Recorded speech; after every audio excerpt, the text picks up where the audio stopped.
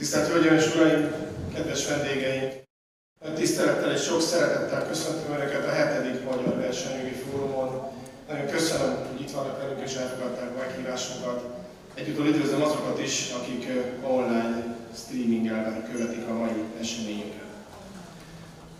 Elsőként köszöntőket hallgathatnak meg, majd 3 fő témát gyűjtöttük a csoportba is, amit hallhatják majd ezeket hamarosan részletesen. De mielőtt erre rátérnék, szeretném felkérni Rigó Csaba Balázs urat, a gazdasági versenyhivatal elnökét, hogy nyissa meg a mai konferenciát. Elnök úr, parancsoljon!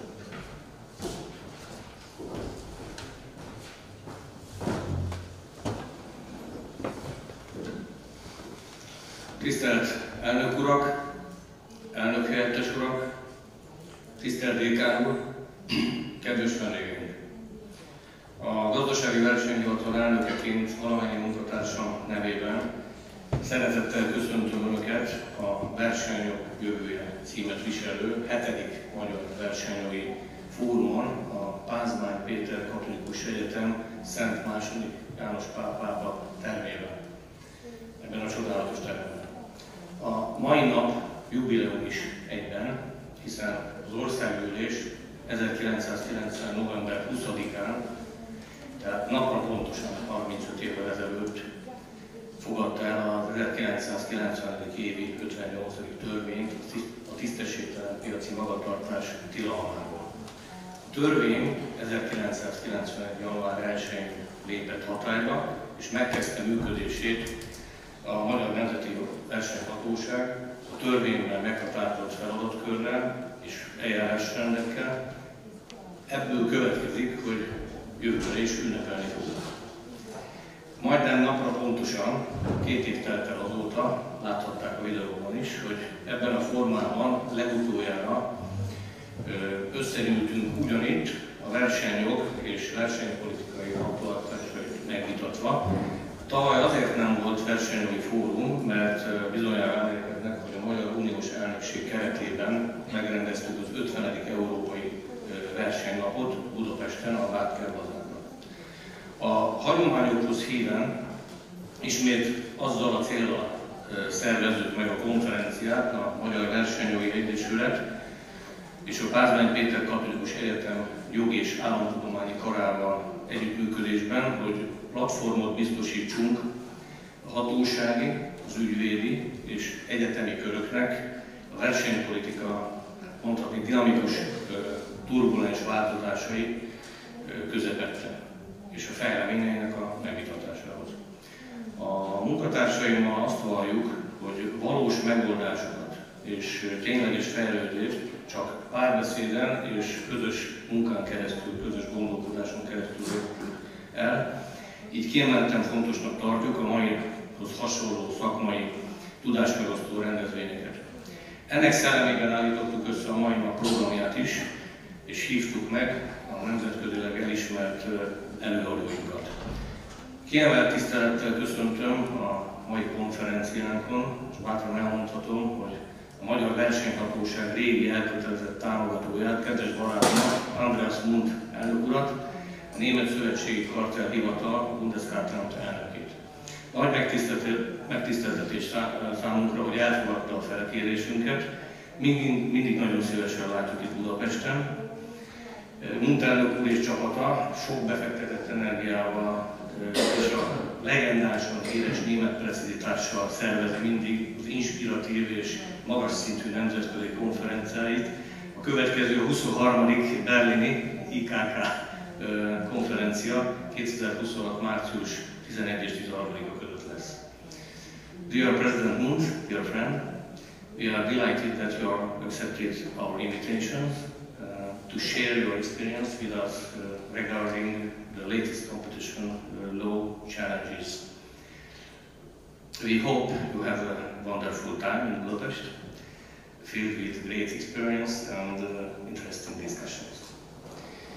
Idén májusban az edinburghi ICN kongresszuson a személyes találkozásunkat követően elfogadta a felkérésemet Andrew N. Ferguson elnök úr, az Amerikai Szövetségi Kereskedelmi bizottság FTC elnöke is, aki sajnálatos módon az amerikai Egyesült Államok közigazgatásában történt állami leállás miatt most novemberben nem tudott eljönni Budapestre, azonban a kollégáim folyamatosan kapcsolatban voltak az elnök úr kabinetjével, és az elmúlt hetekben is a FTC elnöke megígérte, hogy egy későbbi időpontban, ez várható a jövőre lesz, szakmai hivatalos látogatást tesz Budapesten.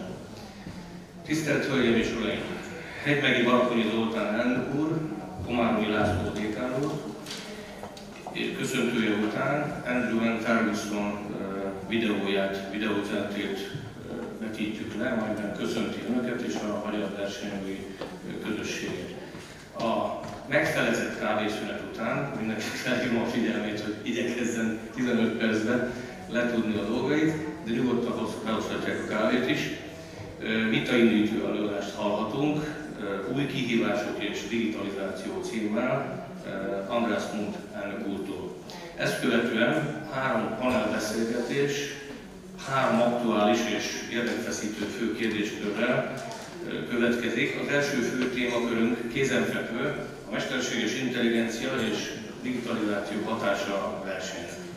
A téma összetett és olyan meghatározó dilemmákat hordoz magában, melyek megoldása kulcsfontosságú lesz a versenyjog és a társadalom egészének a jövője szempontjából.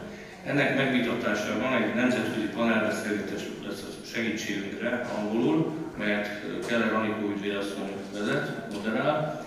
A paneltagok között köszönhetjük Lukasz Kavada igazgató urat, az osztrák versenyhatóságtól, Krisztof Karugati urat, a Digital Competition alapítóját, Alexandros Papanikolaou vizsgáló urat, az Európai Bizottság DG Comp digitális végrehajtási osztályáról.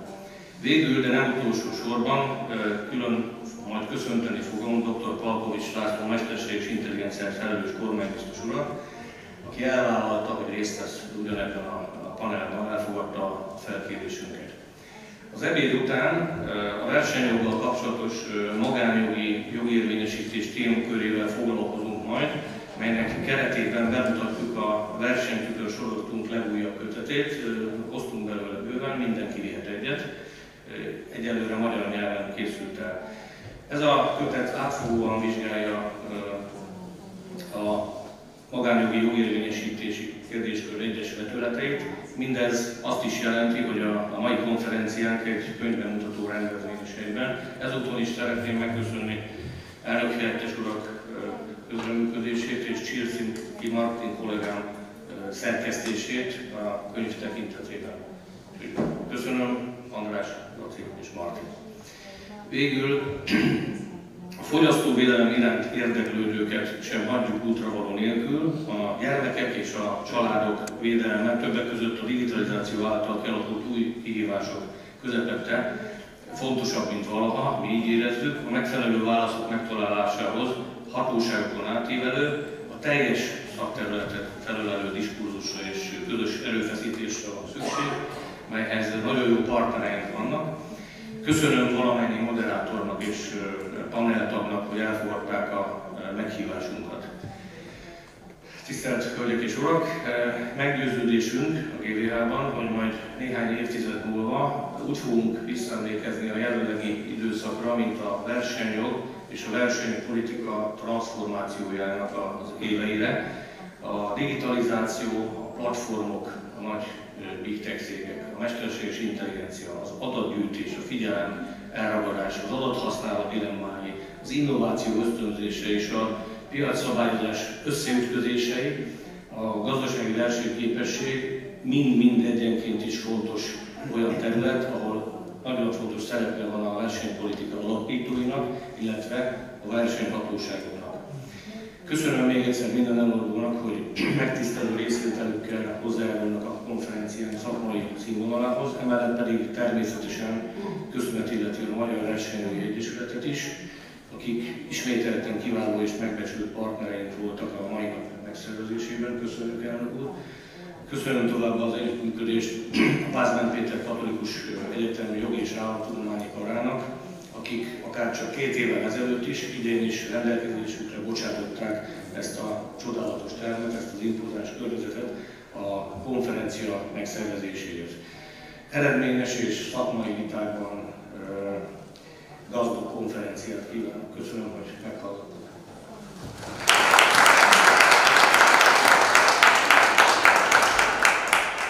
Elnök úrnak nagyon szépen köszönjük a megnyitó gondolatait, most pedig szeretném felkérni Helybői Barakony Zoltán elnök urat, hogy hossza meg a gondolatait. Elnök úr, parancsoljon.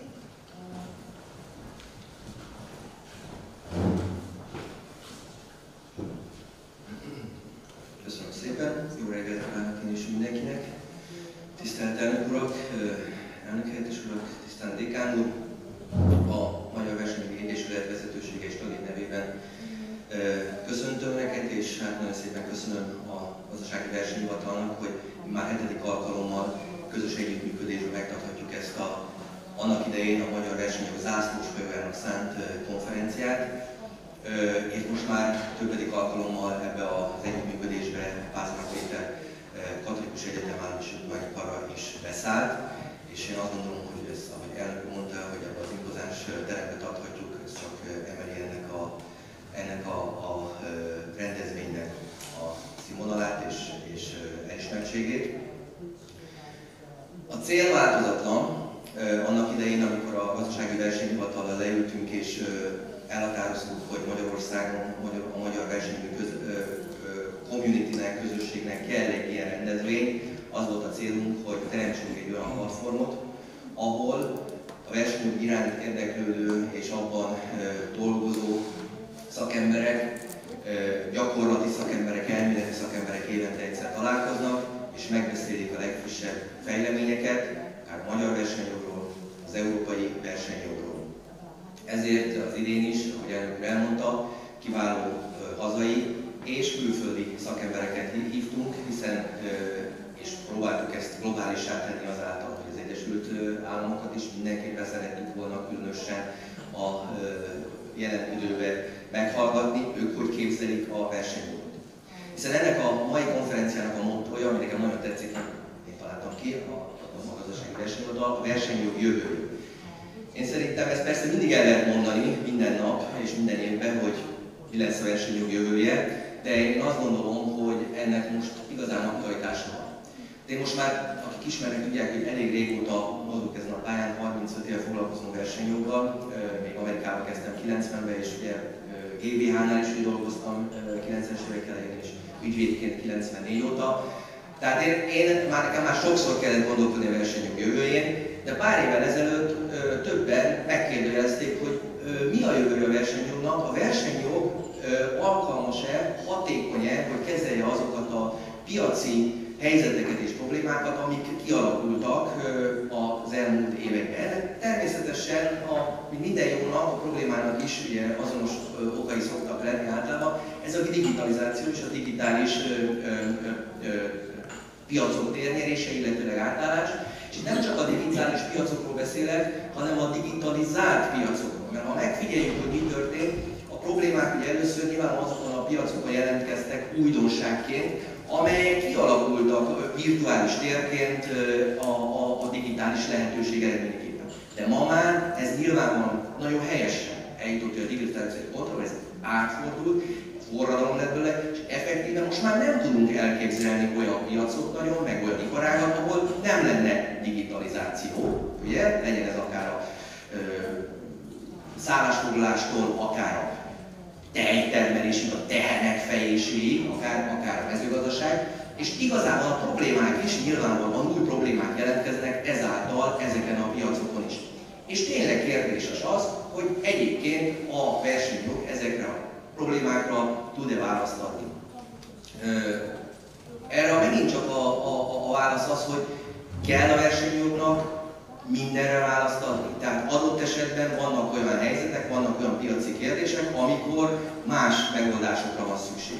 És ha nézzük a versenyjogot, vagy akár a digitális piacokat, nyilvánvaló, hogy a tapasztalatok alapján lett nekünk egy DME-jünk, ugye, ami nyilvánvalóan, hogy próbálja kezelni azokat a kérdéseket, és nyilván mondják, hogy nem versenyjog, én azért azt mondom, hogy ez versenyjog, de olyan eszközökkel, amik adott esetben nem a klasszikus korábbi versenyjognak az eszközei voltak.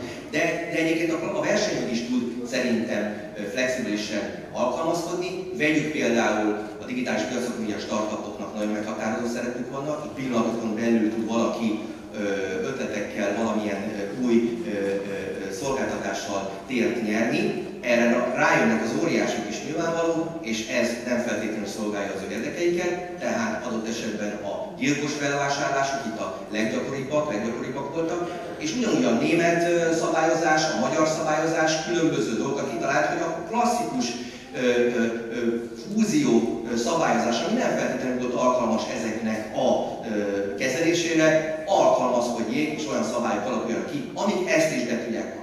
És hogyha még a versenyjog a harmadik területét nézzük, na ott aztán az algoritmusok, az AI-nak az alkalmazása, azok aztán olyan újdonságokkal jelentkeznek, meg fognak jelentkezni, ami például a versenykorlátozó magatartások és különösebben az összehangolásoknak a koncepciójákban valószínű paradigmaváltásokat fog eredményezni. És itt is megint nézzünk ki Amerika felé is, ahol ugye a lakáscélú piacokon tapasztalható problémákat kezelték esetekkel, és ők is mit csinálnak, lásd New York állam, Kalifornia, szabályozáshoz fordulnak, ugye most elfogadták ezeket az új törvényeket, és lényegében Európában is ezek az ügyek csőben vannak, és meglátjuk, hogy mit lesznek az itthoni, az európai válaszok majd ezekre, és a versenyjognak, meg adott esetben egyéb szabályozásnak hogyan kell ehhez alkalmazkodni. Tehát én ezeket azt szeretném csak mondani, hogy ez egy evolúció, van persze egy digitális forradalom, de én azt gondolom, hogy a versenyjognak van egy szép íve, egy evolúciója, és ezáltal én szerintem van egy jövője.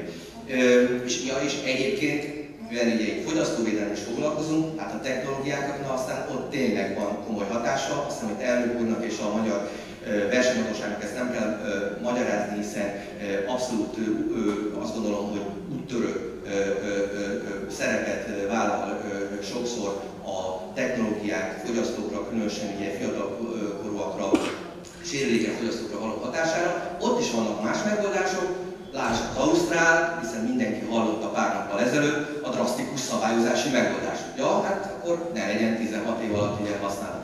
Tehát én azt gondolom, hogy nagy kihívások vannak,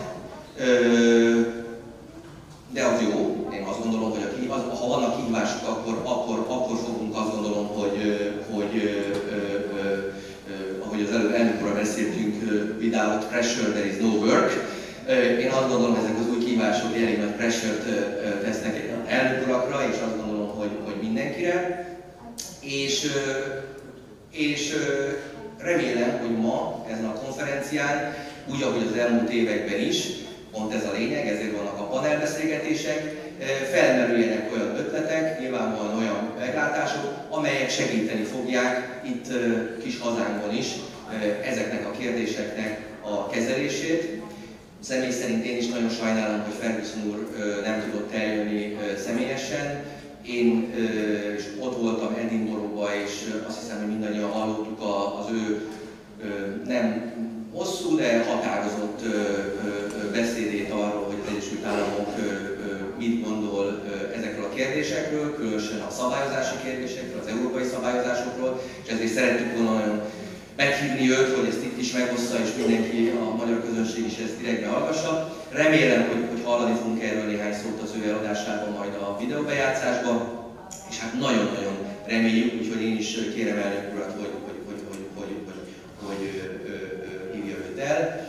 De az sem volt véletlen, hogy ugye Mundelnök urat elhívtuk, hiszen én azt gondolom, hogy Németországnak és az Európai Unió meghatározó gazdaságának versenyhatóságaként abszolút iránymutatást kell adni arra, hogy ezekben a kicsit zavaros, turbulens időkben hogyan haladjunk tovább a versenyjoggal és a versenyjog alkalmazással kapcsolatosan. Én is kívánok önöknek nagyon sikeres konferenciát, és nagyon köszönöm nem csak a rendezőknek, de a meghívott előadóknak is, hogy elfogadták a felkérésünket, és itt vannak ma velünk. Köszönöm szépen!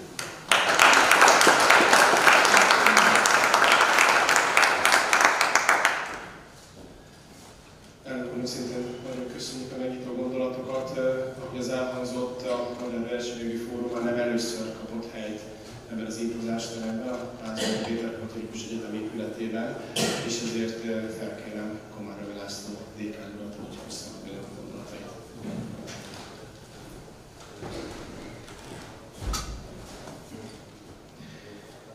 Tisztelt elnök urak, tisztelt hölgyeim és uraim! Én is sok szeretettel köszöntöm Önöket a Vázsányi Péter Katolikus Egyetem Jog és Államtudományi Karán. Ennek a konferenciának a címe, a versenyjog jövője, a jövőre irányítja a figyelmünket.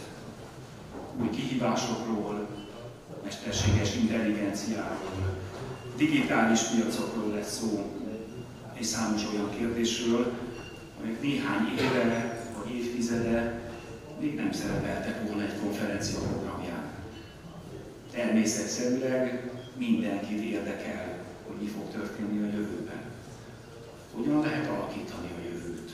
Hogyan lehet felkészülni rá? De én hadd tekintsek egy kicsit visszafelé is, a múltba. Én 1995-ben kezdtem jogi tanulmányaimat ezen az egyetemen, éppen akkor, amikor elindult a jogászképzés ezen a fakultáson. A versenyjog már akkor önálló, kötelező tantárgy volt, tudomásom szerint Magyarországon egyedülálló módon, akárcsak a környezetvédelmi jog.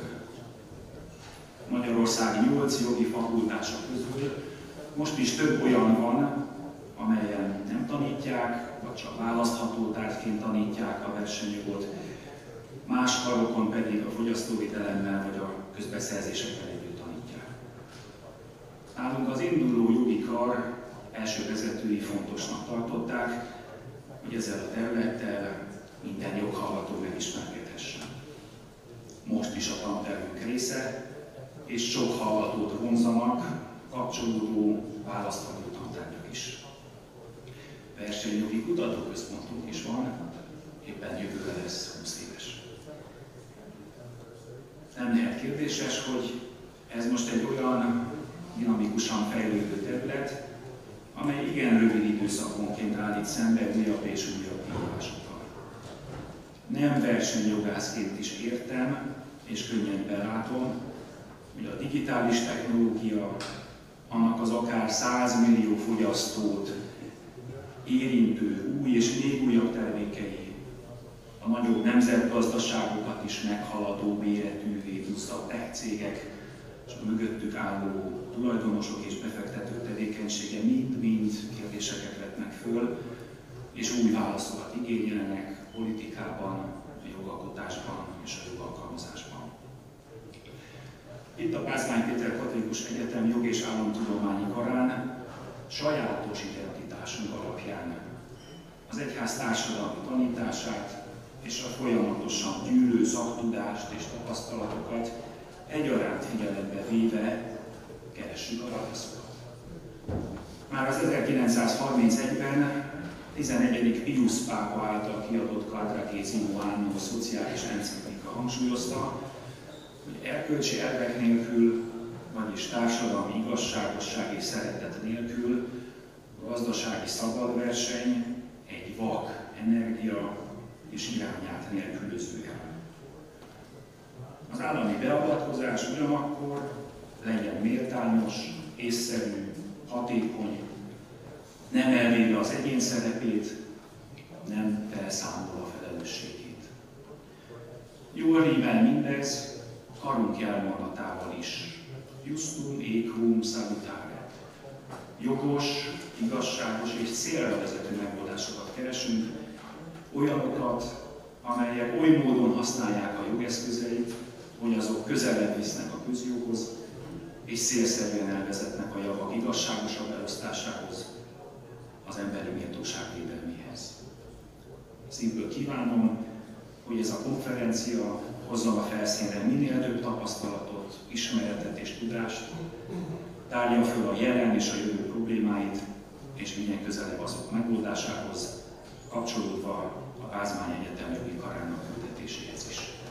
Köszönöm szépen szívesen!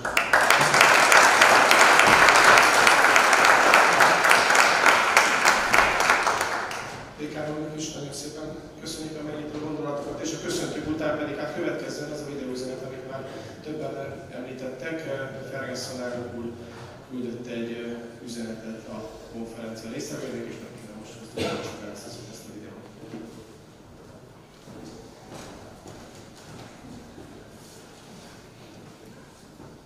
Hello, and greetings to the United States. Regrettably, I'm unable to join you all in person because the congressional Democrats chose to shut down the federal government. Fortunately, the conference organizers invited me to address you all virtually, and I'm happy to do so. But I look forward to visiting Hungary as soon as I can. Hungary is a remarkable country with much to be proud of. You have drawn on the legacy of your national heroes like St. Stephen, John Hunyadi, and Matthias Corvinus to preserve your unique heritage and culture. You have done so while the forces of globalization seek to erase the very cultural differences that make your country great. Your courage in protecting your national culture and history is inspiring to millions around the globe who hope to do the same for their own nations. I look forward to experiencing your great country soon. Today, I'd like to speak to you about the most pressing challenges to competition policy, how competition enforcers can best respond to those challenges, and the importance of freedom of thought for a dynamic and innovative economy. Let me begin by stating what ought to be a shared value of competition enforcers: the promotion of competitive marketplaces that generate high levels of innovation, productivity, and growth. By creating the conditions for a dynamic economy comprised of innovative companies and productive workers, competition enforcers can contribute to the flourishing of all market participants, not only domestically, but globally as well. As competition enforcers, we focus on the importance of promoting innovation, vibrancy, and competition by protecting companies and workers from the abuse of intense aggregations of private power. But monopolies are not the only enemy of thriving economies. Government regulation, and more precisely, government regulators, can also pose a formidable threat to an innovative, vibrant, and competitive economy. In our globalized economy, companies often face undue regulatory burdens imposed by foreign bureaucrats designed to maximize the power of regulators while harming business creation, productivity, innovation, and employment. Even well-intentioned regulations impose serious costs on economic productivity, making it difficult for small businesses to achieve the scale necessary to compete in a global market. But that is not the worst of it, at least as far as competition enforcers are concerned. Even in the hands of technocrats, regulations can be a potent weapon wielded by incumbent firms to exclude potential rivals. That's why powerful firms expend tremendous resources to convince legislators and regulators to impose their own handcrafted set of rules and regulations. On the surface, these proposed regulations may appear to be sensible, reasonable, and even necessary. But in reality, self-interest rules the day. Oftentimes, these proposed regulations are carefully crafted to promote or insulate private monopolies. Thus, even when the regulator believes he is doing the right thing, he is often damaging competition in ways he does not understand. If competition enforcers want to promote the conditions for an innovative, productive, and growing economy, they should not blind themselves to the potentially anti-competitive effects of regulation. That's why antitrust law has traditionally favored ex post enforcement rather than ex ante regulation. If business conduct inflicts concrete harms on consumers or workers, and the enforcers can muster sufficient evidence of those harms, then the government intervenes to protect consumers and workers from that conduct. This approach requires enforcers to identify specific injurious conduct, to gather evidence that the conduct is in fact harming consumers or workers, and to tailor remedies to be specific to the injurious conduct. Unless those conditions are met, antitrust law leaves markets to sort out our problems. No, the ex post approach will not catch every competition problem. But so long as enforcers are committed to vigorous and courageous enforcement, the precise, tailored ex post approach is preferable to the costly dragnet effect of ex ante regulation. As I've often said, my role as chairman of the Federal Trade Commission is to enforce antitrust law, to be a cop on the beat, as we say in the United States, rather than a central planner trying to shape markets through myriad rules and regulations. I urge all of us to apply the lessons we have learned from overregulation to one of the most pressing topics we confront as competition enforcers: what to do about artificial intelligence. AI shows remarkable promise. It could be the driving force for innovation, economic growth, and increased productivity for workers for years to come. It could also pose the first real competitive challenge to big tech incumbents in decades.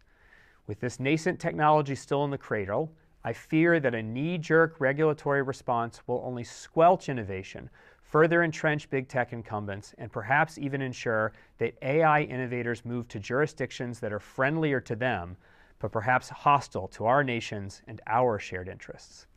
I fear that if we weigh down innovators and entrepreneurs in the AI space, we will break AI technology and deny our citizens its potential promise.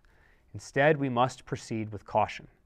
Of course, technological innovation should promote the flourishing of citizens and their families, and we certainly should not be willing to permit harms to our citizens in pursuit of greater technological innovation. But we should not assume the worst possible outcomes of this new technology and regulate on that basis. Instead, as competition enforcers, we should use our trusted law enforcement tools and watch carefully the development of this new technology. We must also be cautious against overeager antitrust intervention in an ever-changing marketplace. Technological innovation often fuels competition. Markets that may at first blush appear to suffer from a competition problem often become competitive thanks to changes in technology, and for fast-developing technologies like AI, those changes may arise totally unexpectedly. If antitrust enforcers race into the fray too quickly instead of giving the market time to develop, the markets may overtake our intervention and render it meaningless. Worse yet, overeager intervention may unintentionally suppress innovation and freeze markets in place. This word of caution is not a call to idleness. Where we see AI abused to injure consumers and workers, we should intervene. My agency has repeatedly deployed its Consumer Protection Authority to protect consumers from false and misleading claims about AI products' capabilities. And we must not allow incumbent technology firms to use their position to suppress potential innovative challengers or to exact monopoly rents from those challengers in order for them to compete. We should ensure that the markets for AI inputs, GPUs, data centers, power generation, hyperscaling, etc., remain competitive. Indeed, the Commission recently required 2 technology firms that provide an important input for AI technology to divest assets before merging to ensure that AI input markets remain subject to robust competition.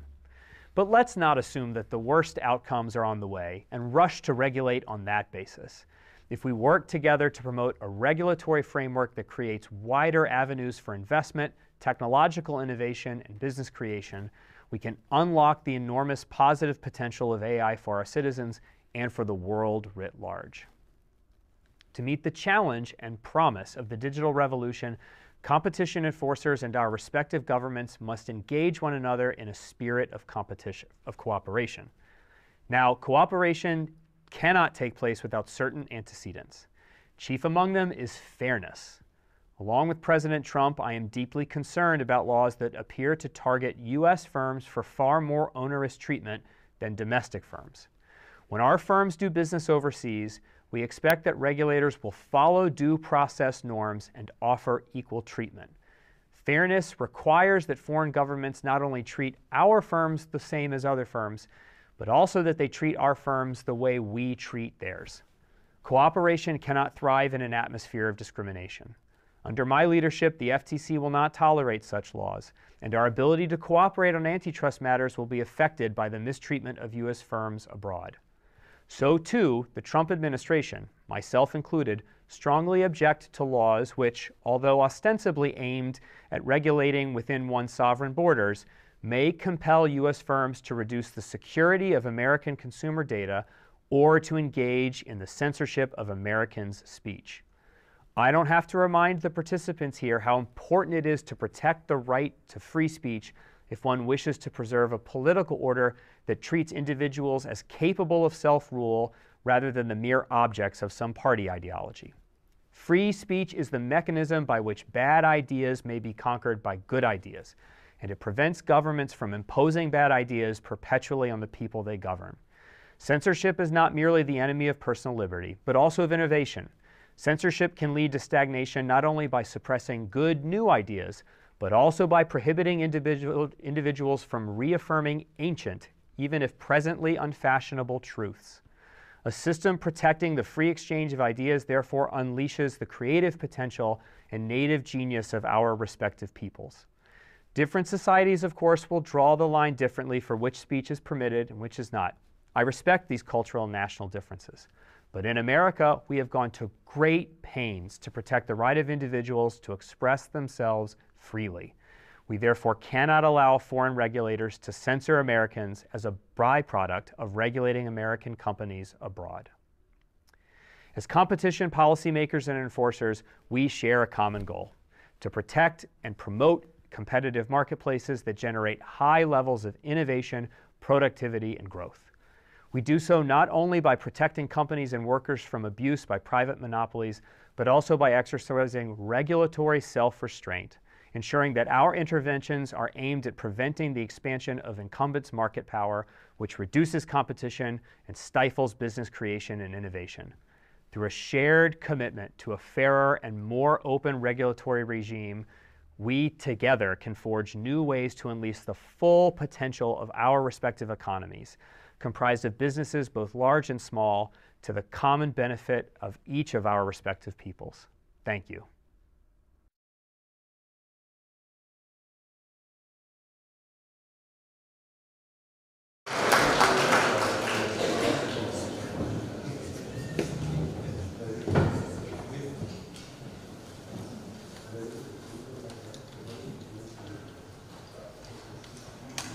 Köszönöm szépen, ahogy az már elhangzott a kollégáim, folyamatos tárgyalásban vannak felkészülünk, ahogy egyével is hamarosan Budapestre fog látogatni személyesen is. Most pedig felkérem András Pont elnök urat, Mr. President, please.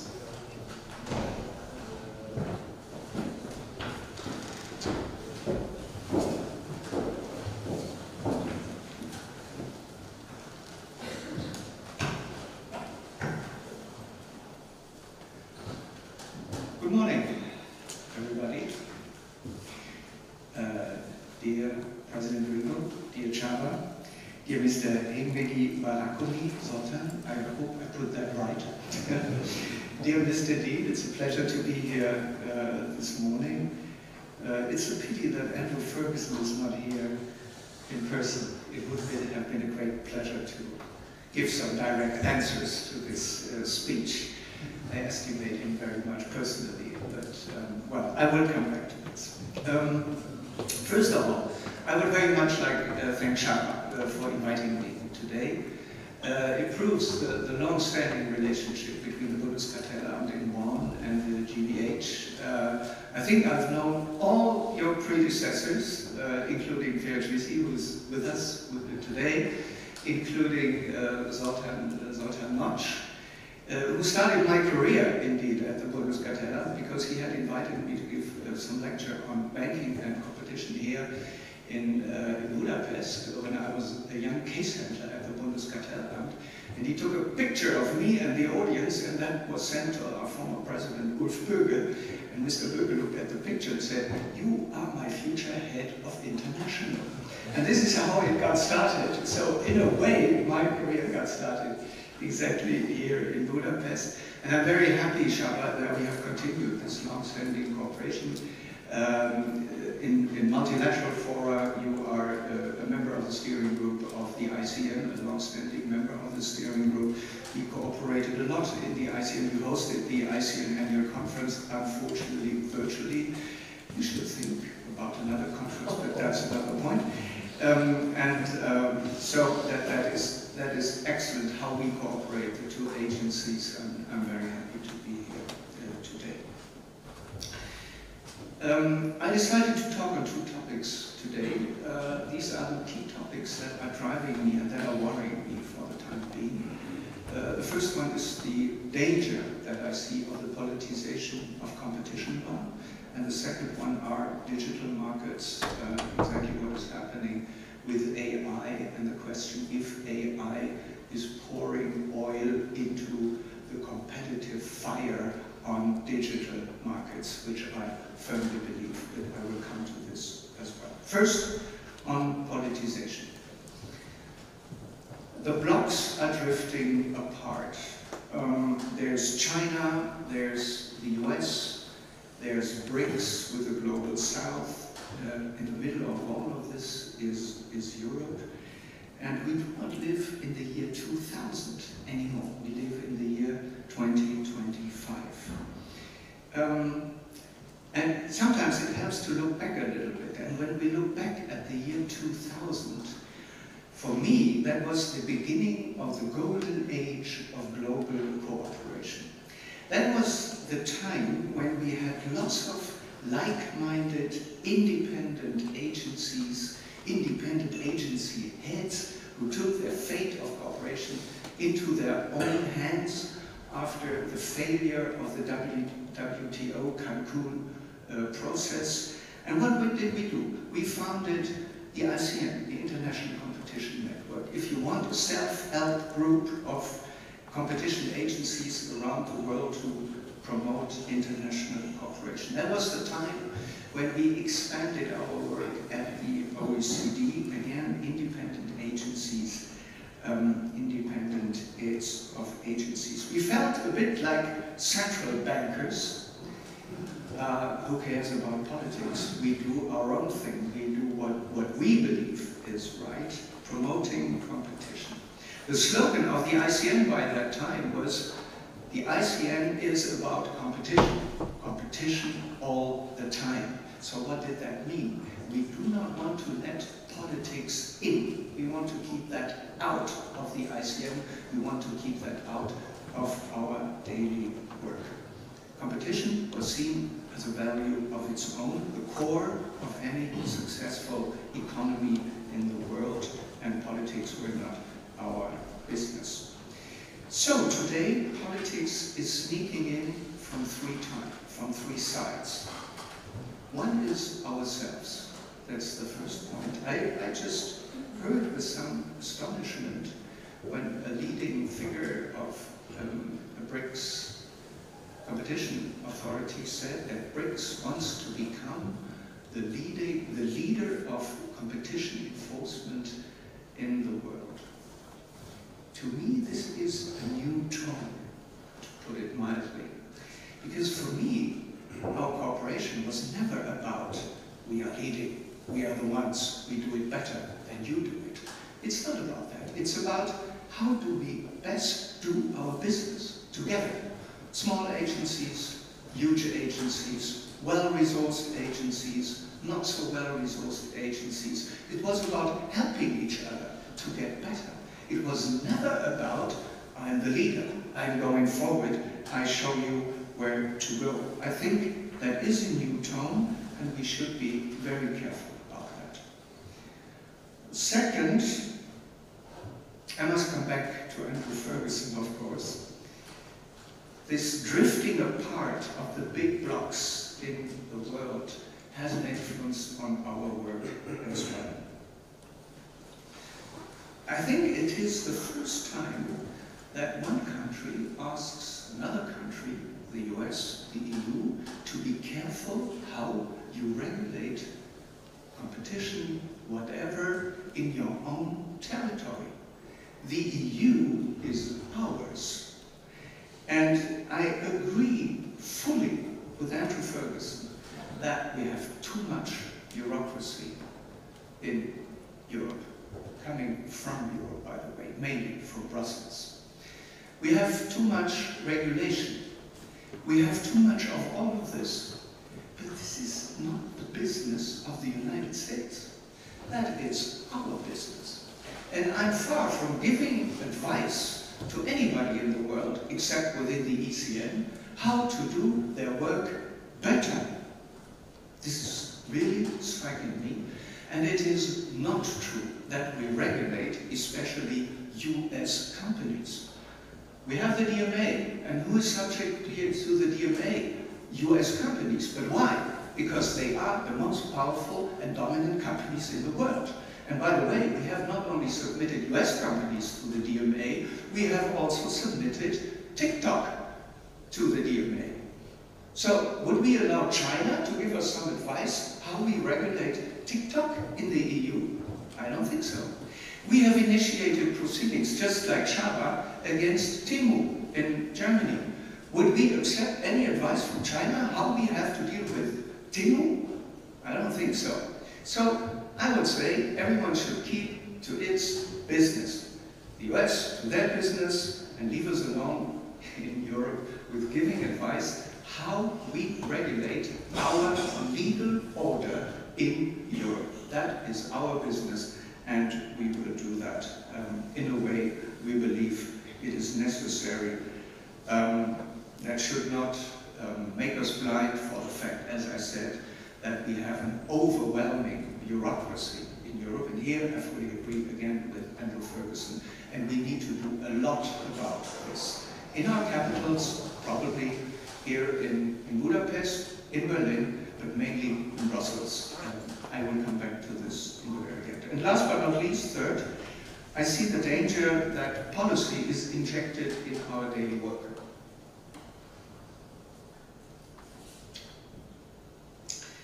I think what helps is a look at the revision of the merger guidelines by the EU. If you look at the fact in what a political context this exercise is put, it is asked if we need a revision in order to foster growth, sustainability, digitalization, jobs, and growth. I think it's legitimate to ask these questions, but my answer is pretty clear. We already contribute to these aims by enforcing competition law. That is a prerequisite to reach growth, to reach competitiveness, to reach digitalization, to reach sustainability. All these things are pretty costly, by the way, and you can only pay for them if you are competitive, if you have growth. If you don't have that, you cannot do this, you cannot come to these aims. But if you look at the context in which the revision of the merger guidelines are put, it feels a little bit like, or does competition law get in the way of these aims? That is my fear. And I pretty often hear that we should inject more policy into our assessment. For example, when it comes to the assessment of mergers, should we look at sustainability in this regard? I'm very careful on that. We can look at some efficiencies, yes, but it should not be a parameter of merger control. I think that is very important. So this is the third point that worries me a lot when I think of the future of competition law. We should be very careful as competition agencies, as governments around the world, that we do not make competition agencies political agencies. We know something about competition. We do know so much about sustainability. We will look at this when it comes to efficiencies and other questions, but it cannot be a proper parameter of our assessment. Second point, digital markets. I would call it digital markets. Digitalization is the biggest shake-up since the Industrial Revolution. We have new markets, new business models, new products, new services, and it goes very rapidly. Remember, the first iPhone was presented in 2007. In 2008, the Apple App Store was launched with 500 apps, 500 in 2008. In 2022, 14 years later only, OpenAI launched ChatGPT, artificial intelligence for everyone. Within 14 years, like you can see how fast that goes and how rapid it is. It has leaked into the economy everywhere. 1 out of 7 companies in Europe uses AI today in order to optimize processes and everything. So we do not really talk anymore about digital markets, because all markets are digital anyway. You find digital everywhere. You find it in agencies. We are about to start doing our work also with the support of digital tools. But it has made clear how rapidly this has been growing. And how rapidly this has been growing, you can also see from the market capitalization of these companies. Apple is well above $4 trillion, Microsoft, Alphabet about above $3 trillion US dollars. The trend is rising. Meta has 3.5 billion daily active users around the globe. 3.5 billion. That is pretty close to half of the world population. I mean, did we ever think about the company worldwide that would half of the world's population as a customer, as a user? It's incredible. It's incredible. These numbers are really incredible. We have reacted to that in Europe with new tools in order to regulate these companies, at least to a certain extent. And we have the DMA at the European level, the Digital Markets Act, that addresses behaviors of gatekeepers. And the first results of that are visible in Europe today. Apple offers users a browser choice screen. Very important. Microsoft's web browser and online search engine can be uninstalled. That is new. And Apple's App Store is no longer the only App Store where you can download apps for Apple. So, something is moving in Europe, and that is very visible if you look at the DMA. I would very much like to draw your attention a little bit that also the national competition agencies, and it's not only at the European level, contribute a lot to competition law with regard to digital markets. And here I would very much like to describe how we do it in Germany, which is only representative for what is happening in other national competition agencies in Europe. We have Section 19A, which is still competition law and not regulation. We take, like the DMA, a two-step approach. We designate companies as undertakings with paramount significance for competition across markets. This is the German way to describe it. It's very much like a gatekeeper or very much like a company with a strategic market status in the UK. We have just finished great cases, and I mention these cases because they came just about the right time before the markets were tipping. And here I must come back to the two Google cases that we have just closed. They were based on Section 19A. It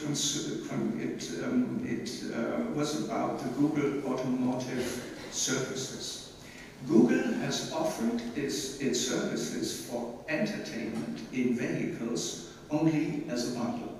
Google Maps, Google Play, Google Assistance with Google Voice. You might be familiar with that from your own car.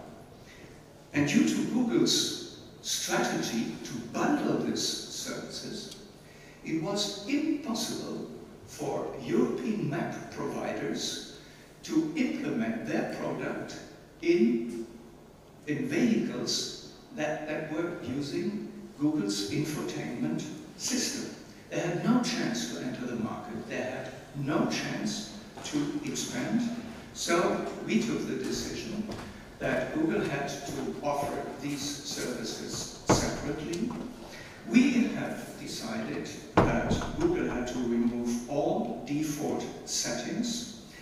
We have decided that it had to care for interoperability between all these services with third-party services, and we have decided that Google services like points of interest had also the possibility to be embedded in third-party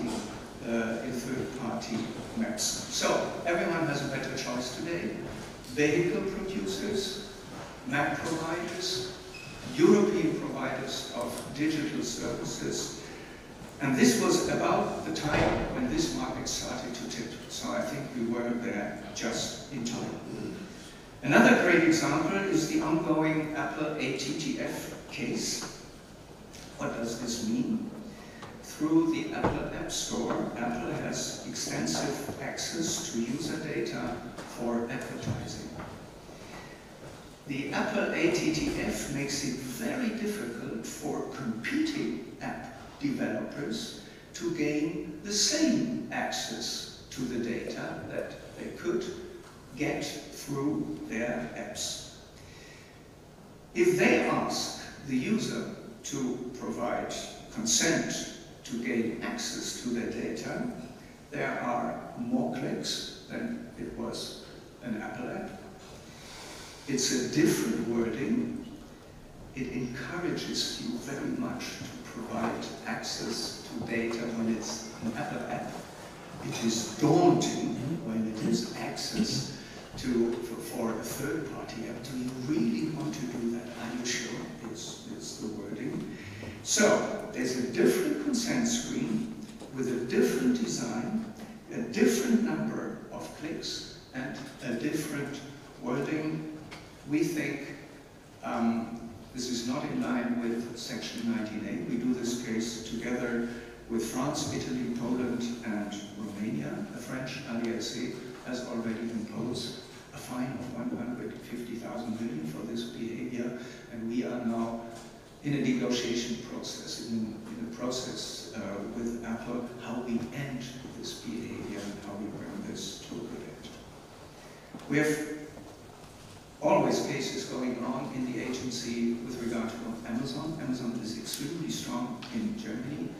Public sources say that it has a market share of 60% in e-commerce in Germany, which is pretty high. We are worried that Amazon makes use of price control mechanisms that review the prices of the merchants on the Amazon marketplace. And if the price is too high, if Amazon estimates the price to be too high, you're out of the buy box, and they reduce the visibility of the merchant. So they might take direct influence on the prices of the merchants, which might even lead to higher prices outside the Amazon marketplace. This is why we look at this so carefully. And last but not least, I mentioned this case because Shaba also had a great case on Temu that you have just closed, if I got it right. Based on consumer protection law, I envy you for that. You're always on the good side. It's really good to have that. We have initiated proceeding against Temu as well. We have the suspicion that Temu takes direct influence on the prices of the merchants on Temu. That is our suspicion. We're looking into this. It contradicts the thesis of Andrew Ferguson that we only go after US companies. We also look at other Chinese companies in this sense when it comes to that. I tell you all this to make one thing clear. We have a common debate in Europe about Regulation 103. And there seems to be maybe a slight tendency in Brussels to concentrate cases more in Brussels if they have a EU-wide scope. You can see from these cases how important it is that we keep up this competition of ideas among us in the ECN. If I go back in history, the early cases have been initiated by the Bundeskartellamt. If you think of the booking case, that was not the EU. If you think of the Facebook case, all cases that have sneaked into the law now. They're part of the DMA, they are part of Section 19A, and they were initiated by national competition agencies. So we need this competition of ideas, and I do believe we can greatly contribute to competition also in digital markets, even if they have a scope, these cases, that goes beyond our border. So, on AI, one can say that the great disruptors are disrupted again by artificial intelligence now. We have new kids on the block, new players. We have NVIDIA, or we have OpenAI, all of a sudden the biggest companies, NVIDIA, incredibly growing over time. And we see, of course, the danger that big tech with AI takes the opportunity to expand again and to secure the ecosystems that they have upheld until now. The AI stack today is already dominated by a couple of market players. It starts with the chips, the GPUs that are produced by NVIDIA.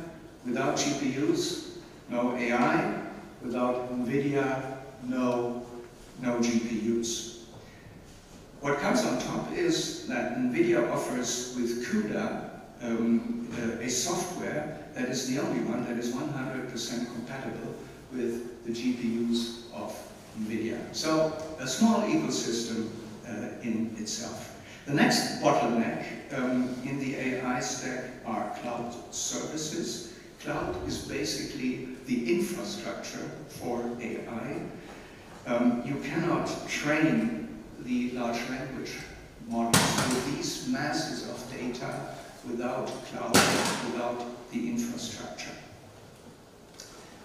Who own the cloud? You need 3 hyperscalers, not only in the US, not only in Europe, 3 hyperscalers worldwide. 3 hyperscalers, that is Amazon AWS, that is Microsoft Azure, and Google Cloud. I'm very happy that the EU, the Commission, now takes an attempt to submit at least AWS and Azure to the EMA, but it is remarkable, I find, that the digital infrastructure of Europe is in the hands of 3 US companies. Just think for a moment how it would be the other way around, and what that would mean to our relationship with the US. Just think about it for a moment. If you leave this layer of cloud, you come to the next layer, that is access to data. Who has this access to data? First of all, Google, with the best search index in the world, and with YouTube. YouTube literally can give you an answer to all questions that you raise. So the perfect data is in the hand of Google. Meta, I said that already, has the data of 3.5 billion users worldwide. That should be quite a nice database also for AI. Microsoft has LinkedIn and so on. This is, in fact, proprietary data. If these companies one day take the decision to use that only on their own, there would be a maximum of foreclosure with regard to data, and the market would be foreclosed with regard to data to a very large extent. Know-how is very important. I had the pleasure to have a debate, a personal debate, with Sam Altman a couple of weeks ago. He said to me that he believes that worldwide there might be something like 100 people who are able to set up the architecture of a large language model. I assume Sam Altman is one of them. 100 people. So if you wonder, when you read in the newspaper that Meta has hired a new employee, paying him or her, I don't know if it's a man or a woman, paying $200 million as a salary per year, then you understand why these people earn so much money. There are very few of them, Which takes me to the next point. You need huge financial resources. And big tech has these financial resources. They can invest in data centers, and they can invest in power plants to provide for the energy that you need. Just to give you a flavor on the energy that is needed and that is in place. The installed capacity of energy for AI in Germany is 3 gigawatt in 2024, rising to 5 gigawatt in 2030. The installed capacity in the US in 2024 was 48 gigawatt, rising to 95 gigawatt in 2030. So this is the dimension in which we have to think in Europe if we want to catch up. Not so easy. The European Commission has provided 20 billion euros for AI factories. Sounds like a lot of money, 20 billion euros. I would like to remind you that Sam Altman, the CEO of OpenAI, again, is investing $100 billion.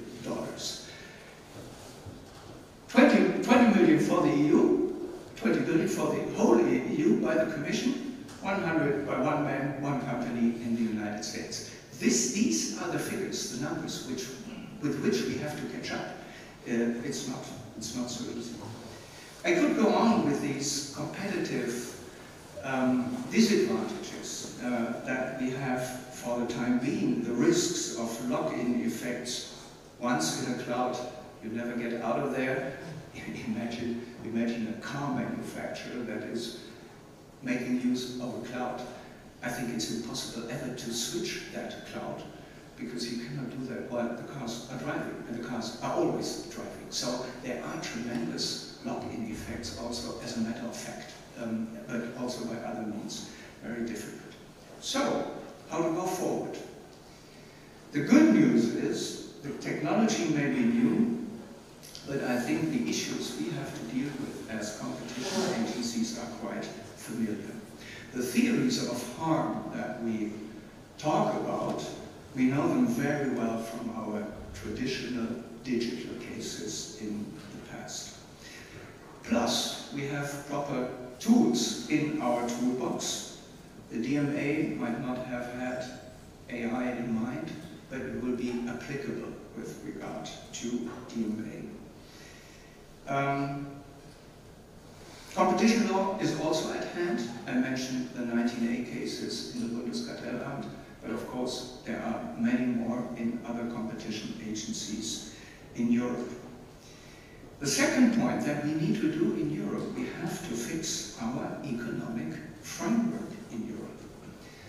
A well-known CEO of a large AI firm in the Silicon Valley was asked at a conference that I visited, do you think that the EU is well equipped for AI? He answered, well, for AI you need GPUs, infrastructure, cloud, some mental excitement about AI, you need venture capital and low energy prices. And he added, if I got it right, you have none of those in Europe. It's a matter of fact that this guy was right in saying so, but what we did not add, we can fix that. It is in our hand to fix that. We have some features that are needed. We have excellent industrial data from the industrial sector. And this is very specific data for which the world might envy Europe. So we have an excellent databases. We have excellent know-how. In Germany alone, there are more than 110 AI chairs at the university. The bad thing is, once the students have the master in their hands, an hour later you can meet them at the airport in Frankfurt and they go to the Silicon Valley. That is a real brain drain that is happening here. If you go to the Silicon Valley, you will see that many of these guys are from Germany. Just to mention Peter Thiel, to mention Alex Karp, to mention the CEO I just quoted. He also has German, he is German, in fact. We have to stop this brain drain, and we have to keep the knowledge here in Europe. And how do we do that? I think the first and foremost thing is that we unleash venture capital. Because the pools for money in Europe are by far too small. We cannot provide the money in Germany or in Hungary or in Italy, in France, that we need. So what we need is a single European market, capital market union in Europe. I think that is the first prerequisite. And I can only ask Mrs. von der Leyen and Mrs. Ribera to deliver now, because we are debating that since the 60s, I don't know, maybe the 70s, but what I can say, we are debating this for decades. For decades, nothing is happening. Well, we will see if something is happening now, but I think the EU really has to deliver on reforms now, and we will see if the EU is able to do these reforms. Maybe we do not become the masters of large language models, maybe not, but in specialized AI, we have best chances in Europe to become a champion. We need a better spirit on the progress that we have to make. And I think, in a nutshell, all this that I'm talking about is on competition law only to a small extent. I think we are fighting for nothing else than the digital sovereignty of Europe, of Hungary, of Germany. And this is much more than competition law. Our task remains to keep markets open, but the key things have to be done by other policymakers. In a nutshell, I would say, by enforcing competition law, we have done an excellent homework since decades. And now it's up to policymakers to do their work and to fix the economic framework of Europe in order to unleash these economic forces that we need for a sovereign digital Europe. Thank you very much.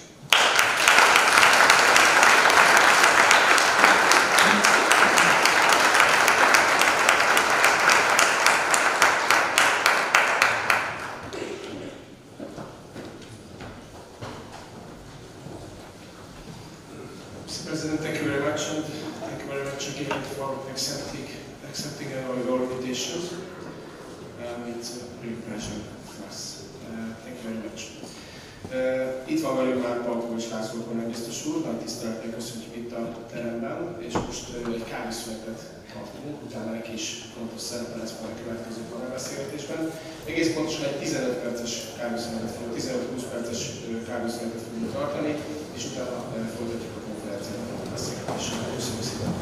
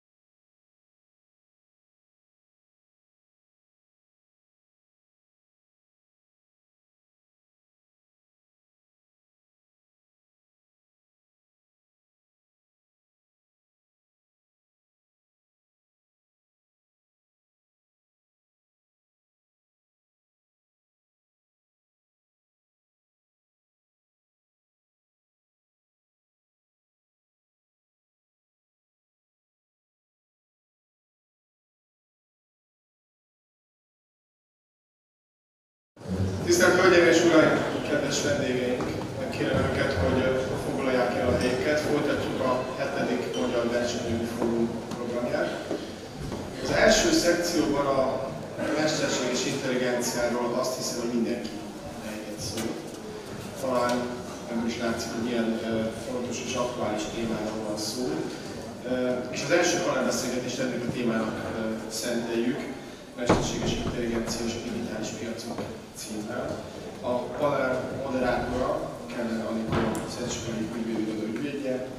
Itt van velünk Alkoros László, mesterséges intelligenciát felelős kormánybiztos úr, Lukács Kávada, az osztrák versenyhatóság nemzetközi ügyekért felelős igazgatója, Krisztóf Kárugatti, a Digital Competition alapítója, és Alexandros Papanikolaou, a Digicom digitális végrehajtási osztályának vizsgálója.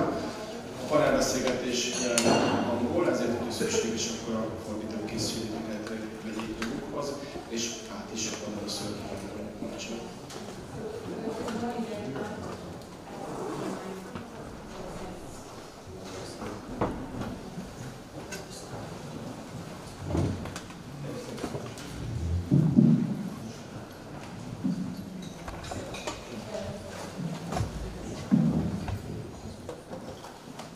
So good morning, everyone. I'm Aniko Keller, and I'm truly honored and very humbled and very pleased to welcome you all to this session here in Budapest. It is a special honor for me to moderate such a distinguished panel of speakers, all of whom bring unique expertise and unique perspectives to today's discussion. Our team today is competition law in the era of digitalization and artificial intelligence, a topic that is not only highly relevant here in Europe, but also a hot and sometimes controversial issue on both sides of the Atlantic. AI and digital platforms are reshaping markets at unprecedented speed, as we can see, and it raises new questions about market power, fairness, transparency, and the appropriate balance between innovation and regulation. Competition authorities everywhere in the EU, the US, and beyond are grappling with what this technological shift means for enforcement and policy. In our discussion today, we would like to explore three big dimensions of this transformation. First, we begin with the broad perspective, what AI means for citizens, businesses, government, and the competitive landscape. Second, we will zoom in on algorithmic collusion, the enforcement challenges, the emerging risks, and the tools authorities may need. And third, we will look towards the future, how to ensure that innovation in digital markets remains strong while markets stay fair, contestable, and open. So with that, let us begin with topic one. Dr. Balkovic, I would like to start with you from the perspective of the Hungarian state. How does the Hungarian state view AI? How is AI affecting Hungarian industry, SMEs, consumers, and citizens? Which threats and opportunities from AI is the Hungarian state prioritizing in terms of government initiatives and strategic decisions? And what opportunities and risks does AI present for government operations themselves? The floor is yours. Thank you very much for the question. So, as I told the others, can go home if they want to elaborate this question. It will take a long time.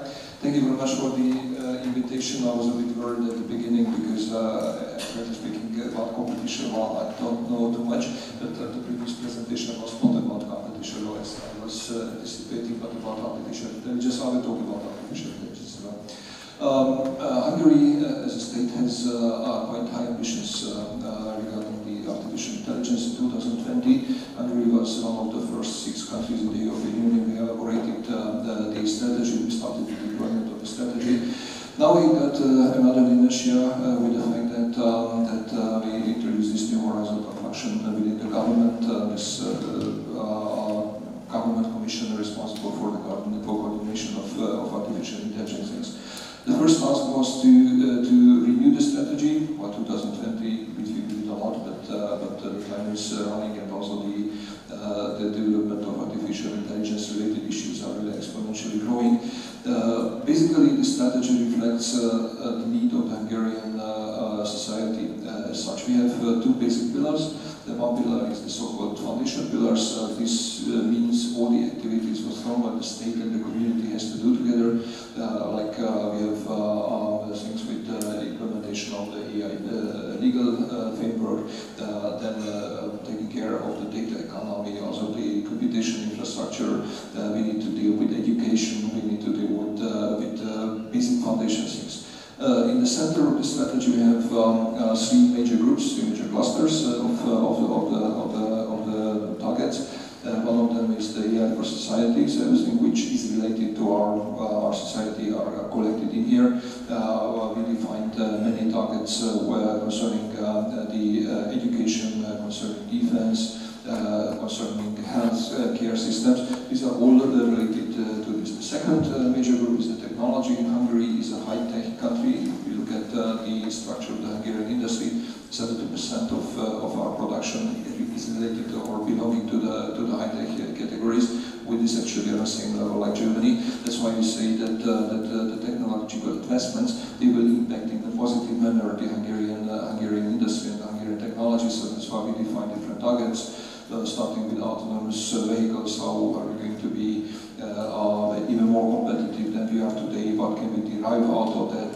So these are the technological issues. And we have the third element, if I need to prioritize it, is as important as the technological part, AI for business, because the Hungarian company structure is quite interesting. 50% of the total added value is generated by 1% of the companies. These are the large multinational value chains, and the other 50% is generated, roughly, the other 50% is generated by the 99% of the companies, which are mostly Hungarian-owned, and most of them are belonging to the small and medium enterprise category. That's why here we defined also targets and also we deployed to actions how to support this specific Hungarian company structure. We set almost 20 different targets as key performance indicators. Like we would like to see that the GDP will be increased by 15% by 2030, just because of the artificial intelligence. Like we said, okay, the productivity is an important issue. If we want to be competitive, then we set a target that the productivity growth should reach at least 25%, which concerns the Hungarian labor, and 40% of the SMEs should use also AI as soon as possible. We set target 2030, but we are going to reach it much quicker. So these are the major elements. Of course, every strategy has its value when it will be deployed into actions. So the government published quite recently, during the last 3 weeks, 34 government decrees which are related to the strategy, but defines actions for government, for state institutions, for universities, for chamber of commerces, in order to have the realization targets. I don't think that I will have a time, but most probably the other part of the discussion I can list some of them. What is important that the 10 most important fields are totally in line with the realization targets of the European Union. Things like robotics, like health, like education. So these are all the elements where we defined targets. Just mention 3 major things what we put on the first place out of the 34, because it also positions Hungary on a global market. One of them is we would like to make everything that Hungary will be the home of large data centers. Our energy mix, our position in digital infrastructure, also the related or the required know-how, it is existing here, and we started to make a legal environment, infrastructure environment, in order to accommodate this kind of data centers. Currently we have 5 discussions with huge partners. The other thing is that what can we profit out of our technological advances. In the next step, we said, okay, we can produce cars, we can produce many electronics and everything. Then what will be the next? What will AI enable us to do? And I said, okay, then the robotics, especially humanoid robotics, will play as important cars. Similar technology, similar requirements, similar scale of economy. That's why you said, okay, then we are going to do that. And third, it is just quite interesting target being in Central Eastern Europe.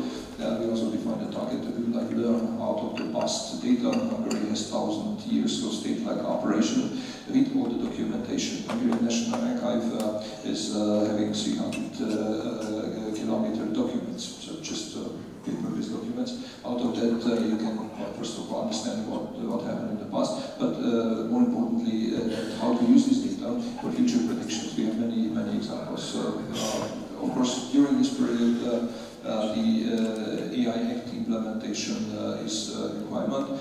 We are implementing the AI Act, the legal part as well, but also the institutional part of that. The authorities, this is an ongoing process.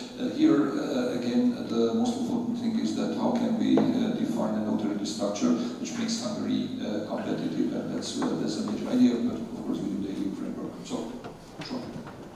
Thank you very much, Dr. Andrus, for your insights. Let me now turn to Dr. Lukas Kavada to bring in the perspective of the Austrian Federal Competition Authority.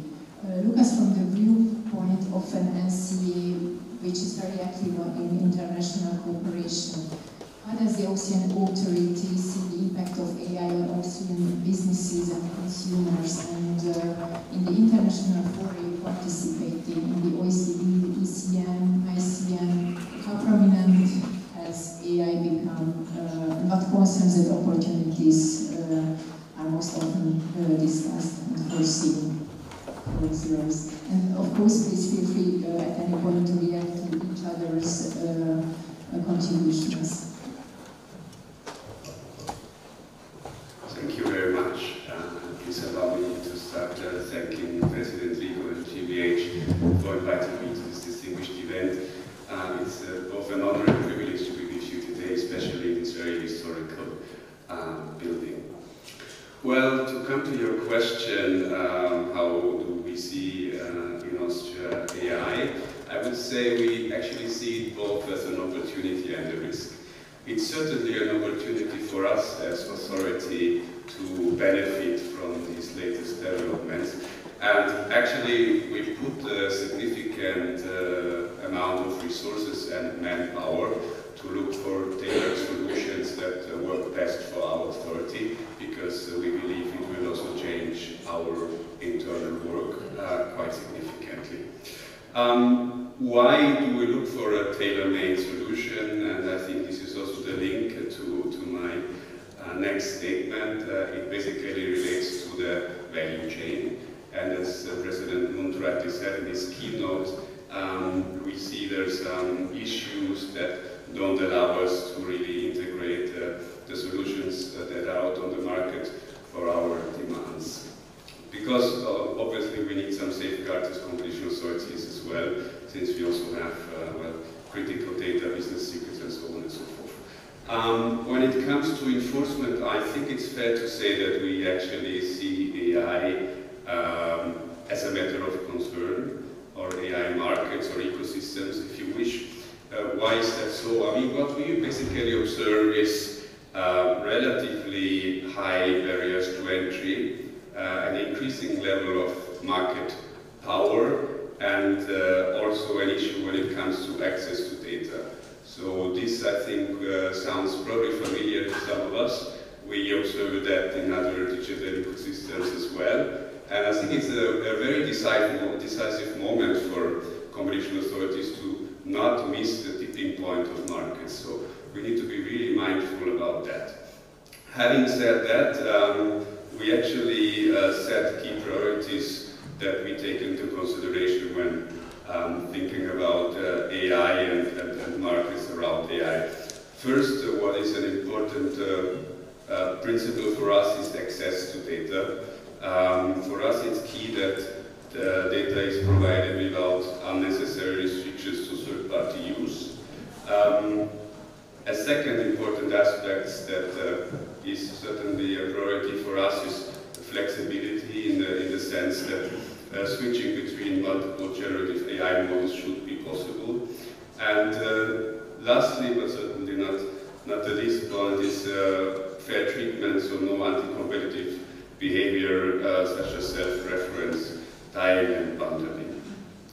I would say the general perception of AI in Austria is from the company side, this is also, I think, changing a lot how companies operate in Austria. And we actually have quite an interesting survey where also the risks are quite clear. I mean, first of all, it involves high costs for companies as well. Also, there is a lack of qualified personnel, especially if you need to compete on a wider scale. And apparently also the data quality is an issue, especially for SMEs, since Austria is basically driven by SMEs. More than 90% of the companies in Austria are SMEs.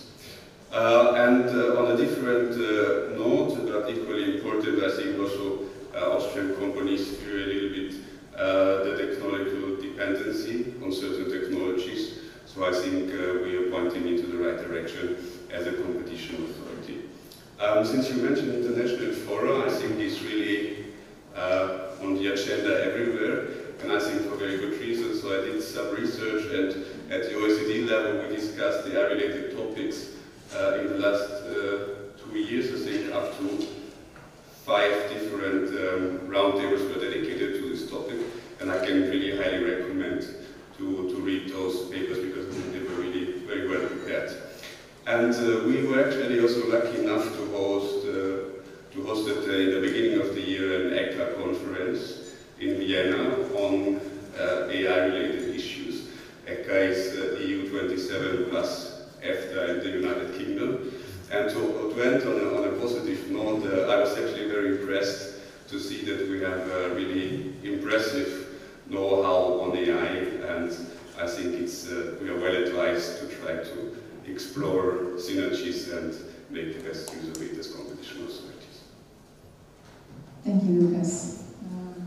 Let me now bring in the EU level perspective, and I'm turning to Mr. Papanikolaou. Alex, how do you view the opportunities and the risks that AI imposes from a more macro plan EU standpoint? How does this perspective differ from the perspective of member states, if there is any difference? And finally, how do AI-related concerns intersect with broader Commission policies such as competitiveness, drug report, digital agenda, trade policy, and even climate objectives, if you can comment on those? Thank you. The floor is yours.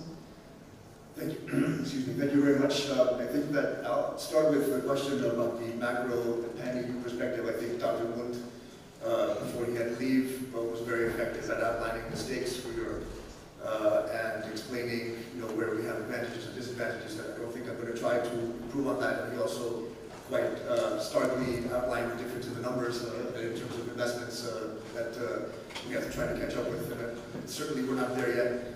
But certainly, AI, broadly speaking, has become one of the top priorities in terms of policy for the Commission and all the institutions, I'm sure, as it has for regulators and policymakers worldwide.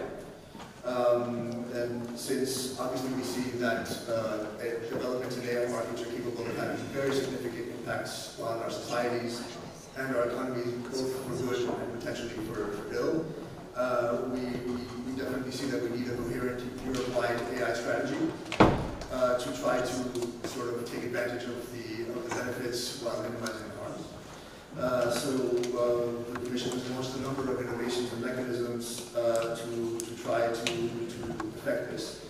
Earlier this year, the Commission published an AI content action plan and an Apply AI strategy, which are complementary initiatives sort of aimed at encouraging the development of trustworthy AI technologies. The action plan in particular sort of includes actions to build large-scale AI data centers throughout Europe, what we call AI gigafactories and factories, to increase access to high-quality data, promote adoption in strategic sectors, for example, health, education, and to strengthen the skills and talent of the workforce. There's also, the Commission and the Member States have also in parallel moved to unlock investments in AI as part of, for example, the Horizon Europe program and the Digital Europe program, as well as the Recovery and Resilience Facility. And then, of course, from the legislative perspective, there's, of course, the AI Act, which represents a comprehensive risk-based regulatory approach, and which is gradually coming into force. I think that in terms of the perspective, the difference in perspective via member states, I'm going to focus a little bit more on competition enforcement. I think, and Lucas, of course, is more authoritative than me on international cooperation because I spend most of my time in the trenches with my investigations. But I don't see a big gap. I think that actually within the European Competition Network, I think we put in quite a lot of effort to make sure that we're kind of on the same page and that we can agree on priorities and where we can cooperate. I hope that Dr. Cook would also agree if he were here. Certainly, I appreciated his remarks about the competition of ideas, which does not, however, become a competition to sort of one-up each other. I think that I wouldn't highlight any particular differences. I think that in Europe, I think we sort of are converging towards a set of priorities that we can strive for. In terms of the other parts of the Commission's agenda, of course, yes, competitiveness and the concerns outlined in the Draghi report are now sort of a matter of public debate everywhere. In terms of climate policy, of course, we need to think about the environmental cost of data centers and of AI in general. I think the message I would have is that slowly but surely, in a sense, we're all working together and we're getting there. Thank you, Alex. To complete this first round, I would now like to turn to Dr. Christoph Karugati for the conceptual and analytical angle. Christoph, how do you see AI shaping competitive dynamics in digital markets? This is my first question. How might AI challenge or transform our traditional competition law landscape and framework? And what problems and risks related to AI do you see reflected in the EU's recent regulatory initiatives, including the AI Act? Please also address the US perspective. Is the view of AI same across the pond? Thank you, Annika, for the question. Thank you again for the Indian Commission for the invitation. So there's a lot of questions here to unpack. So the first one about the market dynamism.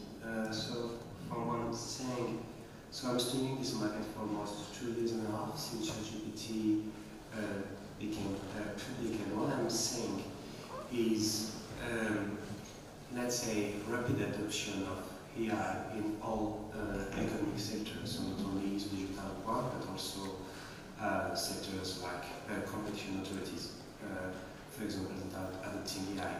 So it's really general purpose technologies that is spreading across all sectors and is impacting everyone. And if I have to zoom in competition, what does it mean? So first of all, as President Ferguson said, we have to look at the upstream level of the value chain, where you have the short print is basically how do you make AI, and you need chips, you need data, you need cloud computing, and here what we see is already a market that is, let's say, concentrated in a few players. But as OECD published recently a report on the AI infrastructures, we have also high level of innovation and research and a lot of investment here. And this is quite interesting from a competition standpoint because you have competition on the one, you have concentration on the one hand, but also a lot of competition. And the question is whether we should have in this space as a competition authorities, because you want to do it something where you have concentration, but at the same time you want to let the market in and to see who is developing. So this is the first thing. The second point about the policy, let's say, aspect around it. So we have a lot of policy initiative at the national level, like the national Hungary, also at the EU level, like the action plan, or the digital omnibus, possibly the Act. But we have also a policy initiative on in competition per se. So about, for example, international corporations, there were a lot of initiative at the G7 level where they said like you want to create the market conditions for AI to grow, which is principle. And so all this initiative for now, at least from a competition standpoint, are let's say soft law, reading principle, that's advocacy to shape the market. And this is, let's say, a good way to say to market actors, we intervene in a way that is not regulatory or not in a non-enforcement way, but this is what we would like to see as an outcome to the market. And I think it's good because it's like soft nudging about how do you want the market to play. But then this means that the company is still free to do what they want to do, and this is why it's complementary to competition enforcement, and competition authorities should still keep an eye on practices such as Lucas said, building time or self-preferencing, and there are many cases that are ongoing. So in Italy, for example, we have already a case against Meta that tie, you know, most of you, I guess, use WhatsApp, and when you use WhatsApp, you know, you have AI assistant that here, and the Italian competition authorities will study whether this type of AI assistant, which WhatsApp is anti-competitive or not, because it gives a lot of power to Meta in this new space. So at the end of the day, what we see, if I have to sum up, we have a very rapid market development, both at the upstream level and at the downstream level of the value chain, and we have a lot of regulatory initiative that basically will impact market development, and both will mix in a way that, to be frank, as a competition policy expert, it's hard to see how it will impact the market. It will have an impact, but we will see only the impact in a few years. So, and this is very interesting. So, if you want to go in this space, I think we will to study more. Thank you, Christoph. Any comments? Anyone? If not, then we will move forward to topic 2, and of course, at the end of the panel, also the audience will have the opportunity to ask questions from the panel members. So let us now turn to our second topic, which is about algorithmic collusion and the evolving enforcement toolbox. Dr. Pavlovich, if I may start again with you. How do you see the role of governments in ensuring transparency and accountability in algorithmic decision-making that affects markets? And in particular, how do you view initiatives such as the price monitoring tool of the Hungarian competition authority, and how can price transparency to best serve consumers and complement healthy competitive dynamics in the market? And finally, what forms of cooperation between policymakers, technical experts, and authorities could help us better understand complex algorithmic behavior by still preserving innovation? I'll start with the last part of the question and come back to the front questions. So first of all, Hungary in 2020 we already introduced this cooperation platform. It is called the Artificial Intelligence Coalition. Currently this coalition includes almost all stakeholder groups who has something to do with artificial intelligence. We have more than 500 participants in this coalition. We have continuous discussions. So from the beginning on, 2020, this coalition was the one who actually established the first strategy. Since then, we are using this coalition. So there is a high-level discussion going on among the stakeholders, including, of course, the government, companies, company representations, universities, research institutes, governmental institutions, social institutions are in this platform. By the way, this is also a requirement of the AI newest regulation to have a discussion platform. And I think that it led to the fact that we have a common understanding the requirements from the application side towards the government, but towards the others as well. The government is actually implementing now the AI Act, including the authorities, and I think that this is quite important, because so clearly we don't really understand that what is going to happen here. So what does it mean, the submission authority? What does it mean, the market surveying authority? So what will be the task? What happens if I want to generate a new product which includes AI? Should I go somewhere? So, and that's the reason that we talk a lot about that. And besides of these two mandatory elements, we also decided to have a board, a high-level board, which will not generate regulation, but interpret questions. We originally started to have only few participants to this board, but now we have much broader discussion forums. That means that anything which will not be answered by the authorities or by the law itself, then it will go to that level. So I think that here the government has quite a lot to do. On the other hand, we can also use the tools what we have also today. So there are countries like UK. UK said that artificial intelligence for them, for the legal structure, has no meaning, which is a technology, which is another technology, and it's very much similar to that. We are a bit more sophisticated on this issue.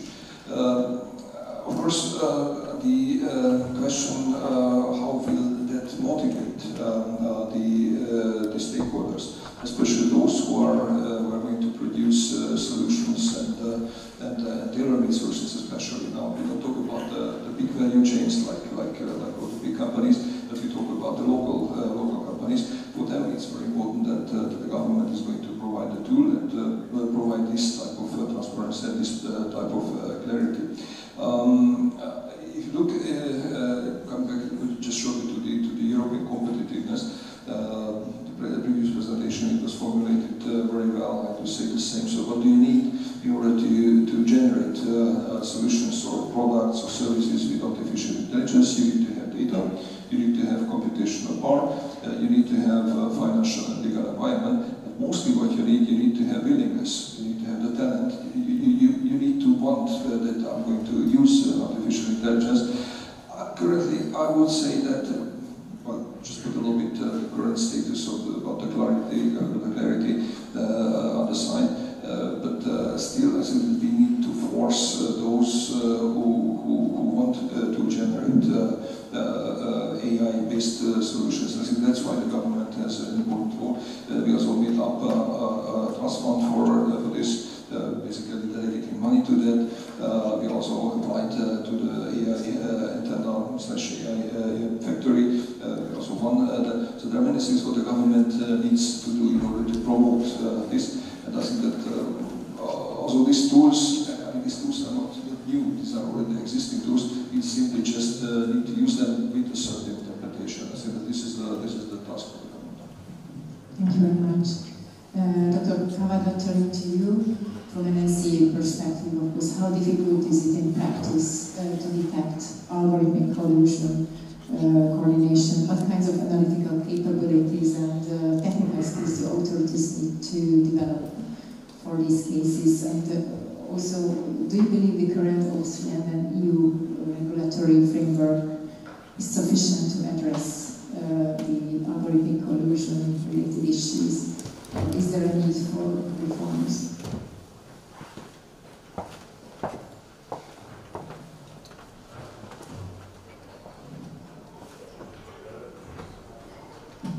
Thanks for having me out. I would like to start with a brief remark on brought up, like, can we create an impact as competition forces, especially when it comes to digital ecosystems. And, well, I think it's fairly obvious that major companies in the digital ecosystem, including AI area, operate on a global level, right? So it's fair to say that national enforcement cannot alone and in isolation address all the content, I should say. And I I think there are also some lessons to be learned from previous cases, and I think especially the European Commission did and does groundbreaking work in that respect.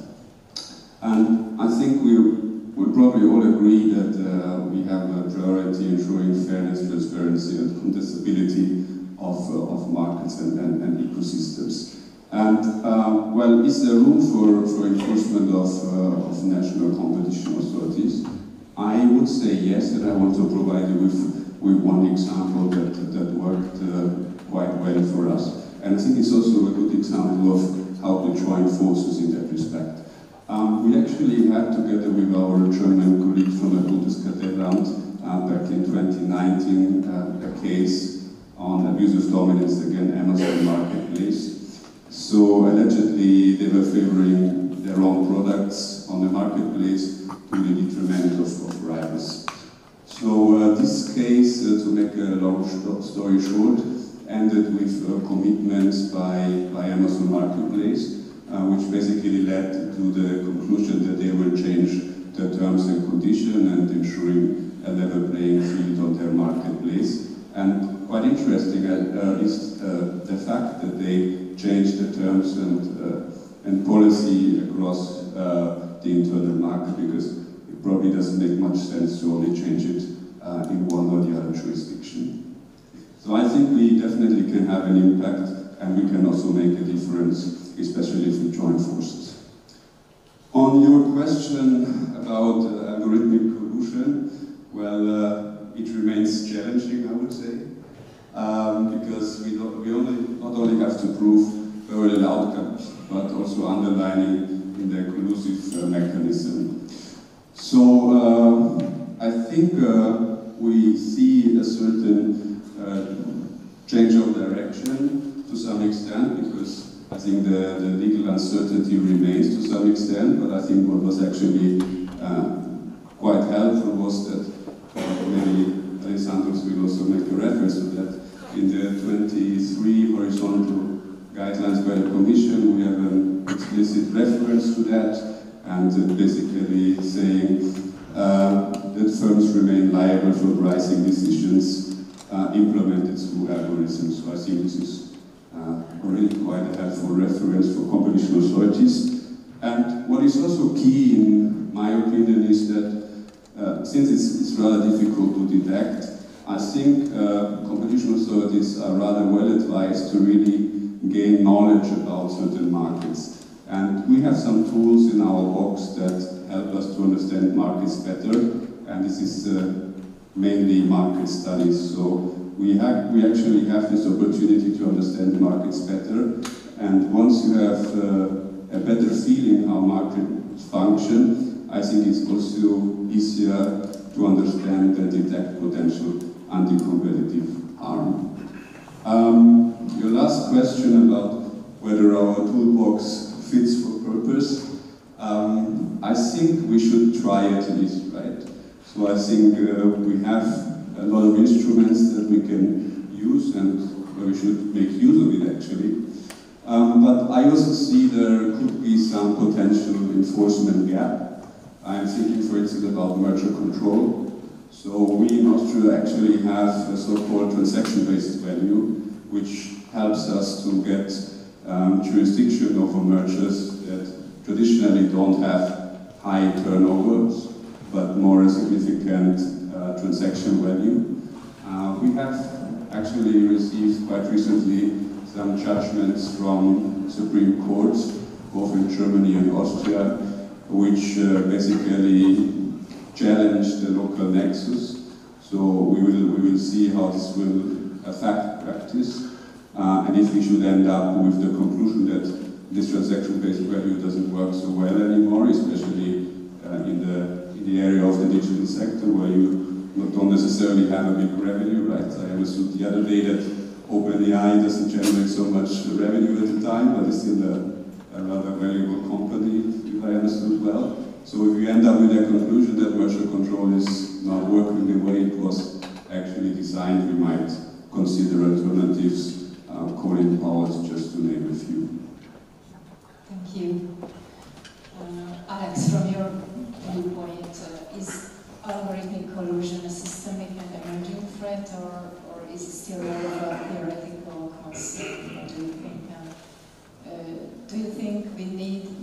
presumptions or evidentiary standards at EU level to address algorithmic coordination relevant are ex-ante tools from your point of view, such as data access and interoperability obligations for mitigating the risks?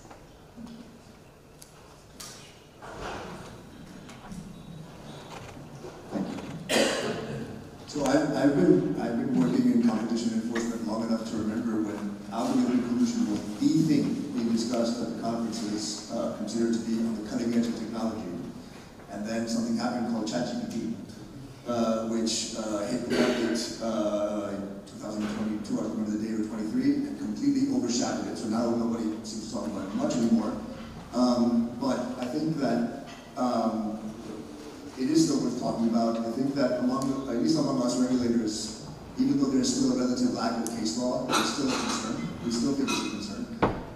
And so we realize that we need to be on the lookout for potential anti-competitive practices in this space, because this is one of those examples where, it's, I think it was Dr. Wundt who said there are no more digital markets now, every market is digital. So these are increasingly widespread tools being used in many sectors, and it concerns pricing, right? So what's closer to the consumer and what's sort of more dear to a competition authority than practices which impact price?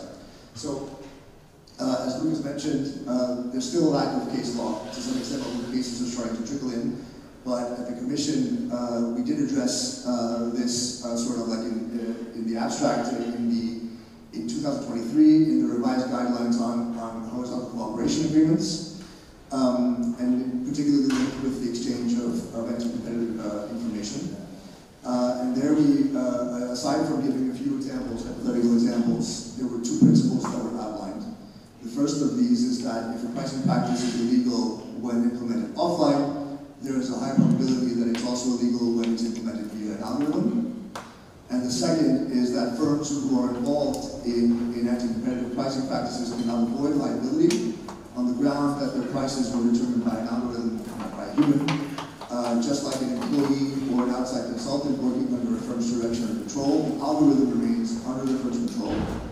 And so the firm is liable even if its actions were informed by algorithms. You will ask me, okay, those are great principles, how are they applied in practice? I will answer that this is highly fact-specific and to be done on a case-by-case basis, which is of course a familiar answer. But we can at least ask sort of what are the potential practices that we may be concerned about, what are the outcomes. So earlier this year, the OECD published a helpful note with the input of the experiences of the G7 competition authorities on pricing algorithms, which include concerns about collusion. And there were three main concerns identified. One, algorithms as facilitators of traditional anti-competitive agreements, where we say that pricing algorithms can facilitate explicit collusion. They can be used as a tool to implement prior agreements, monitor and punish deviations, reduce the chance of errors, automatically adjust prices, and reduce the need for members to renegotiate the terms of an agreement, and they can also serve as a tool to hide the anti-competitive behavior. Second, they can serve as a basis for hub and spoke schemes and anti-competitive vertical agreements. For example, they can generate configurations where the algorithm acts as a sort of hub and the customers act as the spokes of a cartel, where information is exchanged among them via the algorithm, via the hub. This is particularly relevant when non-public information is used for determining the prices and the companies are aware of the common use of the algorithm. It can also be used to recommend resale prices and monitor compliance with the recommendations, so this could result in an anti-competitive vertical agreement in addition to perhaps a hub and spoke scheme. Third, there is the concern that eventually technology could progress to the point where algorithms can engage in what we would call potential tacit collusion through autonomous learning. So here there's a concern that repeated interactions between algorithms can in practice lead to forms of parallel conduct that resemble tacit collusion. Certain market characteristics, of course, can make these outcomes more or less likely. And it is increasingly observed, perhaps partly in labs and partly in practice, that different algorithmic systems may adapt to each other in ways that can soften competition or avoid price wars. And the legal framework, because you asked about the legal framework as well, it's built around the concerted practices notion in our treaty, which catches most schemes of information exchange without the absence of an agreement. This allows us to sanction collusion even if there's no explicit agreement. So I think it's not new, it's not so new in terms of legal principles, but it does pose new practical challenges. For example, rather than focusing on explicit communication, authorities may focus on collusive pricing rules which are written into the algorithm. Evidence concerning the intentions of the algorithm, if you can call them intentions, may be reflected in its coding and in the marketing material. And the insights that the human programmers needed when setting up the algorithm, or that the users need when verifying that it's working correctly, are also relevant. And here, I think the allegations, I mean, here we're talking about collusion, we're talking about sort of, to some extent, clandestine pricing practices. I don't know if ex-ante rules are necessarily that relevant, but I think one concept which I think is relevant is maybe the ability to audit an algorithm, sort of to put a kind of like, make it less of a black box there. Thank you. Christoph, let me close this round again with you. Where do you think the empirical evidence most strongly suggests that algorithmic collusion may arise? And how should enforcement strategies evolve to remain adaptable when dealing with self-learning systems? That's an interesting question for me. And finally, is there a realistic case for developing AIs, so specialized AI tools for enforcement? So essentially AI versus AI. These are the questions. Okay, so the first question, actually it's not new, it's been about this topic for almost a decade ago.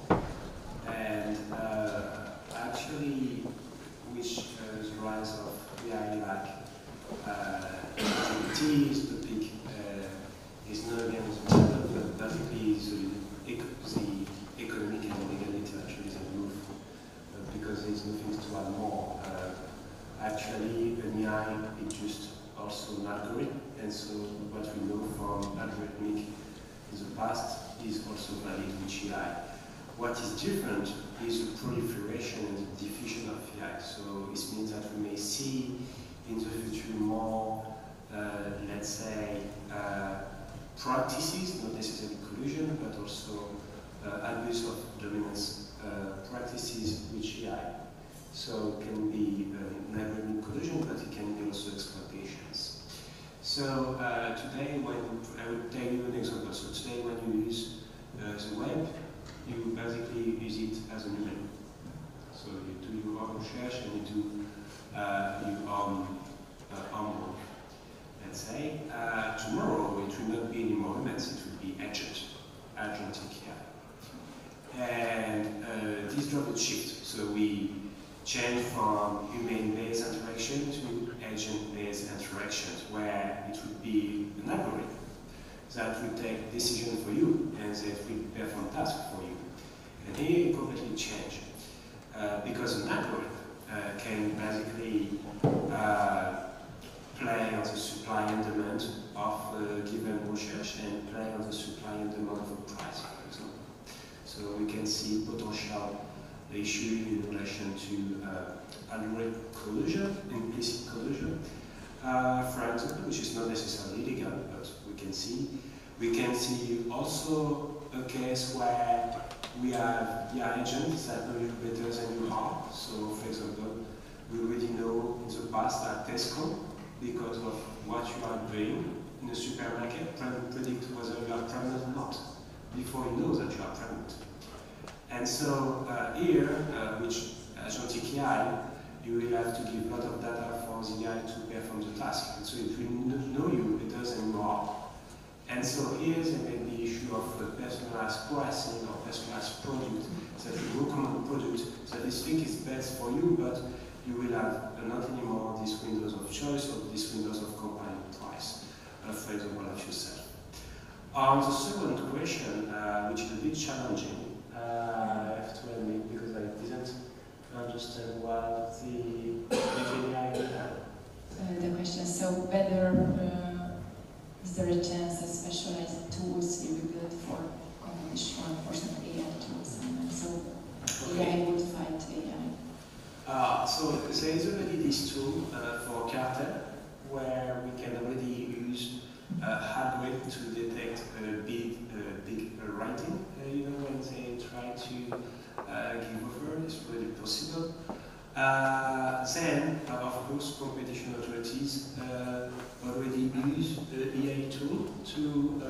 explore cases and to improve efficiency in cases, so it's a way.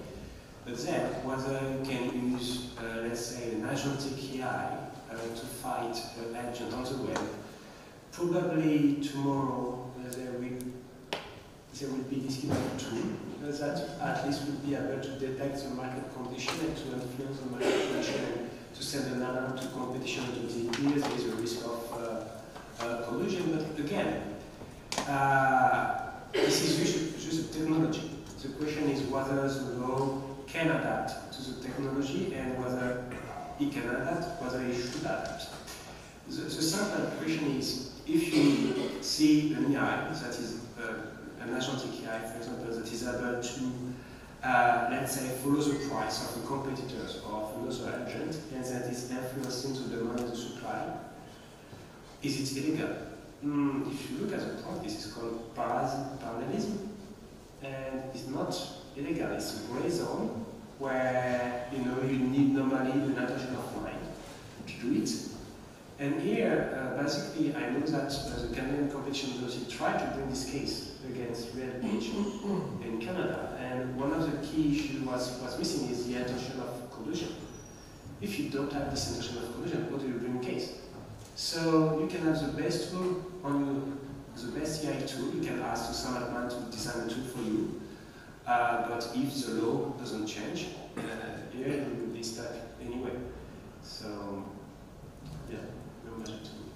Thank you, Christopher. Thank you. Any comments on each other's contribution, or we can move on to topic 3? Right, okay, so let's now turn to topic 3, which is basically about how to ensure both innovation and fairness in digital and AI-driven markets. Markovic, I'm beginning with you again. What instruments can governments use to encourage AI innovation by maintaining open and competitive digital markets? That's my first question. And which specific tools do you think can help strike this balance, from data sharing frameworks to open innovation platforms or public procurement? And how do you see industrial, digital and competition policy working together to support responsible AI growth? The floor is yours.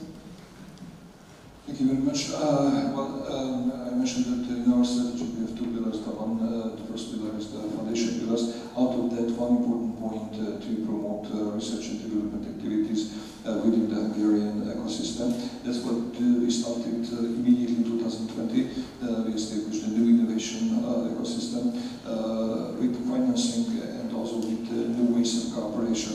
We established 29 different national laboratories.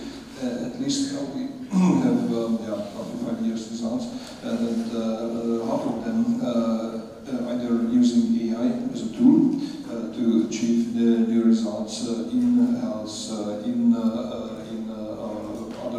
other areas, and also many of them are researching the AI. So the AI itself, we have a national laboratory for artificial intelligence who's doing this. In every case, one of the requirement was to spend the state money. That how can you implement it? How can you bring it towards the industry? How can you bring it to the other participants of the Hungarian ecosystem? So this is a certain level promoting research and development. The other thing is that of course you need to turn these ideas into products, into special products for your own application. That we are also strongly promoting. Hungary is not very strong as one of the European countries. The startup and spin-off ecosystem from university and building some businesses and new ideas. We implemented new structures like a startup academy. People are specially trained for that. Currently we are using the research network PhD students. If somebody has a valuable idea that we are promoting it, not only do research on that, not only produce scientific results, but also establish their own company and go on. We enable the universities for this kind of cooperation with the industry. So this is one element to promoting the research and development and innovation processes. The other thing which is also very important, how to provide data to these companies. We talk about two different types of data.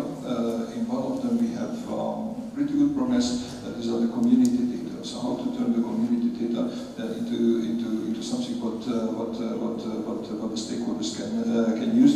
We already established the Hungarian Data Management Agency. This is the agency. If you turn to them, then they are going to collect those data what you require and organize it for you, and they give this data to you. There are three different ways as you can have access to this data. One is special for researchers. So the research room is established within the primary data owners data structure, and then you need to follow some rules, but you can use any kind of data. Of course, all this data are anonym and not reconstructible from point of view of the data owner. The other thing is that the institutions, especially state institutions, they can have an access also to this kind of data for their own purposes. A very good example is the Hungarian health system. We have a certain benefit in Hungary because we have one big state insurance company, state health insurance company. That means that all the data of all Hungarian people are within one data bank. And this data bank, well, it goes back for 18 years now, is suitable for those kind of research and also for those kind of innovation activities. If a company wants to wants to use data, of course they need to pay a certain fee for that. This is not the data value, but it's mostly the processing of those data. But that's also an opportunity that they could use those data. Where we didn't have really good progress, these are the private data usage. This private data market hasn't been established yet as we would like to have it. Nevertheless, we are working on it. So this also belongs to the fairness of how to support these companies. How successful is it so far? We are making currently a competency analysis about three different types of stakeholder groups. One of them is the academia, the research network, the universities. The other one are the government institutional level or government itself. The third one is the business. I would say that in the academic world we are pretty successful. So it's not really an issue. We started at early stages.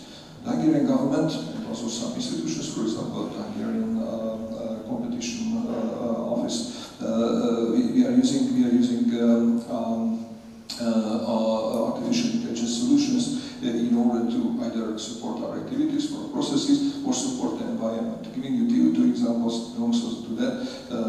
The Ministry of Justice is currently generating a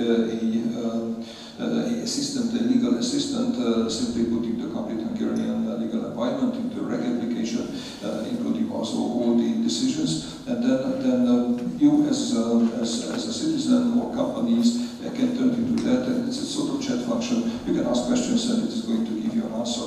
You can decide whether you are going to use it as a citizen or somebody who is understanding the law. And in addition to that, it was also service, or it did the service very soon, in a few months. The Hungarian Statistical Office generated the digital twin of Hungary, so they call it as virtual Hungary. To reach to a raster of 1 meter by 1 meter, they added all the figures, all the values what you can have. And basically, you can set questions to this structure and support your daily issues. Currently, the Hungarian Chamber of Commerce is going to, I think they'll publish it in a few weeks before Christmas there, a sort of assistant which is going to give you business advices. If you want to establish a company somewhere in Hungary, then you can ask that how the other companies in that vicinity are working, what is the remedy, what is the typical number of employees, how did they react to the energy crisis and so on. So basically it's an assistant based on the state data. This is also something what the Hungarian state is giving. Sometimes also government can do useful things. We will try to do our best in that. Thank you very much, Dr. Kavada. I'm turning to you, and I would like to understand the NCA's vantage point. What do you see as the three main enforcement challenges NCA is still facing the next 5 years in AI-driven markets? Do you think that competition authorities should more closely cooperate with, for example, data protection authorities and the new AI supervisory bodies? Thank you. Well, it's almost a philosophical question, but I try to answer it and identify 3 main points. I mean, first of all, coming back to also my initial statement, how we can use AI for enforcement work.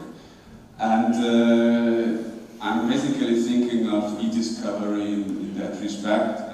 Just to give you a little bit of example, I mean, when we conduct dawn raids, there is a tendency that we see almost, I don't know, to a large extent, digital evidence, right? And some of you may be familiar that we have actually pit rigging started in the construction industry in Austria, and we seized there more than 50 terabytes of data. So to give you a better sense of it, if you print all this data out, you can actually have a road of paper straight from Budapest to Vienna all the way. So quite a significant amount of data, and I think certainly there is room for improvement when it comes to e-discovery in conjunction with artificial intelligence. Another, I think, and there I totally agree with you, it's totally makes sense to join forces, is we see that those markets are definitely not domestically, so it makes a lot of sense to cooperate. And I think that the value chain is indeed rather complex, right? Because, I mean, upstream we have the issue with bottlenecks in chip production, raw materials, then downstream it's the access to data and also digital services. So I think we as competition authorities cannot do miracles, and especially we cannot do it overnight. So this is far more complex, but I think we should be ready to step in, especially when situations occur downstream. Another different subject where I think we should also be mindful is actually the remedy design, right? So especially in those markets who evolve so rapidly, we need to really be careful how we define remedies. And I mean, especially when we speak about behavioral remedies, how do we make sure that the remedies really address the right competition concerns, especially over time? And I believe we might need some flexibility, especially when markets change over time. And the last point was about how to engage with other regulatory bodies, especially on a domestic level. Well, I think, at least from my point of view, I don't have the egg of Columbus, so I think it makes a lot of sense to really leverage the knowledge and also engage with other sector regulators, because again, if we join forces, I think, and we increase also the likelihood that we find solutions to keep markets fair and open.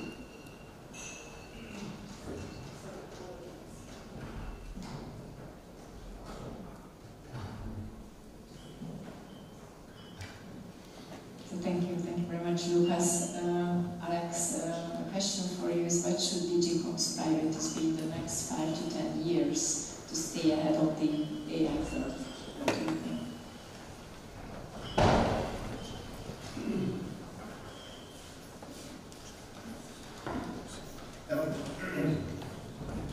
So I think,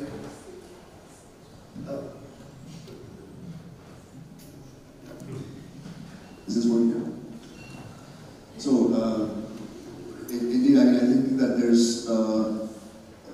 there are two things, I think. One is whether the legislative instruments we have are working and how they can be improved, and the other thing is what should the priorities be, indeed, both in terms of the legislative work and in the enforcement work, and the antitrust enforcement and merger control. There, I think that let's frankly acknowledge that we're really early in the life of rules like the DMA. And so there's going to be still quite a bit of trial and error. Hopefully the errors will be very small and very frequent in terms of determining how well they're working and how to apply them.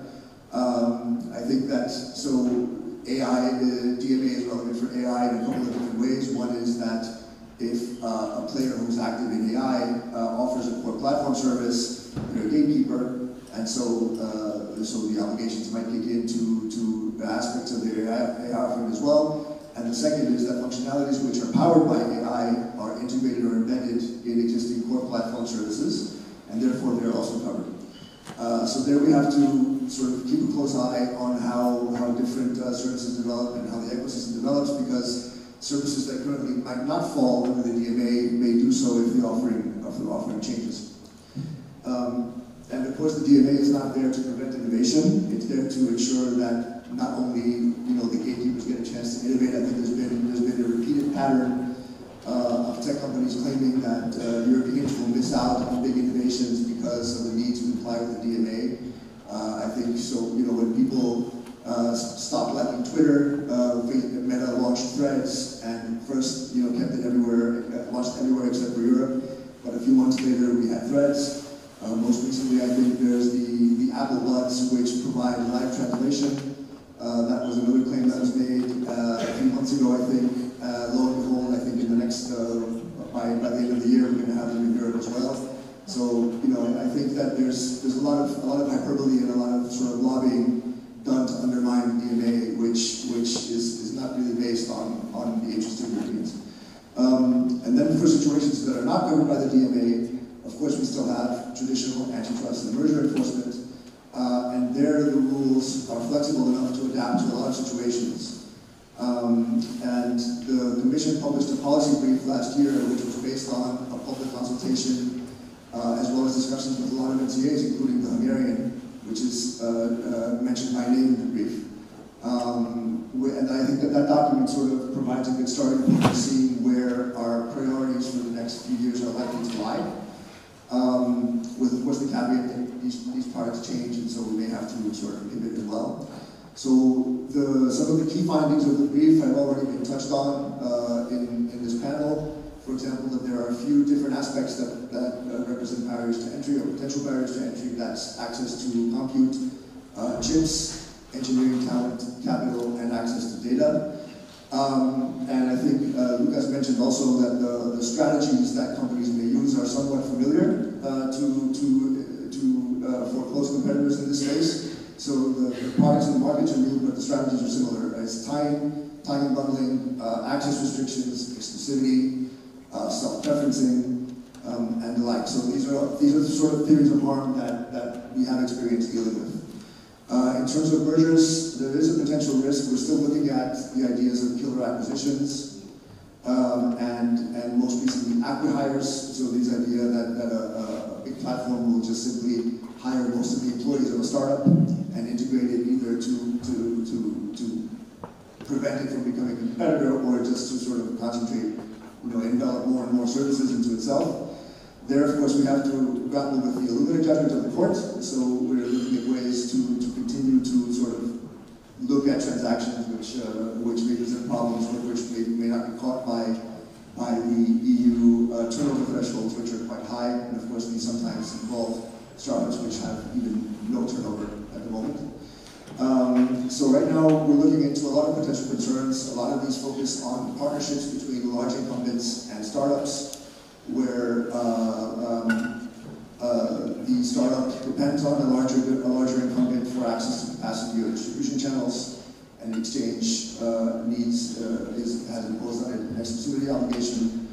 We're looking at also agreements in downstream markets, for example in commercialization, to see whether they contribute to consumer lock-in and foreclosure.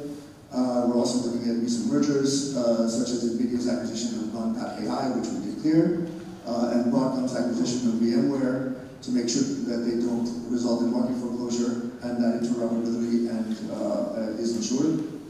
And then since Executive Vice President Rivera has done so, I also will mention that we're looking at concerns about the increasing use of AI-generated summaries of news and other online content, which are often created without the consent or the remuneration of the original publisher. We think that such practices risk undermining fair competition if the information underlying the AI-generated summary is obtained by the leveraging of a dominant position. So that's another thing we're looking at. And I think also it's worth mentioning that the Commission has either updated or is in the process of updating a lot of its guidance. We have the market definition notice, which has been revised, which deals with ecosystem concerns and digital markets. Of course, we're still working on the Article 102 guidelines and the reform of Regulation 1 and the merger guidelines. So there's sort of a lot being done also on the procedural level and the substantive level, which will have an impact on how we do AI as well. Thank you very much, Christoph. And we would conclude the third topic and the panel with you. What do you think? How should competition law incorporate AI-related fairness concepts going forward? And what is the single reform or mindset shift that, in your view, would most improve antitrust ability to deal with AI-driven markets? But to what extent do you see Europe's competition, digital and industrial strategies converging around AI infrastructure, whether chips, cloud, data, compute? So, as Alex said, we have many rules in Europe that can really tackle AI. So we have national antitrust laws that is really flexible now. We have the DMA that's really fit when AI is incorporated into core platform services. And we have seen recently that DMA can also be allowed to tackle use practices, which in investigation into the cloud sectors. So the tools are adaptable, and we have also national tools like Section 88 in Germany. Now, what I'm seeing from an helicopter view is a shift of competition policy mindset, where we are moving from the protection of competition, of the competition process, to contestability, and now we are moving with the cloud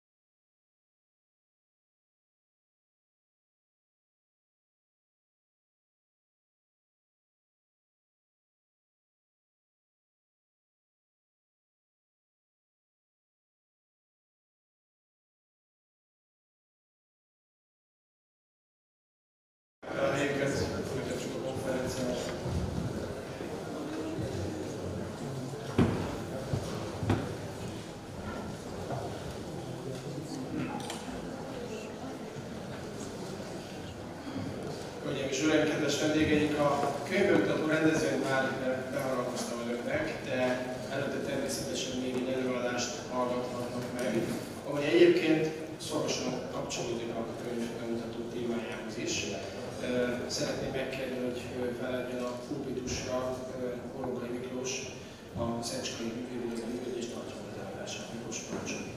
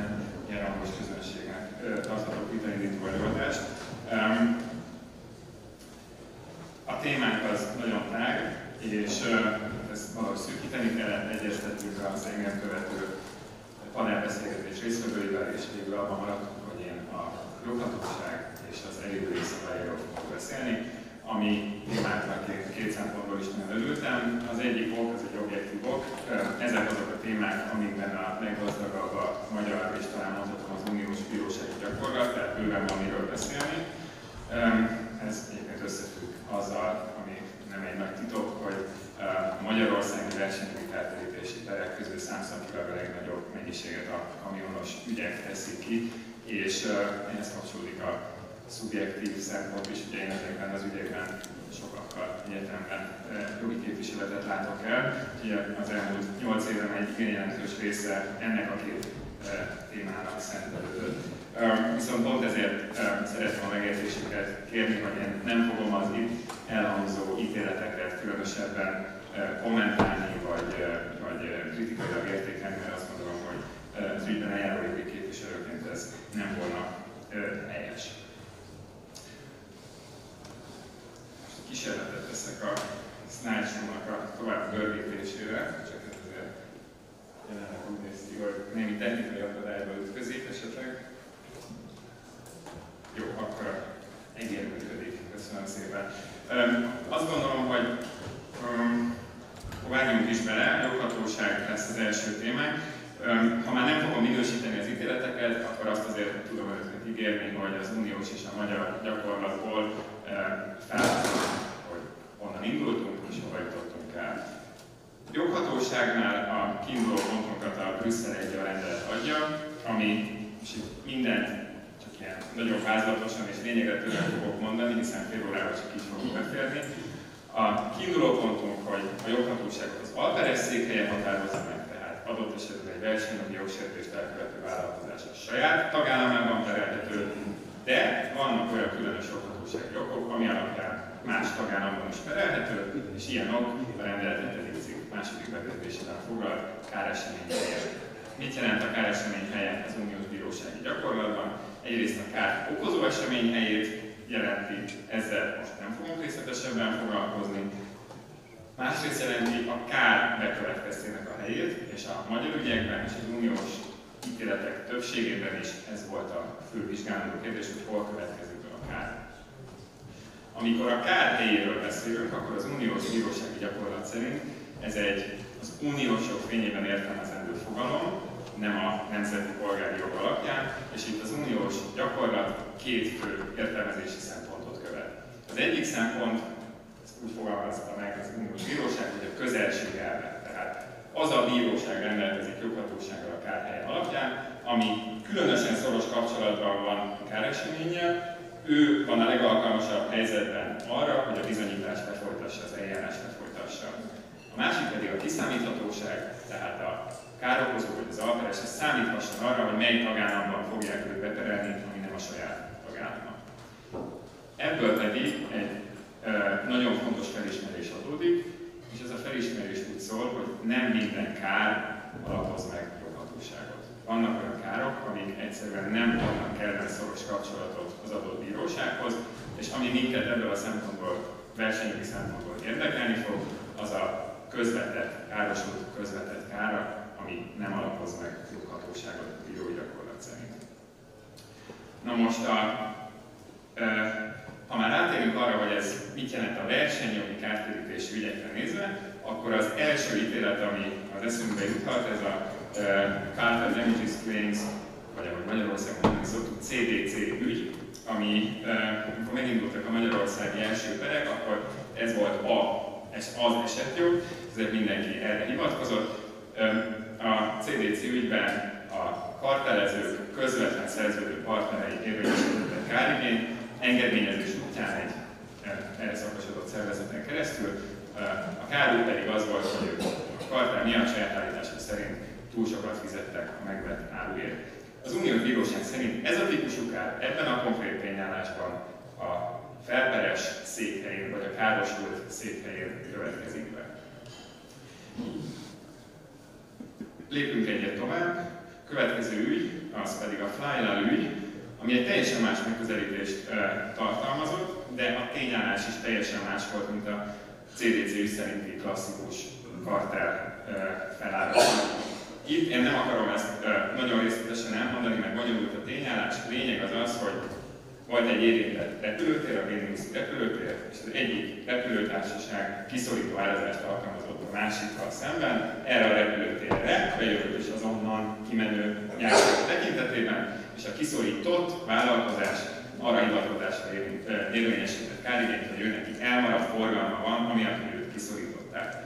És itt az uniós bíróság nem a felperes székhelyét tekintette a kárhelyének, hanem azt mondta, hogy ebben a konkrét tényállásban egybeesik az érintett piac, az a konkrét repülőtér, ahova bejöttek a járatok, ahonnan kimentek a járatok, és az a hely, ahol a jogsértő árakat alkalmazták. És ennek a két tényezőnek az egybeesése pedig elegendő ahhoz, hogy azt lehessen mondani, hogy ott következett be a kár. Ez volt tehát az az előzmény, ami alapján a magyar ügyekben is vizsgálni kellett a joghatóság kérdését, és bizonyára nem fogok senkit meglepni azzal, hogy az első kamionos joghatósági előzetes döntéshozatali ügy, ez a magyar Tibor Franz ügy volt, nagyon büszkék voltunk rá, hogy viszonylag hamar sikerült kijutni az Európai Bíróságra egy magyar ügyen, és a Tibor Franz ügyben azért merült fel a kérdés, akkor még nem volt meg a Flylal ítélet, de meg volt a Flylal ügy főtanácsoki indítványa, és a főtanácsoki indítványban Bobek főtanácsnok kétségét fejezte ki, pontosabban a bizottság írásbeli észrevételét ismertetve fejezte ki kétségét, hogy ez a CDC ügybeli felperes székhelye, ez vajon tényleg ez lesz a szabály a jövőben az összes kartel kártérítési ügyben, tekintettel arra, hogy a Brüsszel I rendelet épp arról szól, hogy a főszabály az alperes székhelye szerinti joghatóság, nem pedig a felperes székhelye szerinti. Ez volt tehát az egyik ok, ami miatt a kérdés felmerült, a másik ok pedig az volt, hogy a Tibor Franz ügyben nem közvetlenül a jogsértőtől vásárolt a felperes, hanem egy értékesítési lánc keretén belül jutott el hozzá, ami úgy nézett ki, hogy gyártó, kereskedő, leasingcég, felperes. És ha visszaemlékszünk az első szlájddal kapcsolatos eszmefuttatásra, hogy az uniós bírósági gyakorlat szerint a közvetett kára nem alapoz meg joghatóságot. Most ezen kérdések fényében, ha valaki akkor engem megkérdez, hogy én mit gondolok, hogy az uniós bíróság vajon a CDC ügy szerinti felperes székhelye, vagy a Flylal ügy szerinti érintett piac, szárazás helye jogértelmezést fogja válaszolni, én biztos, hogy azt mondtam volna, hogy én a CDC ügyre tippelek, hiszen a tényállás ahhoz hasonlít jobban. És ehhez képest, hogyha megkérdezem önöktől, hogy tudják-e, hogy a Tibor Franz ügyben az uniós bíróság ítélete hány hivatkozást tartalmaz a CDC ügyre, nem tudom, hogy mi lenne a válaszuk. Pontosan ennyi, nullát. Kizárólag a Flylal ügyre hivatkozik, mint versenyjogi kártérítési ügyre, és teljesen a Flylal logikáját emeli át a kamionos ügyekre. A uniós bíróság megfogalmazása, nem mondtam el, de azt gondolom, hogy ez egy ismert tény, hogy kamionos ügyekben overcharge típusú kártérítési igények vannak, tehát túlzottan magas árazás kifogásolnak a felperesek. A uniós bíróság megfogalmazása, hogy hogy is mondjam, nyitott a további értelmezésre. Ugye úgy fogalmaz, hogy a kárhelye a jogsértéssel érintett piac helye, vagyis ahol a torzított piaci árakat alkalmazták. Ugye az érintett piac a teljes EGT, ugye ezzel joghatósági szempontból nem tudunk mit kezdeni. Ahol a torzított piaci árakat alkalmazták, az már egy konkrétabb hely. És ehhez hozzáteszi, hogy és ahol a károsult állítása szerint a kár bekövetkezett, itt viszont nehéz tudni, hogy akkor most a felperes bemondás alapján átteheti a kárhelyét egyik erről a másikra. Úgyhogy valószínűleg nem meglepő, hogy további kérdések merültek fel éppen a kamionos ügyben, és itt egy spanyol ügyre tudok hivatkozni, a RH kontra AB Volvo ügyre, ami egyébként elsősorban nem is joghatósági ügynek indult, mert az már nem volt kérdés a spanyol bíróság számára, hogy van joghatóság, hanem az volt a kérdés, hogy a Brüsszel I rendelet csak a joghatóságot szabályozza, vagy egyben az illetékességet is, tehát konkrétan rámutat egy konkrét bíróságra, aminek eljárási jogosultsága van. Az uniós bíróságnak semmi kétsége nem volt az tekintetben, hogy ez utóbbiról van szó, illetékességi ok is és joghatósági ok is egyszerre az érintett rendeleti szabály. Ami viszont érdekesebb volt, hogy megjelent egy harmadik típusú megközelítés a tekintetben, hogy hol következik a kár. És én ezt úgy magyaráztam meg magamnak, hogy valójában a szintézise történt meg a Tibor Trans Flyline szerinti értelmezésnek és a CDC szerinti értelmezésnek.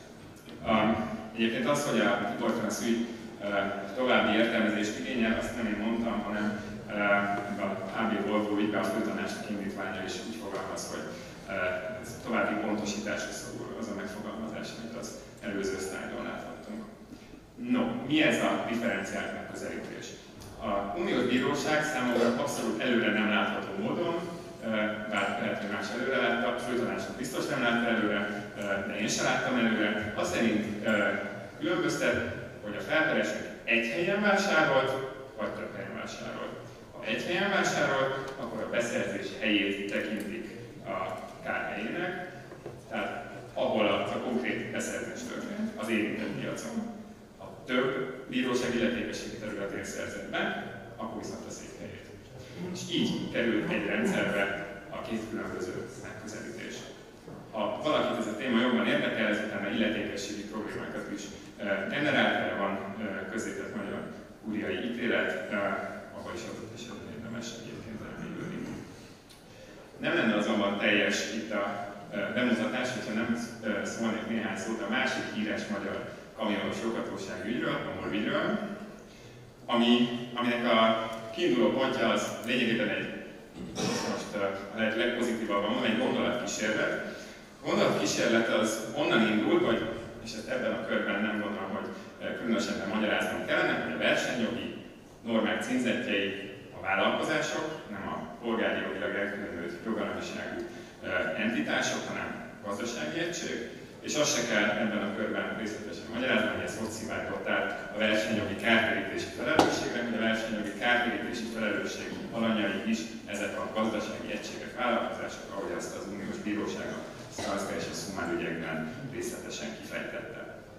És a gondolatkísérlet innen kezdődik, hiszen ha a kárkötelem egyik alanya, a kötelezettje az egy versenyjogilag definiált vállalkozás, akkor lehet-e a versenyjogi kárkötelem másik alanya, a jogosultja is egy vállalkozás, tehát a károsult is egy vállalkozás lehet, márpedig, hogyha az a vállalkozás a leányvállalatain keresztül, akikkel ő ugye versenyjogilag egy több helyen szerez be, akkor éppen az előbb ismertetett Volvo ügy alapján a saját székhelye lehetne a kár bekövetkeztének helye, és akkor a joghatóság az anyavállalat székhelyéhez kapcsolódnak, függetlenül attól, hogy az az adott gazdasági egység hány leányvállalaton keresztül, hány országban szerzett be jogsértéssel érintett árat. Ez a konkrét ügyben az uniós bíróság ítéletben azonosított leányvállalatok szempontjából lényegében így néz ki. Ezek voltak az érintett országok az ítélet szerint. És az uniós bíróság itt tulajdonképpen, amikor megválaszolta ezt a kérdést, akkor nem a dogmatikához nyújt vissza, hanem a jogpolitikához.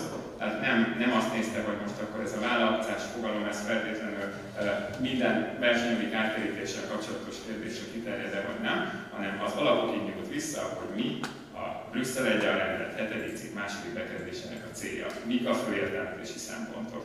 És visszanyúlt a közelség és a kiszámíthatóság szempontjaihoz, aminek az Uniós Bíróság szerint azt felel meg, ha minden egyes beszerzéssel kapcsolatos kárigény az a tagállam bírósága bírálja, aminek a területén az bekövetkezett, hiszen ő van abban a helyzetben, hogy az ezzel kapcsolatos bizonyítást lefolytassa, adott esetben szakértői bizonyítást lefolytassa. Ez felel meg a kiszámíthatóságnak is, és ez felel meg annak az ítélkezési gyakorlatnak is, hogy a közvetlen károsult közvetlen kára keretkeztet joghatóságot, ami ebben az ügyben a leányvállalata közvetlen károsult, aki beszerezte az adott tehergépjárművet, az ő beszerzése megalapoz joghatóságot, az anyavállalat kára, az egy közvetett kár, az pedig nem alapoz meg joghatóságot. Én a joghatóságban ennyit gondoltam elmondani, azt gondolom, hogy ez alapján is látszik, hogy ez egy fokozatosan alakuló esetjog volt, és én nem merném azt mondani, hogy ez teljesen lezárult kérdéskör. Ugyanez lesz igaz az elévülésre is. Az elévülés kapcsán nem tehetjük meg, hogy ne foglaljuk össze legalább nagyon röviden a szabályozást, és ott majd egy elemre szeretnék nagyon hangsúlyt fektetni.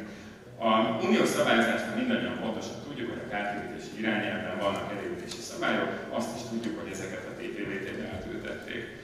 Aminek kiemelkedő jelentősége van, az az időbeli hatály.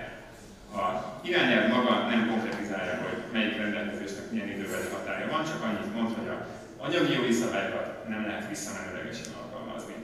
Ezt a magyar jogalkotó, a hagyományos magyar jogi gondolkodás alapján, ami ugye a jogalkotási törvény szabályozási átmenetet szabályozó rendelkezésében is tükröződik, úgy ültette át, hogyha az elévülés anyagi jogi szabály, akkor a visszaható határtilalom az azt jelenti, hogy a múltban létrejött kárkötelemekre nem lehet alkalmazni, ergo csak azokra lehet alkalmazni, amik akkor jönnek létre, miután az átültetés megtörtént. Tehát jövőbeli károkozó magatartásra okozott károk. Ebből következően a magyar kamionos perekben a TPVT-nek ezeket az elévülési szabályait, amik az irányelvből jönnek, nem lehetett alkalmazni, régi PTK-t kellett alkalmazni, ami egyébként tartalmilag azonos hatályos PTK-val. Viszont az uniós jog tartalmazza a tényleges érvényesülés elvét is, tehát hogy az uniós jogból eredő jogok, így például a kártérítéshez fűződő jog, annak a gyakorlását a nemzeti jog nem teheti lehetetlenné, és nem teheti túlzottan nehézzé sem. Na most lényegében a magyar perek, és itt majd 4 különböző időállapotról is be tudok számolni, hogy mikor éppen mi volt a uralkodó jogértelmezés, semmi másról nem szólnak, mint hogy melyik uniós szabályt, melyik magyar szabállyal lehet összhangban értelmezni, vagy nem lehet összhangban értelmezni. A elévülési szabályok egyébként tartalmilag, és ennek majd az utolsó 2 időállapot kapcsán jelentősége lesz, nagyon jelentősen eltérnek az uniós irányelvben és a magyar klasszikus polgári anyagban. Az elévülés szempontjából én 2 kérdést különböztetnék meg, mikor indul az elévülés és hogy nyugszik. A régi PTK, új PTK szerint bármilyen kárkötelemnél ugye a kártérítés, a kárbekövetkeztek vagyonban esedékes, ergo azonnal megindul az elévülés, függetlenül attól, hogy a károsult tudja, hogy ő károsult vagy nem. Viszont mindaddig nyugszik az elévülés, amíg menthető okból nincs abban a helyzetben, hogy az igényét érvényesítse, például nem tud róla, hogy ő egy jogsértés áldozata. Az uniós jog teljesen más logikát követ. Ott eleve az elévülés meg sem indul addig, amíg a versenyjogi jogsértés meg nem szűnik, és utána még a felperesnek tudomást kell szereznie a versenyjogilag releváns tényekről, hogy jogsértés történt, jogsértő magatartás, rátszenvedettel és tehát a felelősségi tényállás elemekről, és utána lesz még 5 éve, plusz a versenyhatóság eljárása alatt is egészen a versenyhatóság határozatának a jogerőre emelkedésétől számított még 1 évig nyugszik.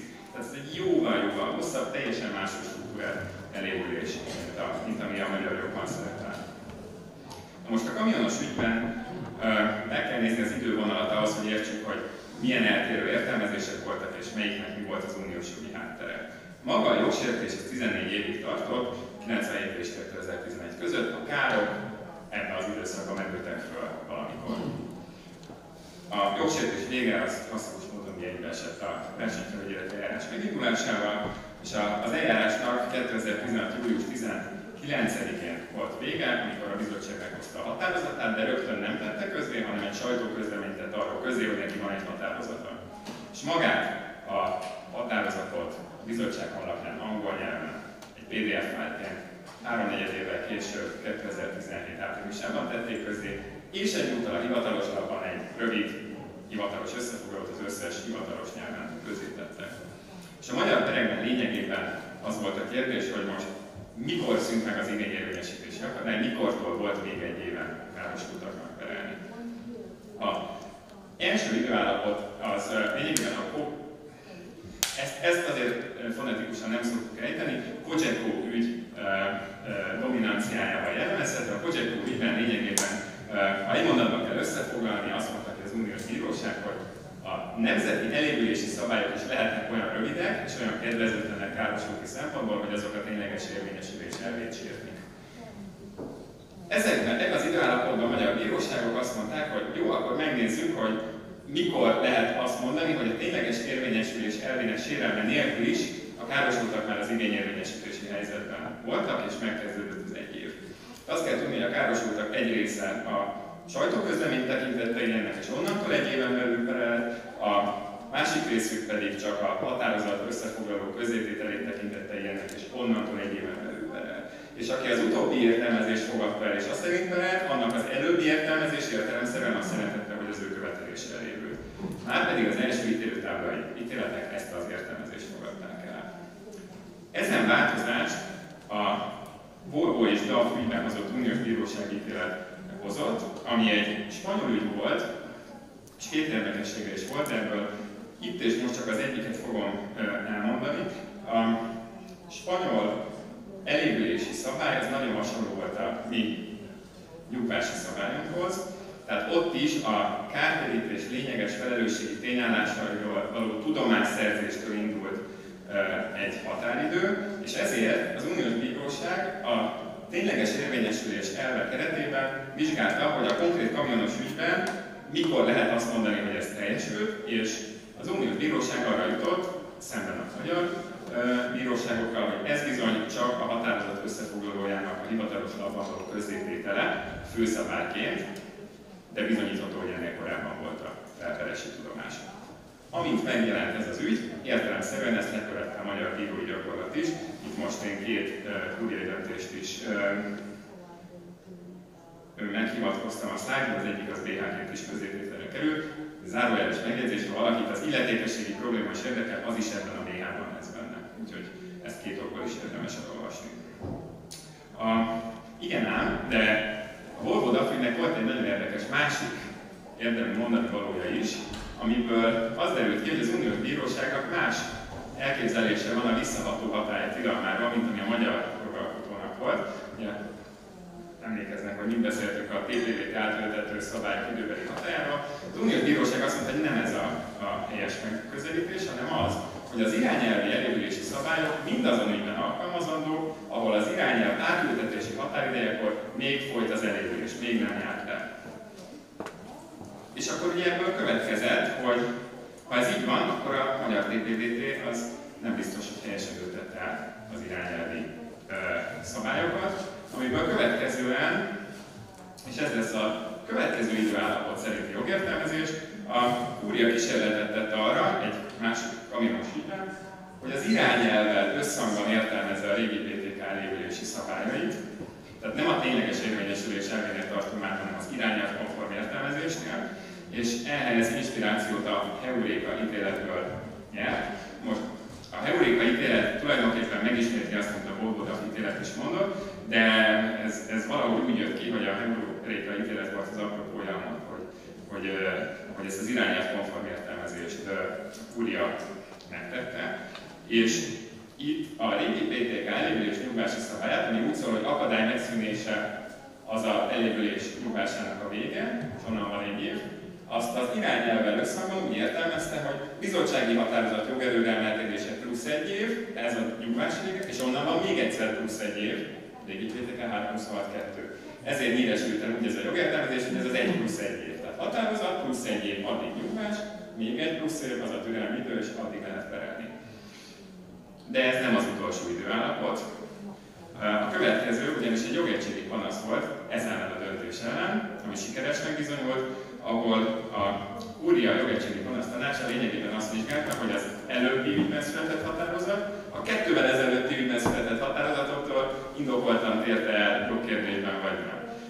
Egyrészt vizsgálta azt, hogy a Heuréka ügy az jó apropó az eltérésre, és arra jutott, hogy nem, hiszen a Heuréka ügy, minden, amit a Heuréka ügy kimond, zárójelben mögé oda van írva, hogy lásd módot, tehát hogy minden újdonság. Másrészt, és talán ez az érdekesebb, a Kúria jogegységi panasz tanácsa úgy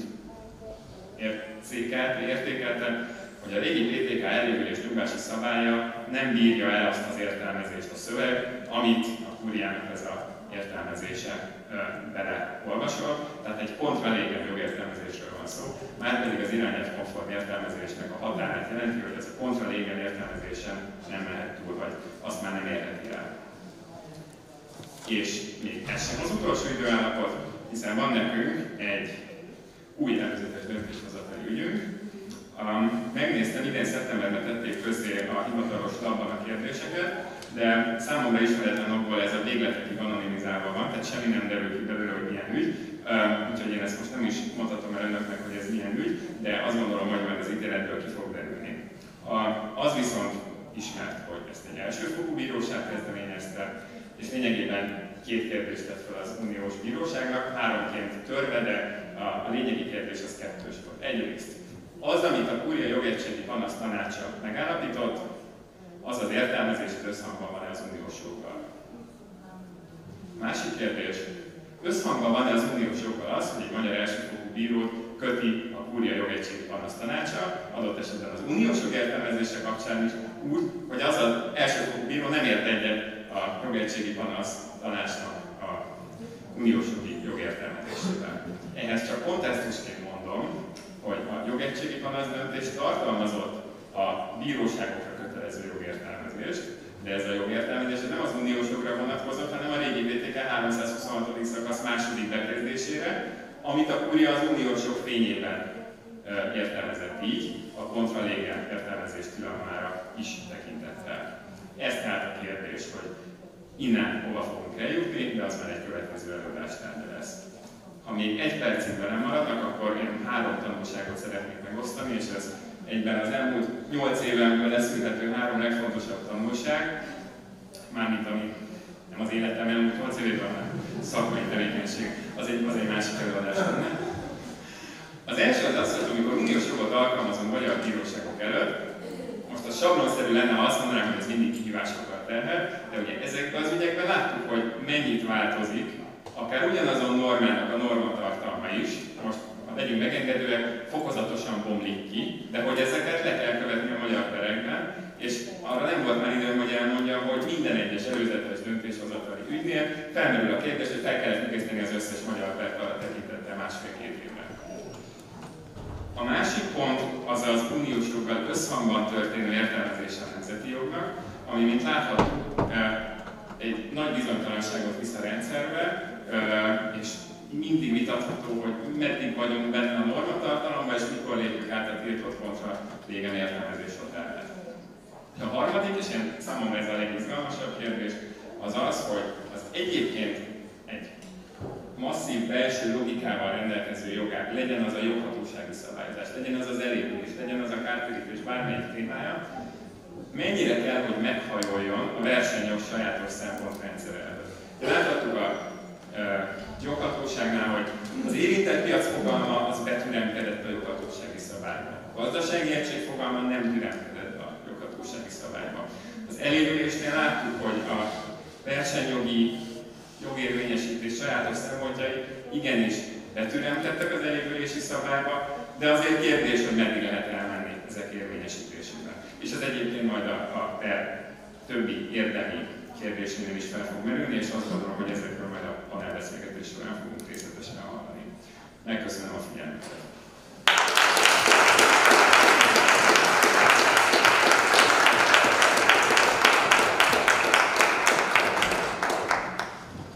Miklósnak nagyon szépen köszönjük, és akkor szólítom is a panelbeszélgetésre résztvevőit. Elsőként a magánjogi jogérvényesítő és versenyjogban könyv szerkesztőjét, Csirszki Martit, aki a panelbeszélgetésen moderátora lesz. Utána Horváth Szilviát, a gazdasági versenyhivatal vezetőjét, Horváth András ügyvédurat, Fejes Gábor ügyvédurat és Gál Gábor a JÖVM versenytanácsának a tagját, és én át is szokott.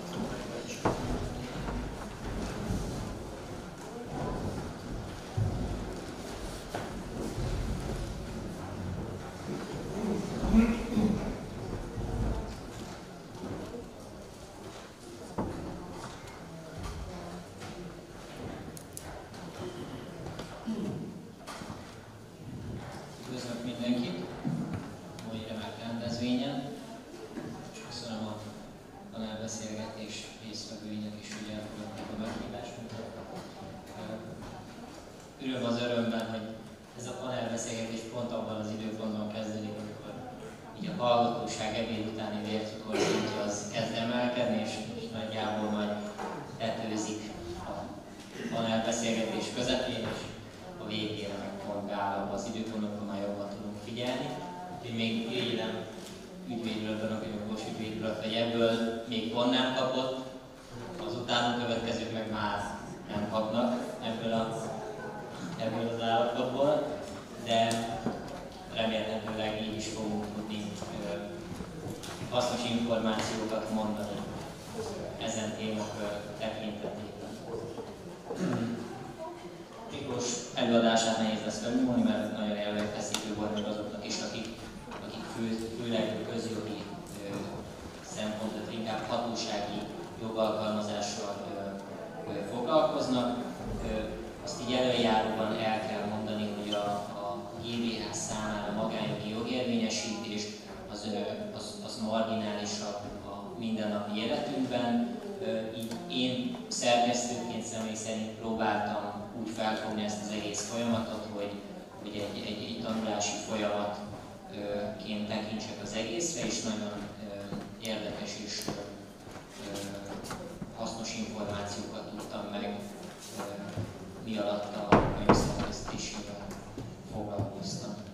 Előjáróban ennyit mondtam volna, még ami egy érdekes aspektus lehet így a délelőtti előadások fényében, hogy a konferencia struktúrájára ránézünk, ami így eszembe jutott a nagy ellentétek kapcsán Ferguson és Munt elnök urak különbözőségei vonatkozásában, hogy szokták ilyen politikai közgazdaságtani szempontból megközelíteni, hogy vannak értékkülönbségek, érdekkülönbségek, meg ténybeli különbségek.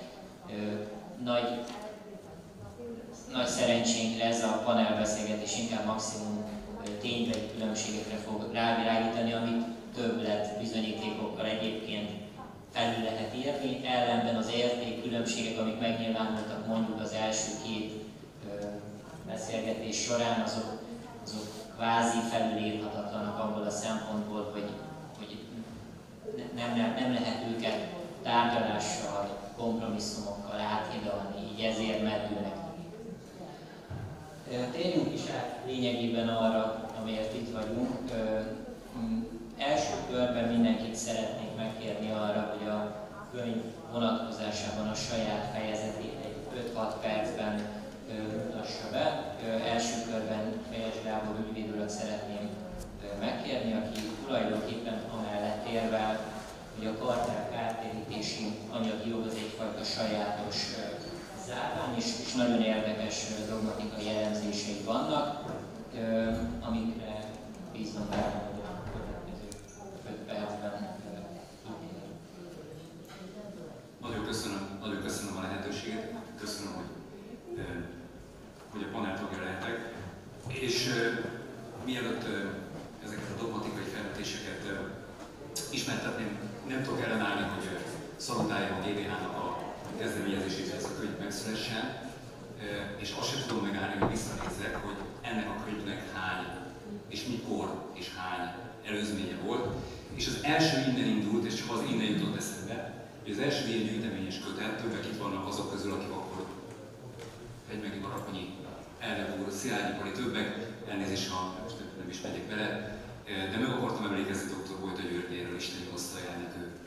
tanárnőről, aki akkor aki akkor azt a szárnyai alá vette, és 2008-ban itt a Pázmány berkein belül született meg az első ehhez hasonló tanulmánykötet, a második az 2014-ben azt az ELTE polgárjogi tanszéke filmjelezte, több nagyon érdekes tanulmányt, Pénzki Ádám írt benne, Darázs Lénár írt benne. Aztán a következő ilyen nagyobb tanulmánykötet az 1-2 évvel később volt, nem láttam Kocsis Marcékat, de ők csinálták, egy egész könyv. Hasonlóan alapvetően végig haladva a versenyjogi kártérítési perek lényegét nekik összes alapvető kérdésén, és akkor itt vagyunk most, bő 7-8 évvel később abszolút itt volt az idő, hogy megnézzük, hogy hol állunk. Most a megtisztelő felkérés, amikor a könyvfejezetet kaptam, az arról szólt, hogy hát tekintsem át így átfogólag a területet, ez egy darabig nyomasztólag telepedett vállaimra. Aztán hát írni nagyon élveztem, most nem tudom, hogy akik olvassák, azok hasonló különböző élnek át. Úgyhogy megpróbáltam áttekinteni a területet. Valóban a konklúzióm az volt, hogy már korábban is ez volt a tendencia. Tehát ugye Magyarországon 2008-tól kezdődően jelennek meg a versenytörvényben a magánjogi igényérvényesítést elősegítő szabályok. Az irányelv átültetésére jutottunk egy olyan fázisba, hogy tulajdonképpen megszületett egy autonóm ágazati kártérítési jogunk. És ez az autonóm ágazati kártérítési jog, és használtam, és sokáig gondolkoztam használtam ezt a szót, hogy nagyon hangzatos zárvány. Most nem tudom, hogy ezeket kellene fordítani angolra, és ezt hallgatják, de itt most lehet, hogy nehézségek vannak, szóval ez egy ilyen NKV enclosure, egy zárvány, a magyar magánjog testén belül ez a versenyjogi kártérítési magánjog, mert egy nagyon sajátos belső logikája van, és itt örülök nagyon, hogy Miklósnak egyébként elképesztően igényes előadásához tudok kapcsolódni, aki felvette azt a kérdést, hogy el kell ezt fogadni, ami az EIN és az OLLEN sajátos filozófiai problematikáját veti föl, mert ugye az OLLEN nem tudom itt mi, de hogy mi az EIN, az teljesen világos az irányelv alapján. Márpedig az irányelv egy nagyon sajátos logikát vezet be a magánjogi kártérítési perek esetében, amelynek az alapja az, hogy a nevelés, az elrettentés, a prevenció, a versenypolitikai, a közérdekbeli szempontok erősebbek, mint a magánjogi kártérítés reparatív funkciója. Tehát nevelés több, mint reparáció. Ez hatja át ezt a sajátos területet. Ennyiben egészen bizonyosan különbözik bármely más olyan kártérítési, esetleg ágazatilag nevezhető kártérítési jogtól, amikor szoktunk beszélni, az ügyvédek felelősség, az orvosok felelősség, környezetvédelmi felelősség. Mert mi a versenyjogban, a versenyjogi szabályok magánérdekű kikényszerítéséről beszélünk. Már eleve ez a felvetés. Ki beszélt korábban arról, hogy egy autóbaleset esetén egy kártérítési, ez a KRESZ szabályok magánérdekű kikényszerítés. Ezt ki mondta volna korábban? És nem mondtuk, mert nem ez volt a szempont, de az a kérdés, hogy a reparációs igény érvényesítése az adott esetben milyen, mögött, az adott jogviszony mögött álló valamilyen közötti szabályozásnak is a közvetett alkalmazása. Hát persze, amikor megnézem, hogy kifelel az autóbalesetért, akkor néznem kell a KRESZ szabályait, és tulajdonképpen ezen keresztül kikényszeríti a polgári bíróság a KRESZ szabályt. Nem, itt a versenyjogban minden felperes egy mini GVH. Így kapcsoljuk a két területet. Nagyon leegyszerűsítettem, de minden felperes az a versenyjogi szabályokat viszi oda egy bíróság elé. És az ő munkásságát szalutáljuk, megköszönjük, mert a versenyjog egészének jó, hogy a tevékenységét végzi. Most ugye ez az árványszerű jogterület, tehát ez önálló életet él, ezt gyönyörűen mutatta a Miklós előadásán is, csak ebben a két témában elévülés és joghatóság, és majd még az elévüléssel kapcsolatban is mondok egy pontot talán kicsit később. Ez az árványszerű képződmény, ez részben anyagi, részben eljárásjogi.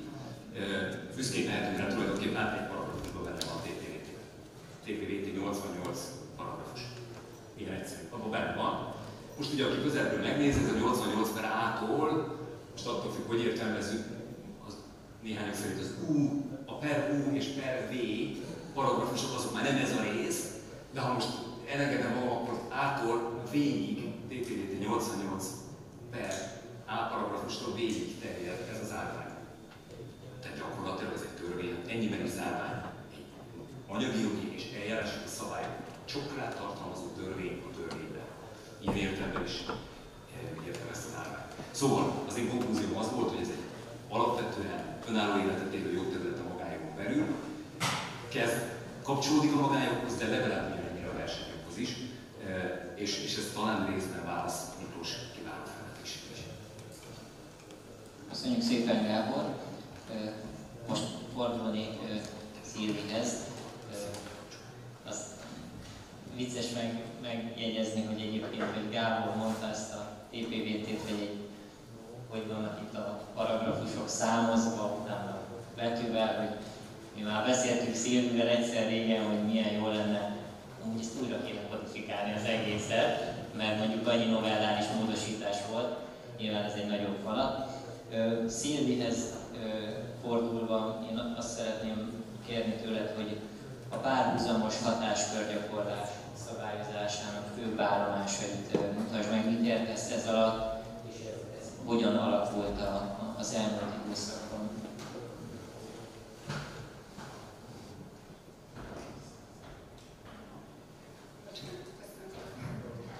Szeretettel köszönöm szépen a szót, és nagy szeretettel köszönök én is mindenkit.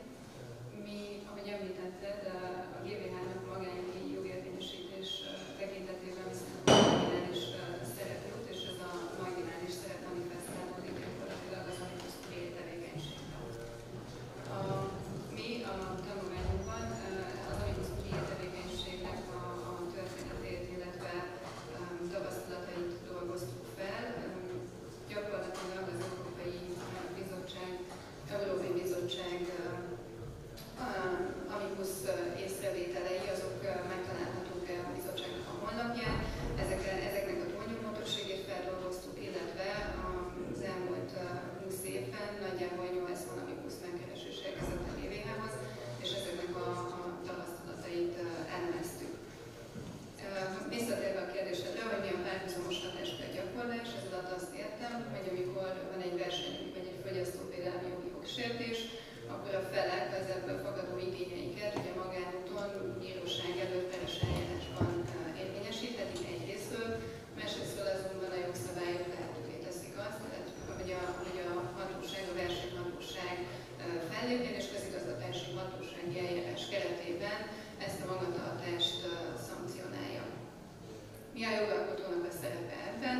A jogalkotónak a szerepe az, hogy a párhuzamos hatáskörgyakorlásból fakadó kockázatokat kezelje, és a lehetséges kapcsolódási pontokat szabályozza, és egy ilyen kapcsolódási pont az amicus curiae tevékenység. Szó szerinti fordításban ez azt jelenti, hogy a hatóság a bíróság barátjaként jár el, ami azt jelenti, hogy gyakorlatilag itt a hatóság olyan tevékenységet folytat, amely a bírói meggyőződés kialakítását segíti egy független félként, ahogy Gábor említetted, úgyhogy a GVH szerepét a felperes, és hogy általában ezekben az eljárásokban, és hogyha mi ilyen megkeresést kapunk, akkor mi nem felperesi GVH értelemben járunk el, vagy a peresi GVH értelemben járunk el, hanem egy teljesen független harmadik félként, akinek az a feladata, hogy olyan tényeket és szempontokat bocsásson a bíróság rendelkezésére, ami a meggyőződését alakítja és a bírói döntéshozatalt segíti. Az amicus curiae egyébként a római jogban gyökerezik, az angol száz területen rendkívül népszerű, és onnan landolt a kontinentális jogokban, és a közösségi jogban az egyik első ilyen megnyilvánulása az adabilitas ítélet volt, az 1989-ből, tehát még jóval a 2003-as rendelet előtt járunk, és ekkor a bíróság azt mondta, hogy a jogbiztonságot veszélyezteti az, hogyha egymásnak ellentmondó döntések születnek, és lehetőség szerint ezt ki kell küszöbölni. Éppen ezért abban az esetben, hogyha a tagállami bíróság az EGK szerződés 85.-86.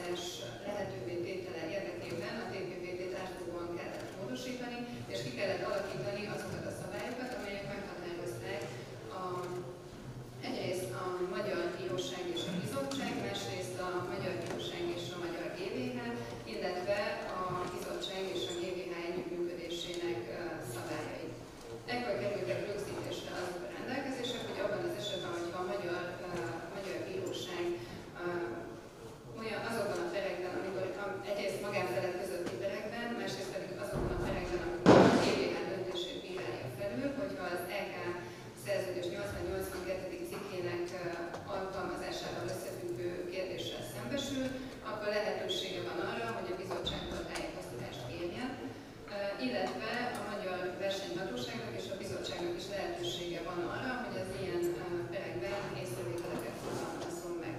De ebben az időszakban ez az amicus tevékenység még csak az uniós jogi vonatkozású ügyekre korlátozódott, és később egy 2005-ös módosítás nyomán került kiterjesztésre gyakorlatilag azokra az ügyekre, amikor a Magyar Bíróság a TPVT-t alkalmazza, és azzal összefüggésben merülnek fel olyan kérdések, ami miatt a GVH-hoz kell fordulnia. Ez a 2005-ös módosító csomag jelenti gyakorlatilag a GVH amicus tevékenységének az alapját, ami egyébként azóta is fennáll, nagyjából változatlan tartalommal.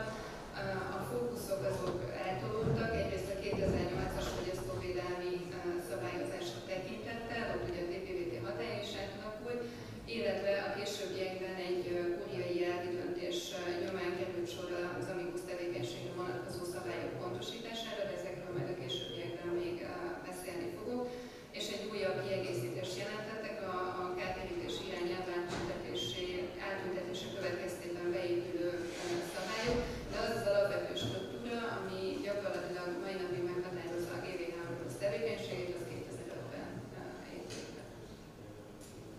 Köszönöm szépen.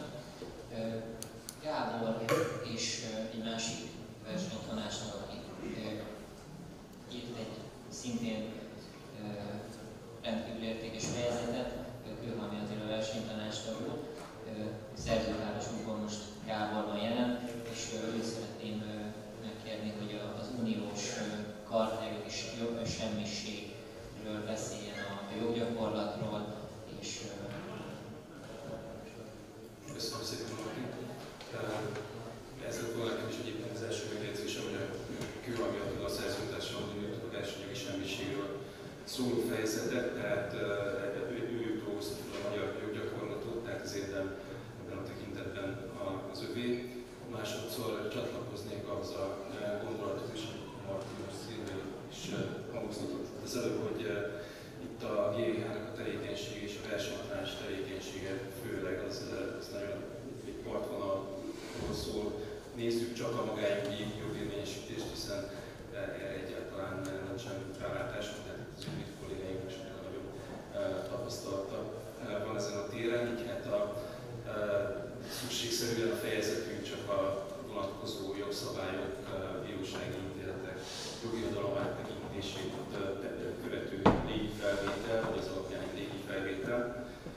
A fejezetünk két részből áll, az EU joganyagának az ismertetése, a joggyakorlatának az ismertetése, az első része, a második része pedig a magyar joggyakorlat ismertetése.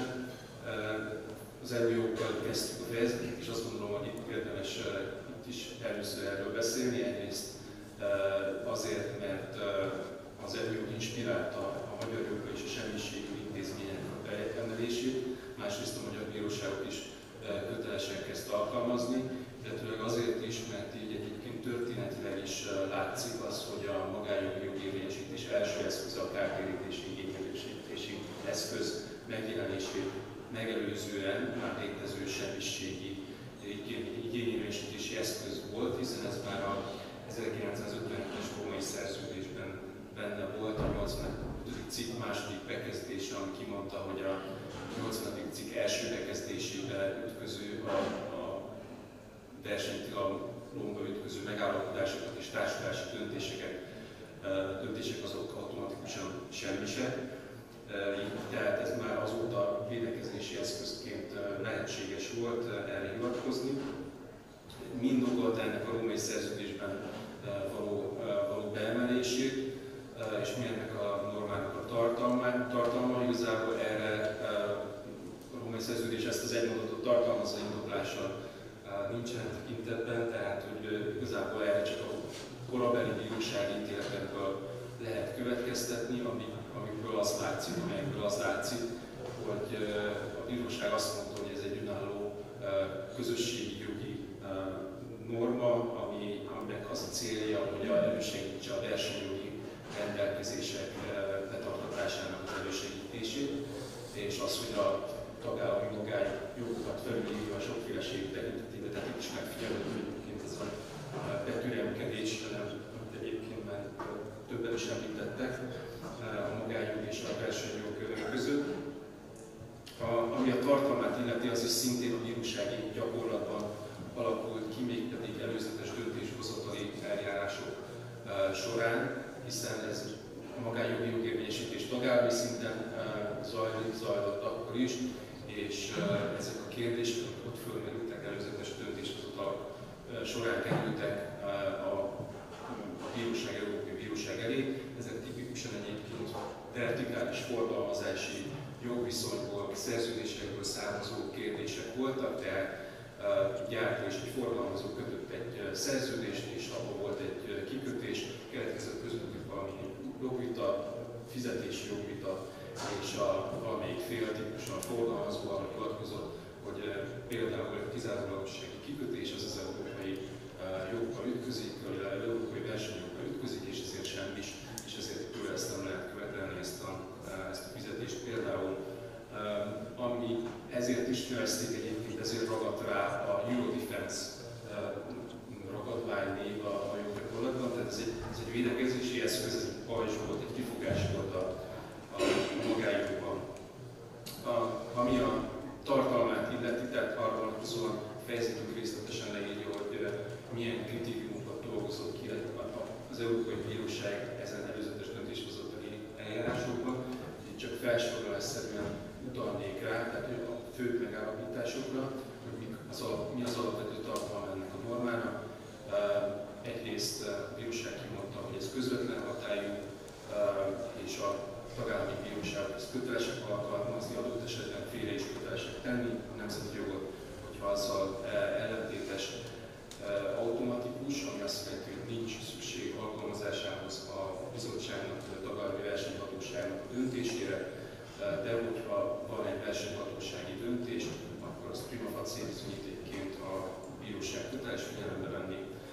Abszolút hatályú, ami azt jelenti, hogy joghatások nem származhatnak belőle, és jogérvényesítéssel, jogi igényérvényesítést nem lehet alapozni a szerződő felek között, de harmadik felek sem hivatkozhatnak rá.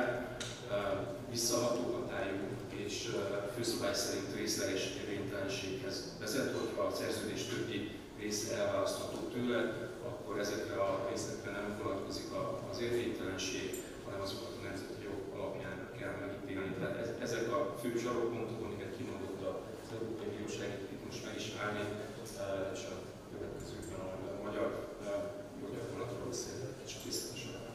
Igen, köszönöm szépen. Fordulnék most Andráshoz, aki szerintem Magyarországon azon kevesek egyik, aki tudományos értekezést és ilyen hasonló programban írta. A fejezeted a kérdése körül forog. Elég sok vélelmet emlékeztek a versenyjogi kártérítések kapcsán, ami rendkívül érdekfeszítő. Az lenne a fő kérdésem, hogy ezeket mutasd be, illetve a hatékonysági szempontból hogyan értékelnéd őket, esetleg milyen nehézségek merülnek fel az értelmezésükben, nagyjából ezeket reflektálnám. Köszönöm szépen.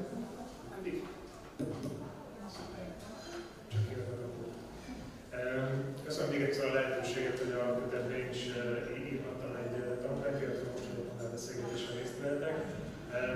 Ugye bevezetőként mielőtt a vélelemről beszélnek részletesen, ezelőtt azzal akartam kezdeni, amivel tulajdonképpen a tanulmányt is kezdtem, hogy ha valaki ránéz az irányelvre és elolvassa a rendelkezéseit, akkor azt gondolhatná, hogy a kár számszerűsítése, a kár kiszámítása, a kárösszegének a megállapítása, az egy jelentéktelen kérdés, hiszen az irányelvben egyetlen egy bekezdés van róla, és az sem határozza meg átültetendő szabályt.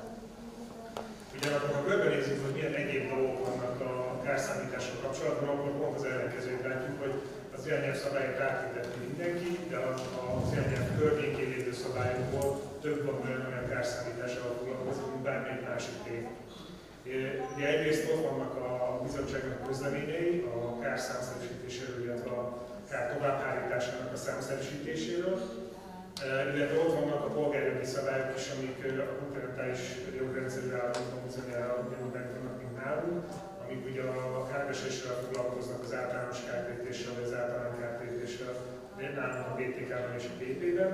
Ezek a versenyjogi szabályok elég fontosak szerintem, és zárójelben az irányelv is tartalmaz egy becslési szabályt, továbbhárítás kapcsán minden hatalmazza fel az irányelv a bíróságokat arra, hogy a továbbhárított összeget azt becsléssel állapítsák meg. És akkor ezek mellett vannak még a vélelmek. És azért több eszem, mert maga az irányelv az ugye csak a kárvélelmet tartalmazza, ami ugye azt mondja ki, hogy a karter esetén kár mint olyan van, tehát a kár bekövetkezésére vonatkozik a vélelem, nem az összegére, és csak is kizárólag a karterre, tehát a horizontális versenykorlátozó célú megállapodásokra vonatkozik. Nekünk ugyanakkor van egy áreltérítés vagy árnövekedés vélelmünk itt Magyarországon, és ez ugye már 2009 óta is létezik. Ezzel kapcsolatban ugye az a fontos, ami gyakorlatban sokszor felmerül, hogy amikor az ember egy cikket olvas erről a témáról, akkor azt látja, hogy nagyszerű, 2009 óta van ilyen vélelem, tehát bárki bármikor hivatkozhat rá. Ugyanakkor, amikor az irányelvet átültette a magyar jogalkotó, akkor ennek az áreltérítés vélelmnek a szabályait is megfogalmazta, és ami ennél is fontosabb, hogy teljesen új alkalmazási szabályok alá helyezte át, mint a 2009-es szabályt. Úgyhogy az egyik ilyen különbség a 2009-es és a 2017-es áreltérítés vélelem között például az, hogy az utóbbiak sokkal szélesebb tárgyát tekintve, például a vevői karter, ami most ugye nagyon aktuális téma a bizottságnak voltak ilyen esetei. A vevői karterre csak az új éve 17 utáni vélelem terjed ki, az előtti nem. Egy másik különbség az, vagy egy másik hiányosság, de ezt igazából csak én fogalmaztam meg a tanulmányban, az az, hogy annak ellenére, hogy az előfényelő visszaélésnek a kizsákmányoló esetében a túlzó árazás kapcsán ugyanaz az áremelkedés típusú kár valósul meg, mint egy karter esetén az árrögzítés esetén. Ennek ellenére ezzel a jogsértéssel nem számol az áreltérítés vélelem.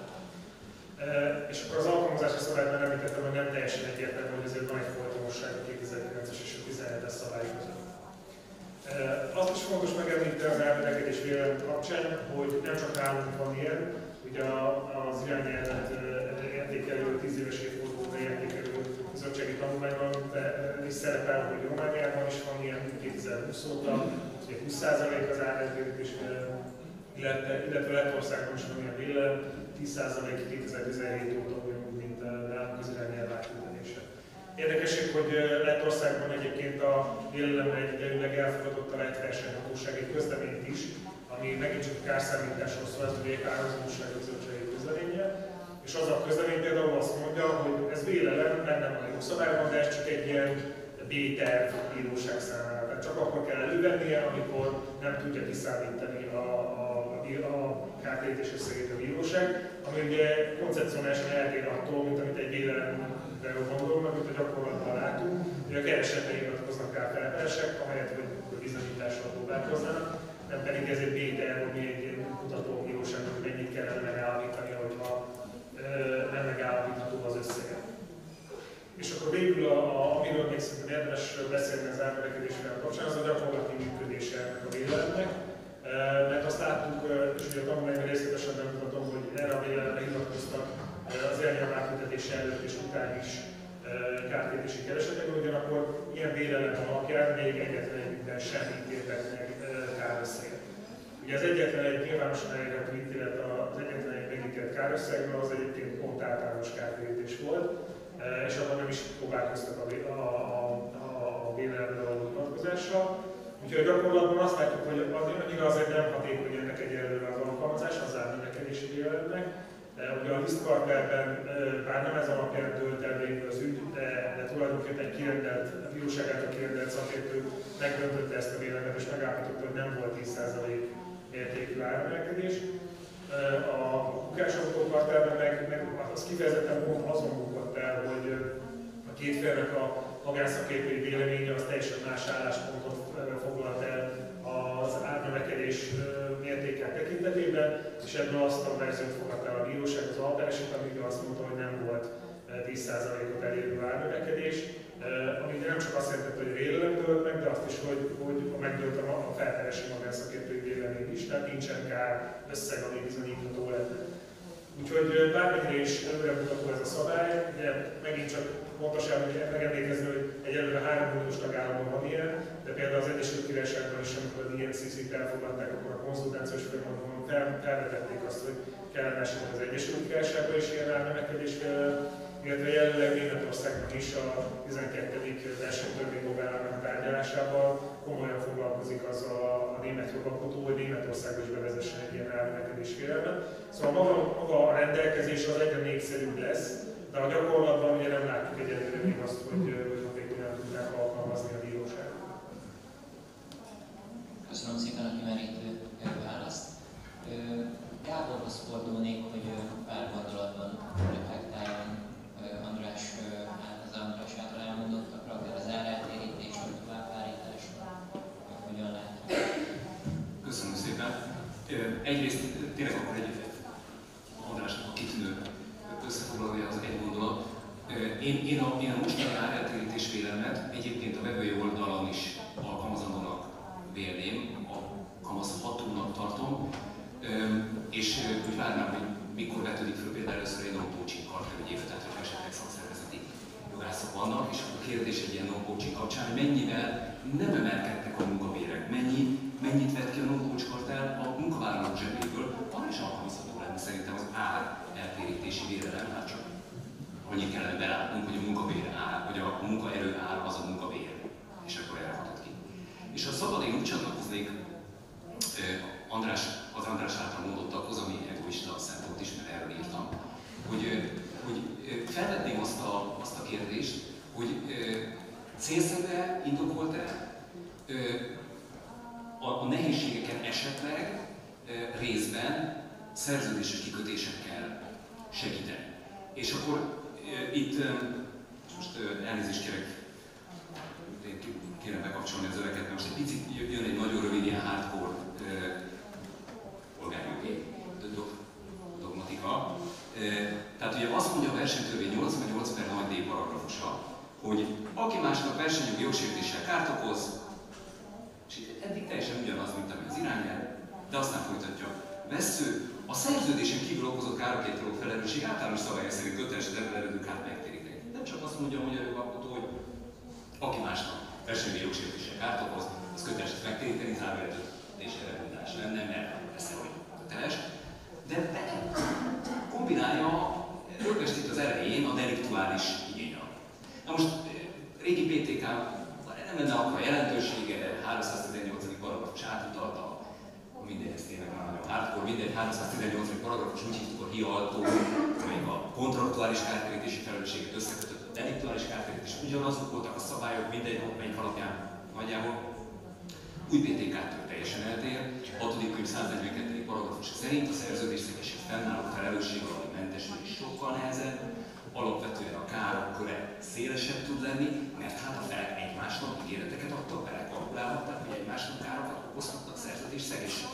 Na most, legalábbis közvetlen szerződő partnerek esetében, és azért lássuk az esetek, hogy jó részében van szerződéses viszony a felperes és az alperes között, azért ez egy nem életszerűtlen eset. Ott felmerülhetne, hogy azt mondja a felperes, hogy kérem szépen, én megtudtam, hogy az alperes kartelezett. Ebben a szerződésben ezek szerint kartelár, vagy kartelminőség, vagy mind a kettő szerepel, ez itt egy szerződésszegés. Most ez az első kérdés, hogy fel kell tennünk magunknak. Ez a 88/4D paragrafus az azt akarja mondani, hogy még egy közvetlen szerződőpartner sem érvényesíthet igényt, ha neki egyébként így lenne jó kontraktuális alapon, illetve szerződésszegésnek, másik előkérdés, szerződésszegésnek minősül-e az, hogy az eladó többes tényállásban, tehát több személyes kartel tényállásban kartelezett, vagy hát erőfölényen való visszaélés esetén erőfölényen való visszaélést követett el. Amiről persze a szerződés megkötésekor fogalma nem volt a vevő. És akkor itt, hogy ez miért lehet szerződésszegés, elméletek 3 lehetőség merül föl. Német joggyakorlat ezeket sokkal jobban kimunkálta, nem megyek a részletekbe, mert az első 2 magyar gyakorlat szempontjából túl elméleti, nem lehet benne túl elméleti. Az első az a kulpai kontrahendó, ez Németországban kartelügyekben az 1950-es évek óta létezik. Ugye azt mondják, és már még régebb óta, de a kulpai kontrahendó volt a német jogászoknak, ez elég szomorú, de a 30-as éveket végig beszélgették a német magánjogászok kulpai kontrahendó. 30-as években a német magánjogászok 5 témája kulpai kontrahendó. Szóval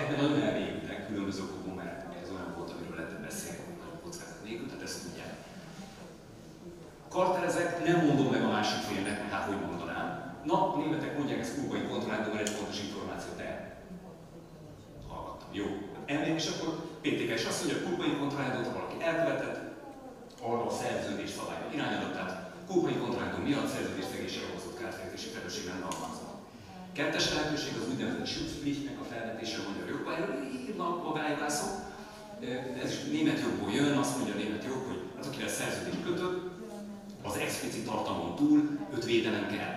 Hát, bejön az üzletembe, hát ne csusszon el egy saláta levélen a boltomba a vásárló. Tehát az egy szerződésszegés, ha elcsúszott. Én nem adtam neki a salátát, nem, ez egy szerződésszegés.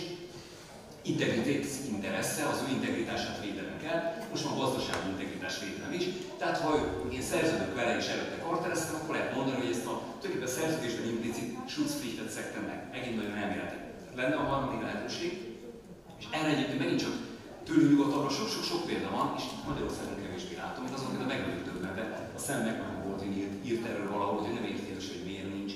De én sem nagyon látom, hogy miért nem szerepel szerződésben. Miért nem szerepelnek szerződésben kikötések, különösen közbeszerzés, és ezekben teljesen logikus lenne, mert a közpénzzel gazdálkodó szervezet azt gondolhatna erre, hogy kérem, ha kiderül utólag, hogy kartel volt, akkor ne kelljen azon pereskedni, hogy mennyi a kár, mennyi volt. Az ár 10%-át megfelelő, most mondtam valamit, ködvét fizetett. Na és akkor itt térek vissza az első ponthoz. Mert ha úgy kéne érteni 88 per nagy most, hogy csak deliktuális igény érvényesíthető, akkor még odáig is teorizálhatnánk, hogy ez azt akarja mondani, hogy egy ilyen típusú ködvérkikötéssel is lenne, mert csak deliktuálisan lehet, tehát akkor kontraktuálisan nem lehet, tehát akkor minden érvénytelen érve ütközik. Nem hiszem, hogy ez helyes lenne. Én amellett érvelek a fejezetben, hogy igenis joguk van a feleknek arra, hogy egy külső gazdasági közjogi jogsértést internalizáljanak a szerződésükbe, és azt mondják, hogy minden körülmények között ez a mi belső viszonyunk van. Akkor is a szerződést megelőzően történik. Szerződésszegésnek tekintjük, a szerződésszegés jogkövetkezményei szerint kívánjuk egymás között ennek lehetséges következményeit majd rendezni. Ekként a ködvér kikötés az javarészt ezekre a problémákra direkt szerződőtelek viszonyában megoldást adnának. Még emellett szóló ér, hogy azt egyébként maga az irányelv is, meg az átültetés is tartalmazza, hogy a feleknek az a szerződéses kikötése, hogy versenyjogi jogsértéssel okozott károkért a felelősséget kizárják, az semmi. Na most ebben pillanatra belegondolunk, azt a jogalkotó kizárja, hogy negatív értelemben internalizálja ezt a jogsértést. Azt kizárja a jogalkotó, hogy a szerződésünkben úgy emlékezzünk meg a gazdasági közötti jogsértésről, hogy annak a következményeit kizárja. Ebből pedig gondolnám, mint az életnek a másik oldala, hogy nem szabadna tilosnak lennie, sőt, mind magánilag, mind egyébként szerintem versenypolitikailag, meg itt, hogyha magán GVH-k versenyjog szerződésébe történő átültetésével gondolkodunk, jogpolitikailag is kívánatosnak kellene lennie, hogy ilyen típusú kikötések megjelennek. Ez kapcsolódóan rövid. Köszönjük szépen. Köszönöm szépen. Haladjunk visszafele, akkor most újra Andráshoz fordulnék, hogy te említetted, hogy például a továbbhárítási védekezés az egy elég gyakori a gyakorlatban, és ehhez kapcsolódóan még esetleg, ha arra reflektálnál, hogy esetleg ennek kontextusában mondjuk a csoportos perek mennyire lehetnek kifizetődőek, bejöhetnek-e a képbe, a hátrányok, előnyök, nagyjából ezek.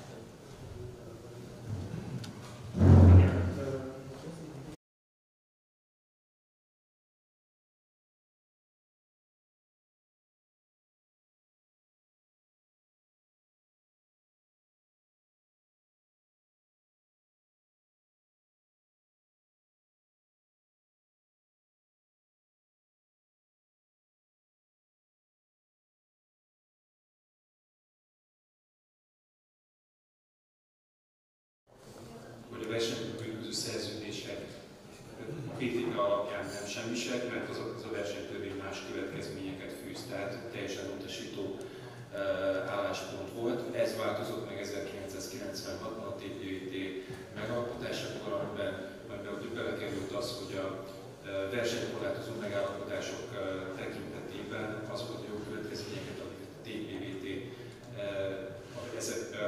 ezekhez a versenytörvényekhez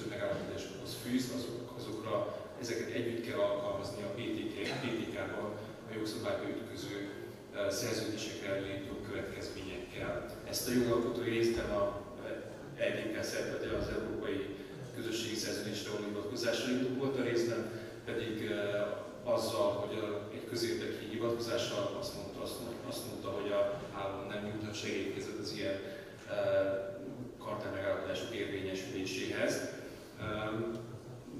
Tehát azt látjuk, hogy itt a TPVT igazából egy PTK-ra utaló szabállyal rendezte ezt a kérdést, a szerződéses semmiségre utaló szabállyal.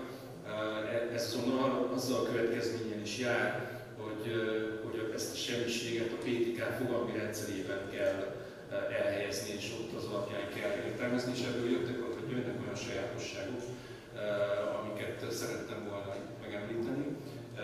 Egyrészt az összehangolt magatartások problematikája. Ugye az összehangolt magatartásokat azt a TPVT 11. szakasz első bekezdése azt tiltja, tehát, és ezért vonatkozik rá a 11. szakasz harmadik bekezdés is, tehát hogy ezek is semmisek elvileg a versenyjog kiszabálya alapján, viszont hogyha megnézzük a TPVT-t, illetve a PTK-t, ugye ez ott a szerződésre írja a semmiséget a PTK, de az összehangolt magatartás nem éri el a megállapodás szintjét sem, tehát még a versenyjogi fogalomrendszerben sem, tehát itt nincs, és főleg nem egyeztethető össze a PTK-ban a szerződés fogalmával, ugye egy kölcsönös egybehangzó akaratnyilatkozat, a konszenzuális megállapodás a főpelemekben, tehát ez igazából egy nem létező fogalom, nem lehet levonni az összehangolt magatartás semmiségét, szóval hozzáteszem, hogy ez valószínűleg gyakorlatban ez soha nem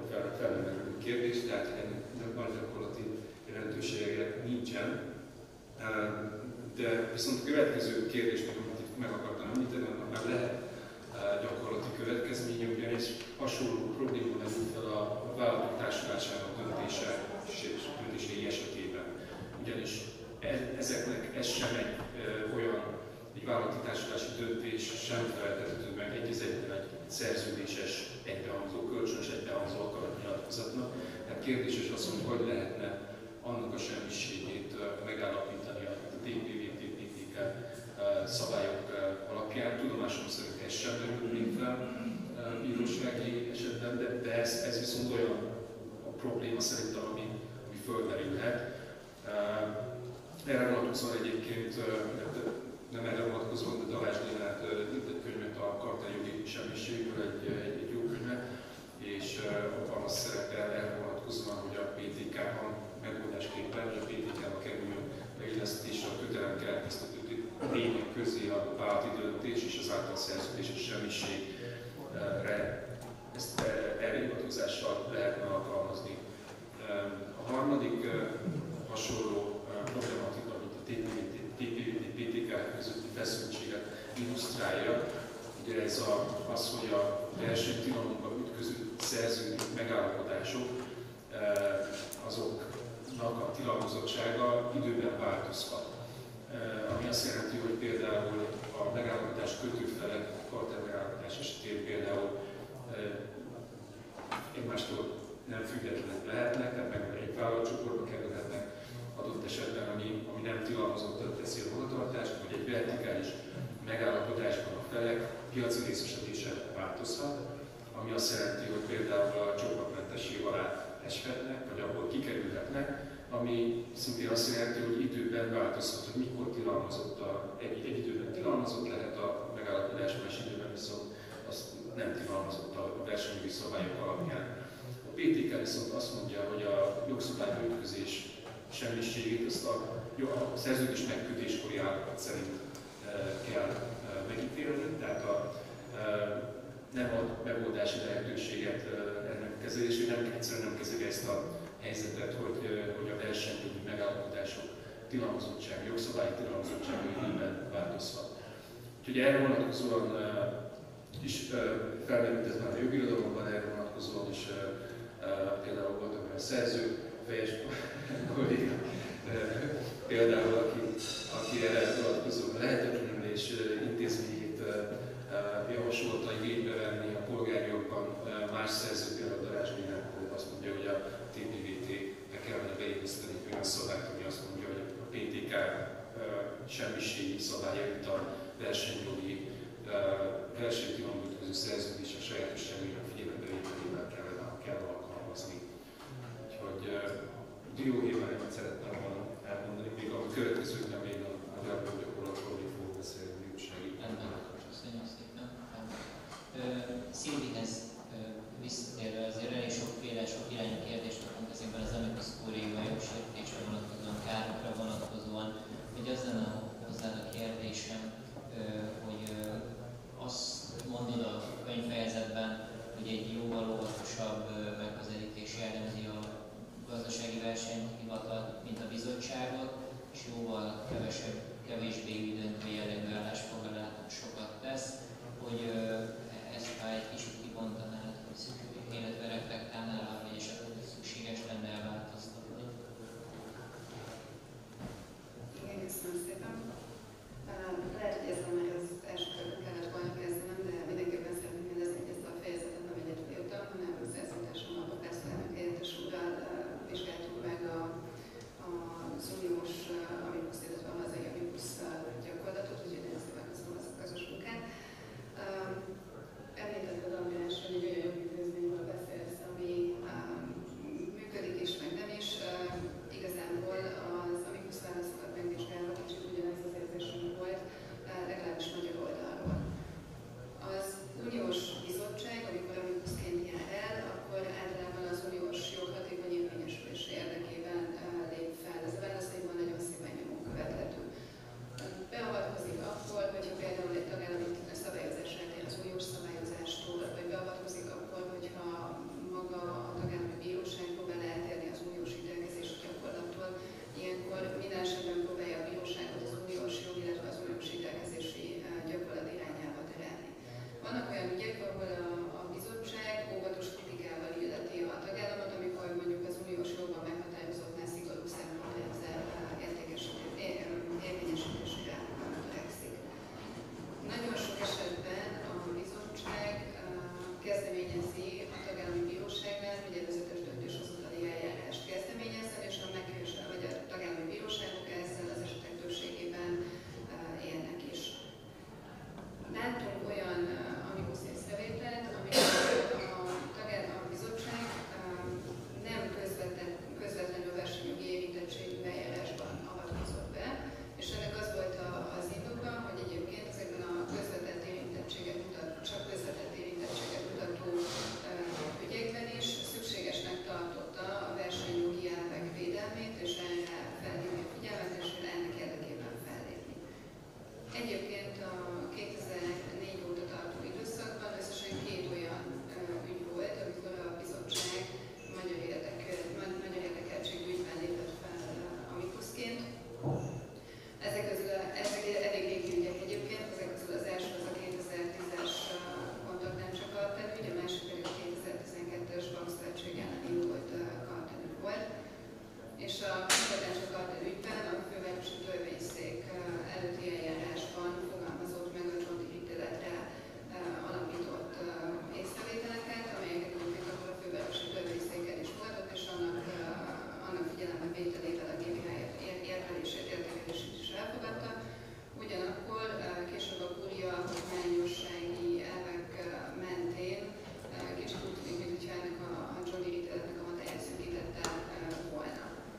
Itt mégpedig abban az értelemben, hogy a potenciális versenykorlátozó hatásoknak a megállapíthatósága volt a kérdés, és a kúria azt mondta, hogy tényleges versenyhatás hiányában a potenciális versenykorlátozó hatás az akkor állapítható meg, hogyha egyébként nem lehetett a tényleges hatásokat bizonyítani, és ez a bizonyítás hiánya ez olyan külső hatásoknak az eredménye, amely egyébként nem a GVH bizonyítási eljárásának a hiányosságaival, illetve sikertelenségével hozható összefüggésbe. Később a bankszövetséges kartelügyben hasonló kérdések merültek fel, és egyébként egy egész érdekes legutóbbi fejlemény, hogy a bizottság a KIA ügyben nemrégiben hozott ítéletében megerősítette a John Deere ítéletnek a hatályát, és John Deere ítélkezési jogban például elismert, hogy lehetőség van tényleges versenyhatások, illetve potenciális versenykorlátozó hatások megállapítására is, és utóbbi esetben mindössze az a feltétel, hogy ez érzékelhető legyen, tehát semmifajta bizonyítási küszöböt, külső hatást, semmilyen körülmény nem vár el, tehát kicsit úgy tűnik, hogy a kúria döntése, 10 évvel korábbi döntése az korlátozó volt az unióshoz képest. Ha átérezünk a magyar omnibus ügyekre, akkor esetünkben általánosabb kérdések figyelhetők meg. Tehát amikor a magyar bíróság magyar ügyekben megkeresi a GVH-t, akkor általában azt kérdezi, tehát hogy fennállnak a versenyfelügyeleti eljárás indításának feltételei, vagyis olyan ügyről van szó, amiben a GVH versenyfelügyeleti eljárás szeretne indítani. Ha a GVH válasza az, hogy nem, akkor pedig olyan észrevételeket adunk a bíróság számára, olyan észrevételeket teszünk, amelyek alapján ő értékelni tudja azt, hogy egyébként a jogsértés az fennáll vagy sem. Ugyanis a versenyjogi jogsértés megállapítására itt a párhuzamos hatáskörökre vonatkozó szabályozás értelmében első körben a gazdasági versenyhivatal jogosult, ha azonban a gazdasági versenyhivatal ezzel nem él, akkor utána a bíróság állapíthatja meg, hogy a jogsértés fennáll vagy sem az előtte folyamatban lévő perben, és ilyen esetekben a gazdasági versenyhivatal a bírósági döntéshozatalt segítő észrevételeket tesz az érintett piac meghatározásával kapcsolatban, például az erőfölény fennállásával kapcsolatban nagyon sok erőfölényes ügyben kaptunk amikusz megkeresést. A másik olyanok, ami talán a GVH válaszainak általánosságát támasztja alá, vagy ebbe az irányba tereli a GVH-t, hogy általánosabb jellegű választ adjon, az a rendelkezésünkre álló információknak a töredékes jellege. Illetve a harmadik ilyen ok az a hatáskör gyakorlásban keresendő. Nagyon sok olyan megkeresést kaptunk, tehát a kártérítési ügyekben egyébként a GVH szinte kizárólag olyan megkereséseket kapott, amely a bizottság kamionkartál döntésének az értelmezésére vonatkozott. A GVH azonban ezekben az ügyekben hatáskör hiányára hivatkozva udvariasan utasította a válaszadást, egyrészt a bíróság nincs elzárva attól, hogy a bizottsághoz forduljon közvetlenül. Másrészt pedig egy olyan ügyben, amiben a GVH egyébként nem járt el, nem érzi magát kompetensnek, hogy a kármértékéről, illetve a bekövetkezés körülményeiről értekezzen, illetve értelmezze a bizottságnak a határozatát. Előfordultak olyan ügyek is, ahol maga a megkeresés alapján a jogsértés ugyan a hatáskörünkbe tartozott, de olyan kérdéseket kellett volna elemezni, amelyek a versenyfelügyeleti eljárásban lettek volna csak elemezhetők, ugyanakkor megvizsgálva az ügy körülményeit, arra jutott a GVH, hogy a versenyfelügyeleti eljárás megindításának körülményei valójában, feltételei valójában nem állnak fel. Az, hogy a GVH válaszai mennyiben hasznosak és mennyiben segítik a bíróság munkáját, ezt sajnos nagyon-nagyon nehezen tudjuk mérni, ugyanis a bizottsággal ellentétben, aki értesül azokról a tagállami ítéletekről, amelyek felvetik az EU-nek 100 és 102. cikknek az alkalmazását, a GVH-nek a visszajelzést azoknak az eljárásoknak a kimeneteléről, amelyekben a mínuszként járt el. Ugye a jövőben lehet, hogyha ez esetleg változna, akár azzal, hogy jogalkotás keretében előírnak a bíróságok számára az ilyen ítéletek megküldését, az lehet, hogy a GVH hatékonyabb felépésre tudná eredményezni ezeket az ügyeket. Köszönöm szépen. Most nagyon szigorú panelmoderátorként sajnos egy kört le kell csípni a beszélgetésünkből, ha jól tudom, csak 1 óra 10 perc áll rendelkezésre, és hivatkoztatok arra, hogy így el tudjátok olvasni a könyvet, mert nem hangzik el minden. Ott mástól akartunk kérdezni, ami nem volt teljes mértékben érintve a könyvben, de mivel tartva az időkeretet, még mindenki egy percben reflektálna arra, hogy mit gondol, nagyon sok hatékonysági aggály felmerült. Mi lenne az a legégetőbb probléma véleményetek szerint, amit orvosolni kellene a magánjogi jogérvényesítésben ahhoz, hogy ez egy még hatékonyabb eszköz legyen, és kérem, hogy mindenki erre röviden fogalmazza meg, és Gábornak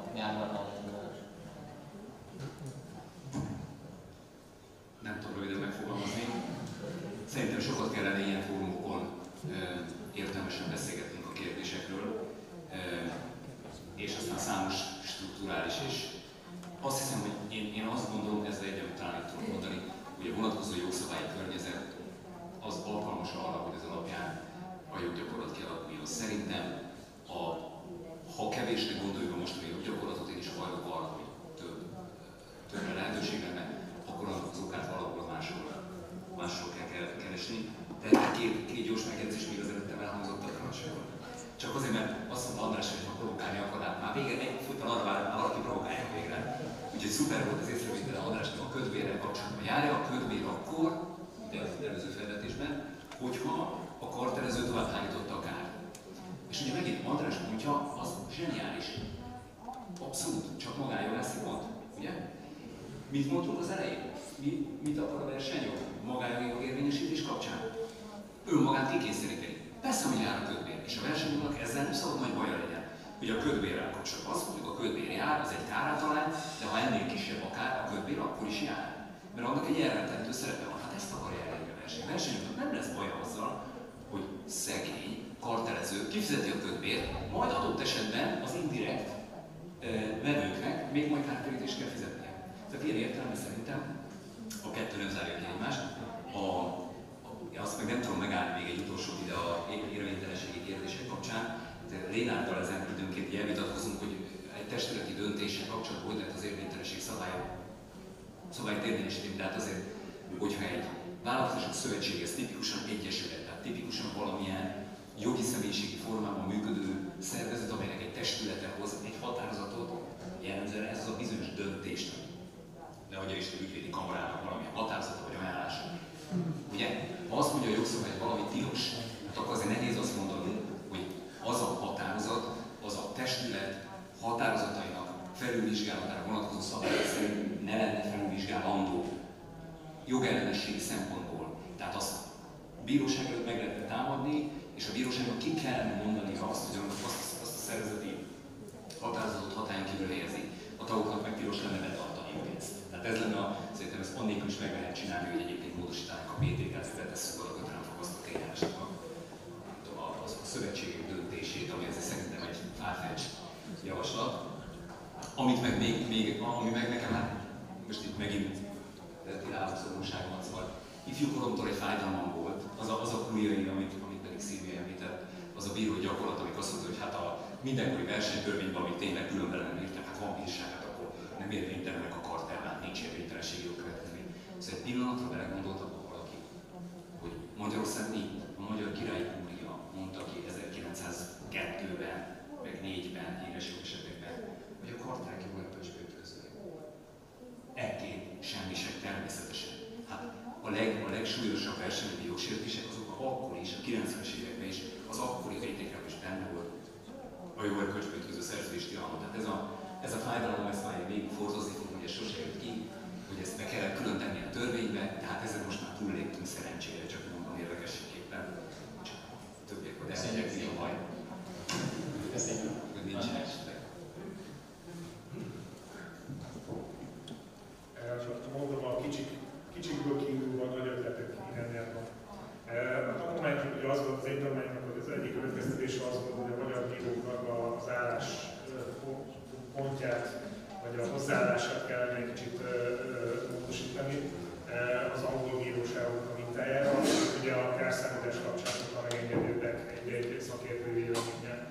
Ha az esetleg nem működik, akkor adott esetben célszerű lenne a szakértői szabályok, a szakvélemény eljutásra vonatkozó szabályok, szakértő kirendelésre vonatkozó szabályoknak a reformjára, elég, hogy ilyen csatlakozom az Árlánhoz egy ilyen szabály is, hogy így ugyanazokat az adatokat nézi, 2 szakértő, 4 szakértő, akár 4 szakértő, tényleg az lenne a célszerű, hogy a felek magánszakértőkkel próbálkoznának, mert lenne egy kirendelt szakértő, aki egyik félnek a nevében sem jár el, hozzáférhet minden adathoz, ugyanaz az adatbázisra dolgozva ki tudna egy összeget. Ez meg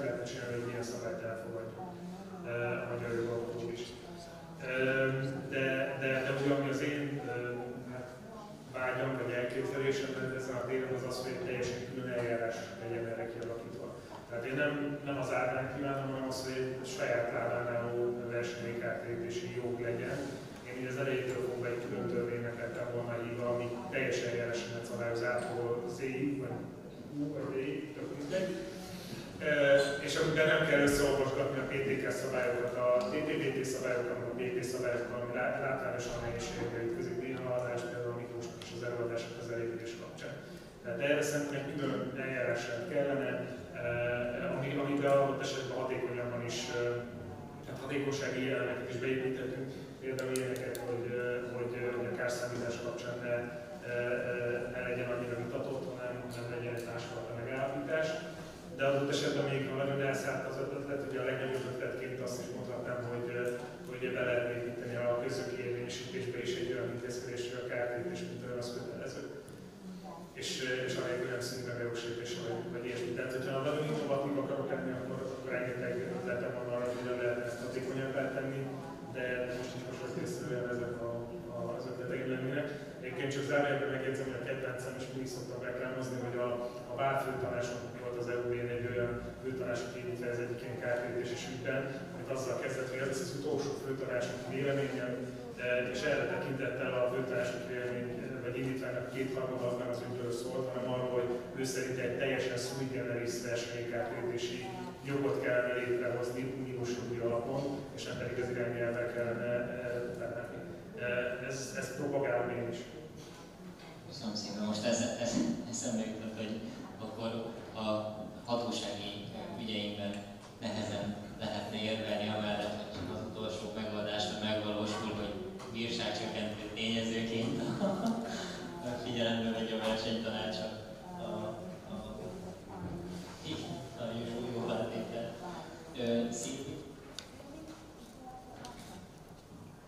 Hát Martin, a legnagyobb feltalálom vágy az elején elhangzott, hogy ugye kodifikáljuk ugye a TPVT-t, de hogyha földrezögattabb menetben folytatjuk, akkor egyrészt ez egy kis terület, amit vizsgáltunk, tehát hogy itt olyan nagy reformokat nem lehet tenni, de nagyon sokat segítene, amit az előző hozzászólásom végén említettem, hogy mindenképpen szükség lenne arra, hogy a GVH is megismertesse azoknak az eljárásoknak a végkimenetelét, ahol a víruszként lépett fel, ami pedig az Európai Bizottság plusz gyakorlatban leszűrhető, az pedig mindenképpen az, hogy a jogfejlődés jelentős mértékben szolgálja, hogyha a tagállami bíróságok bátran megkeresik a bizottságot, illetve bátran élnek az előzetes döntéshozatali eljárás kezdeményezésére. Köszönöm. Én csak itt a szűkebb fejezetek körében, a sebesség körében érzem a kompetensnek, hogy is csak minimális mértékben. És bármi javaslatot tegyek. Arra vonatkozóan két megjegyzésem lenne. Az egyik értem az ellenézést a kötelemforrasztással szemben, de meghallom, de hogy több függetlenül azt gondolom, hogy az jó lenne, hogy a jogalkotó tisztázná azokat a kérdéseket, amiket említettem, és ott ráfűzöm egy újra kodifikálással is. Egyébként az egyik, a másik pedig az, hogy láttunk egyébként, hogy még szeretnék elmondani, hogy a fejezetünk tartalmaz az utóbbi 15 évben a semmiséggel kapcsolatos pereknek a összefoglalását, táblázatos formában rövid összefoglalása, és egyébként az látszik, hogy viszonylag korlátozott szám, tehát kis számú ügy merült föl, és ezzel kapcsolatban azt szeretném mondani, hogy azt gondolni, bátorítanám a jogalkalmazókat, ügyvédeket, bíróságokat is, hogy amennyiben látnak erre lehetőséget, akkor vessék fel ezeket a kérdéseket. És mondjuk én látom például erőfölényekből visszaélés esetén, vagy pedig vertikális forgalmazási viszonyokban, árpilyen ügyekben én erre lehet látni most egyébként lehetőséget. Köszönöm szépen. Én most megláttam az esélyt arra, hogy a Gordiuszi csomót átvágom, és azt mondjam, hogy annyi probléma van ezzel a magánjogi érvényesítéssel, és főleg ilyen eljárásügyi dolgok, hogy szerintem a fő módszer az lehetne, hogy hatékonyabb legyen nyilván a magánjogi jogérvényesítés közjogi és a hatósági jogérvényesítésre rendelkezésre álló erőforrásokat megdupláznák, és így a GVH kétszer annyi ügyet tudna felderíteni, és akkor mindenki jól járna, és szerintem a jogpolitikai megfontolások ugyanúgy kielégítésre kerülnének, úgyhogy köszönöm szépen, remélem kedvet kaptak a könyv olvasásához. Én másodjára is megköszönöm ezután a beszélgetések után. Köszönöm szépen, és a panel tagoknak is a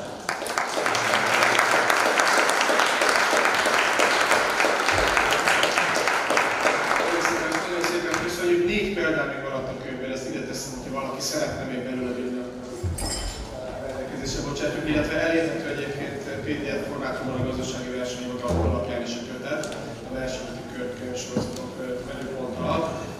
Horváth Szilviának, Fejes Gábornak, Horváth Andrásnak és Gál Gábornak, illetve Csisztónak nagyon szépen köszönjük. Most tartunk egy gyors kávészünetet, mint egy 15-20 perc időtartamban, és utána 3 óra után 10 perccel fogyasztóvédelmi vizekre elveszünk célzottan a gyermekek védelméről lesz szó, és a Váci programok megoldásával várjuk össze őket.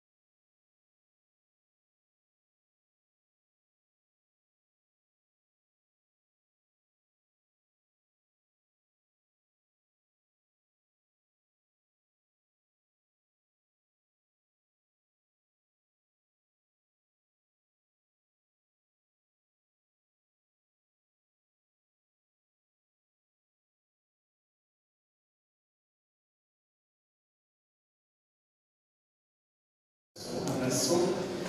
Hamarosan vagyok a megbeszélgetésben, de mindenek előtt egy előadás keretében, amelyet látszódóra a gazdasági versenyhivatal belső tanácsának a tagja fog megtartani, és fel is kérem lehet, hogy is tartsa meg az előadását.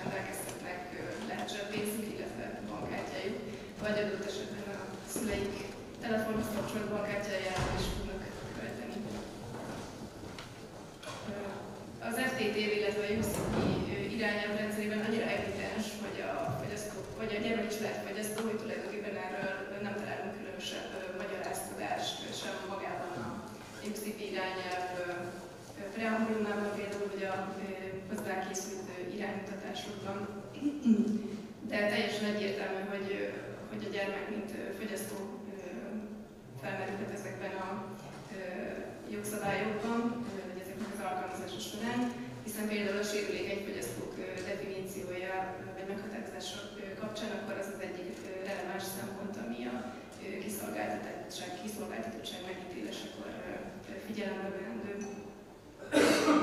Ennek hátterében az áll, hogy a gyermekek is ugye nagyon sokszor találkoznak reklámokkal, és hát ők azért még nem ismerik fel feltétlenül a reklámokat, illetve nem tudják őket megfelelően értékelni.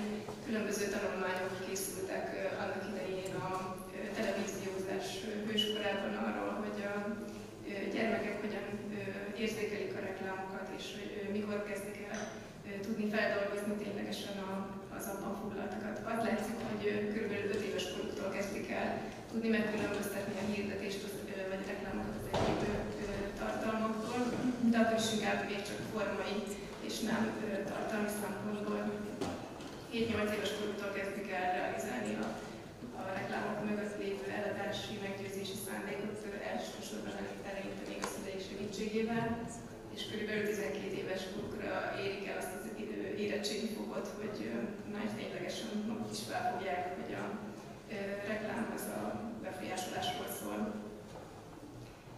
Ha már sérülékeny fogyasztókról beszélünk, illetve a gyermekekről, akkor érdemes megemlíteni azt is, hogy az FTTV-be nem olyan régen bekerült egy családi kapcsolatok hangsúlyos megjelenítésével kapcsolatos rendelkezés is, amely kimondja, hogy ha egyértelműen azonosítható csoportként a kereskedelmi családi kapcsolatok hangsúlyos megjelenítésére kerül sor a kereskedelmi gyakorlatban, akkor a kereskedelmi kommunikációban megszokott családtagok köre olyan egyértelműen azonosítható csoportként definiálható, aki szintén sérülékenynek minősülhet adott esetben.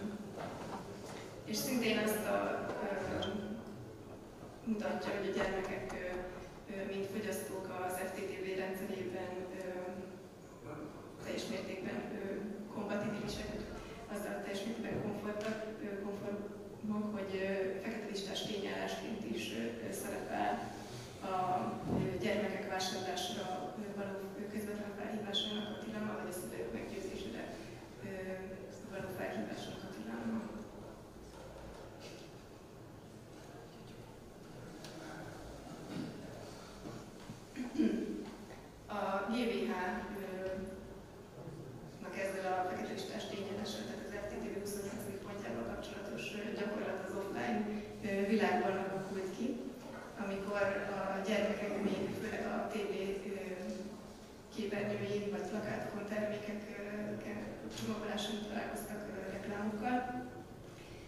Ebben az időben azon aggódtak a szülők, hogy milyen sok időt töltenek a gyerekek a tévé előtt.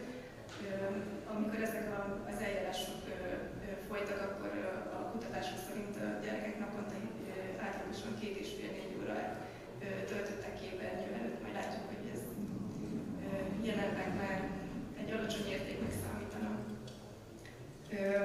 Ebben az időszakban hőskorban a GVH eljárást is folytatott. Eleinte gyűjthető játékok reklámjaival kapcsolatban, egy második hullámban pedig nagyon sok vitaminreklám tartalmaz, vagy vitaminokat összekapcsoltak különböző játékokkal, hogy még jobban felkeltsék a gyermekek érdeklődését irántuk, és ezeknek a reklámjaiban találta, hogy a GVH, hogy az abban szereplő megfogalmazások a közvetlen vásárlásra való felhívásnak minősültek. Ezekben az ügyekben fektette le a versenyhivatal ennek a tényállásnak az értékelési szempontjait, és az egyik ilyen nagyobb témakör, amit érintett, az volt, amit ki kellett bontani, hogy hogyan értelmezendő ez a tényállás, hogy mikor beszélhetünk arról, hogy a gyermekkorúaknak szól a reklám, vagy gyermekeket ír el. Ennek kapcsán az ügyekben kifejtésre került, hogy nagyon fontos az, hogy mi maga a termék, vagy milyen ajándékkal van összecsomagolva, hogyha ez a gyermekek érdeklődését felkeltheti, akkor az arra utal, hogy a gyermekkorúaknak szólt, vagy gyermekkorúakat is elérhetett ez a reklám, függetlenül esetleg a reklámozónak a szándékától, vagy a célcsoport meghatározásától. Szintén a gyermekkorúak felé való irányultságot támaszthatja alá a reklámeszközök formai és tartalmi elemzése. A reklám stílusa, képi világa, zenéje, megszövegezése utalhat arra szintén, hogy a gyermekeknek szól az adott reklám. És a reklámozás csatornái is felvethetnek ilyen gyanúk, például, hogyha gyermekeknek szóló újságban, vagy gyermekek által nézett tévécsatornákon kerül sor a reklám közétételére, vagy esetleg általánosabb tematikai csatornákon olyan időszakban, amikor a gyermekek láthatják. Itt felsoroltam azokat az ügyszámokat, amikben ezek a kérdések felmerültek. Különböző felhívások voltak ezekben az ügyekben. Egyikben sem kifejezetten az volt, hogy vedd meg, vagy vetesd meg szüleiddel, hanem egyéb módokon próbálták a reklámozók felkelteni a gyermekek figyelmét, és a gyűjthető játékok összegyűjtésére, a matricák megszerzésére, illetve a különböző ajándékok használatára utaló felhívásokat tettek a reklámokba. És természetesen felmerült védekezésként ezekben az ügyekben, hogy hát mivel ebben nincsen közvetlen felszólítás, a megvásárlásra, akkor ezekre ez a tényállás nem is alkalmazható.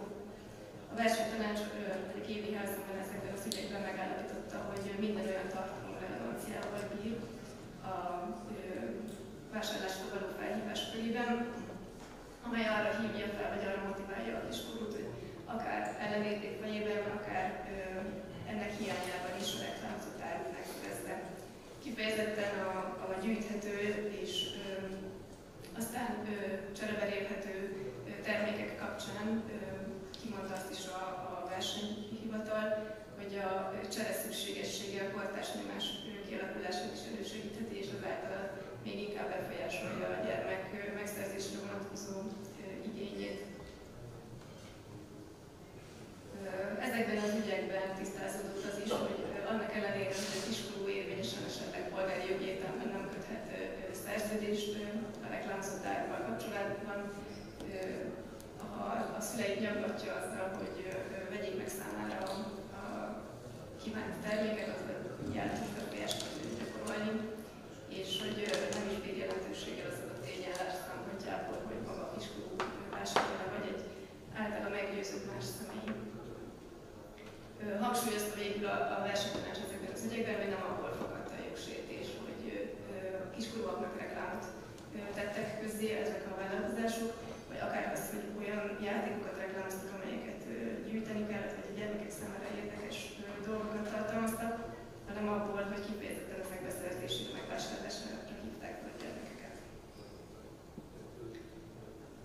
Manapság azonban már nem tévét néznek a gyerekek, és inkább digitális eszközökön találkoznak reklámokkal.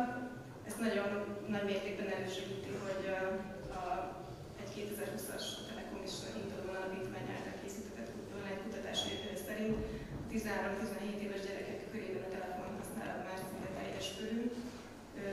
Nagyon nagy a gyerekek digitális eszközökkel való ellátottsága, az internet hozzáférés, internethez is egyre alacsonyabb életkorban hozzáférnek.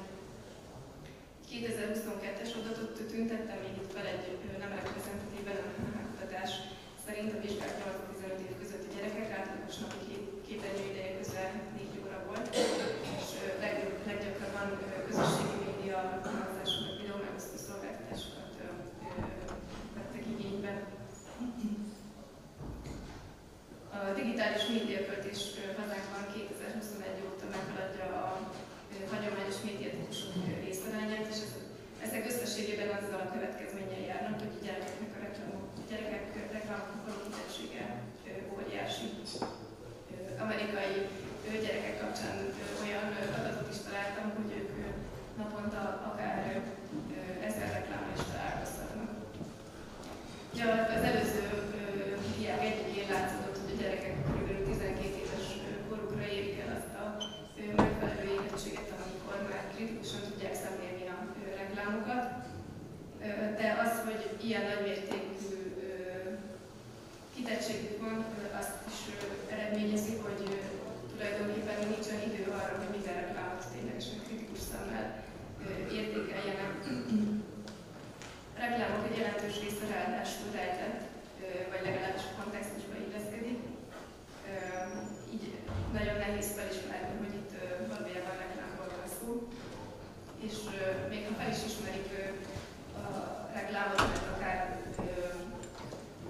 a jogszabályok alapján a reklám jellegjelzése megtörténik, akkor is kevés ösztönzöttsége van esetleg a fiataloknak arra, hogy ténylegesen kritikusan értékelhessék azokat a reklámokat, hiszen a közösségi média alkalmazások használata során, például ha online játékok közben találkoznak ilyen tartalmakkal, vagy egy influencer posztja kapcsán, akkor nincs idejük egyszerűen arra, hogy értékeljék, vagy átgondolják a látottakat, hiszen pörög tovább a játék, vagy a videó, és inkább azzal foglalkoznak, pedig a reklám értékelésével. Nagyon nehéz a szülők szerepe is, vagy a feladata is ebben a tekintetben. Még régen a televíziózás kvázi egy közösségi élmény volt, és hogyha reklámokat találkoztak a gyermekek, akkor a szülő segített értelmezni a látottakat.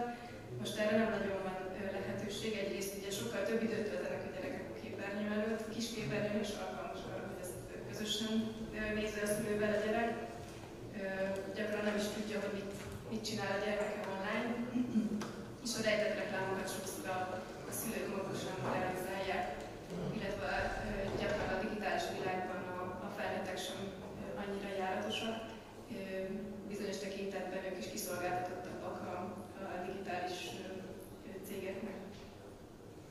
És hát erre ezek a platformok nagyon sokszor rá is játszanak.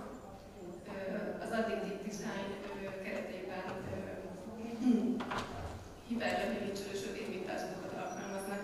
Ilyen tekinthető a különböző közösségi média platformokon a végtelen görgetés, az automatikus lejátszás, különböző push üzenetek felugró ablakok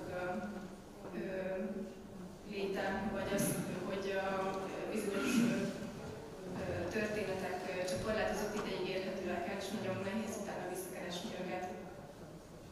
Ezek az agyban beindítják a dopamin ciklust, és tulajdonképpen ilyen függőségi helyzetet alakítanak ki, ami hatással van nem csak a gyerekek, hanem egyébként a felnőttek fizikai, mentális, szociális és pénzügyi jólétére is. És a tényleges hagyományos függőségekhez hasonlóan idővel egyre több stimulus kell, hogy az egyén számára azonos hatást váltson ki a tartalom, és az offline élet egyre kevésbé lesz számukra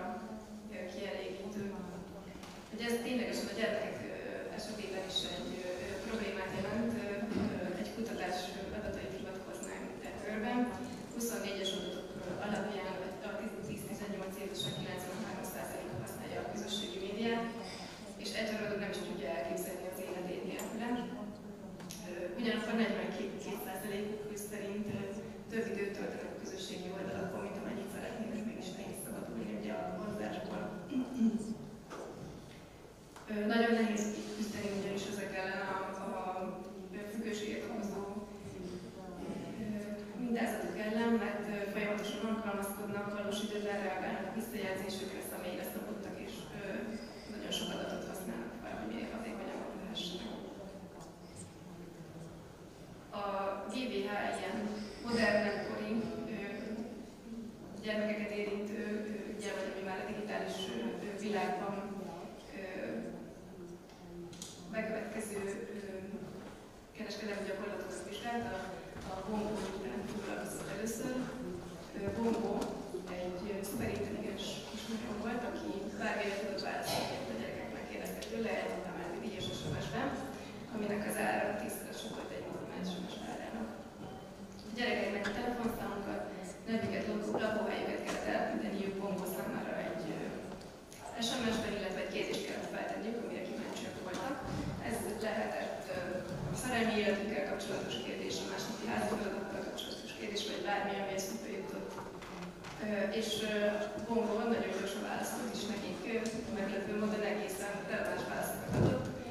Ez annak köszönhető, hogy ugye megtudta a gyermekeknek a telefonszámát, nevét, lakóhelyét, és így az illetőről, meg a környezetéről az interneten nyilvánosan érhető adatok alapján próbált minél adekvátabb válaszokat adni. A gyerekeknek ez, vagy a fiataloknak ez egy nagyon klassz játék volt.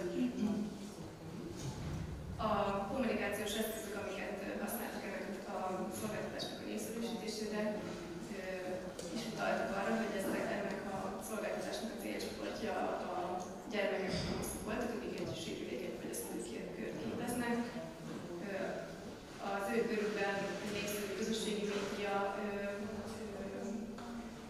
influencerekkel reklámozták ezeket a termékeket. Egy Középső című online sorozatban is megjelentek a termékek reklámjai, illetve a közösségi médiában általában is. És ha a gyerekek egy ideig inaktívak maradtak, akkor Bongo önállóan is küldött nekik különböző SMS-eket, hogy nem vagy-e kíváncsi erre vagy arra. Ezekkel a reklámokkal kapcsolatban többféle probléma is felmerült. Egyrésztről a Középső című online sorozatban, illetve az influencerek által közzétett reklámokban nagyon gyakran elmaradt a reklámjelleg feltüntetése, tehát szerkesztői tartalomnak áldozott reklámokról beszélhetünk. Illetve sok esetben a gyermekek közvetlen felszólítása is megtörtént, mert olyan körülmények között mutatták be a terméket, akár az influencerek, vagy a sorozatban a szereplők, hogy próbáljuk együtt, írd meg nekem, hogy te milyen választ kaptál Bongótól, és a promóciós SMS-ek pedig kifejezetten ilyen call to action típusú üzeneteknek minősültek. Emellett a terméknek a díját a reklámok nem tartalmazták, tehát ezért ez egy elég releváns információ, hogy egy normális SMS árára 10-szeresére kerül egy Bongónak küldött SMS, és amit szintén kifogás volt a GVH-nek, hogy az adatgyűjtésről és az adatkezelésről semmilyen információt nem kaptak a gyermekek. Ezek miatt ideiglenes intézkedésre is sor került az ügyben, és végén jelentős bírságot szedett a GVH, és bizonyos jogsértések kapcsán a közvetítőknek a felelősségét is megállapították. Egy következő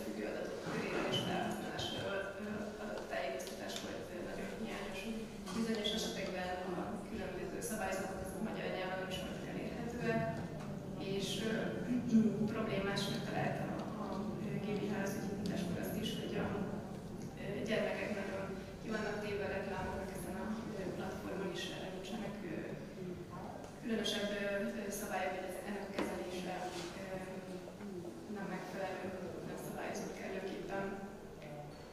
Az ügy végén a vállalkozás egy nagyon komplex kötelezettségvállalást tett, amelyiknek az egyik része az nem csak a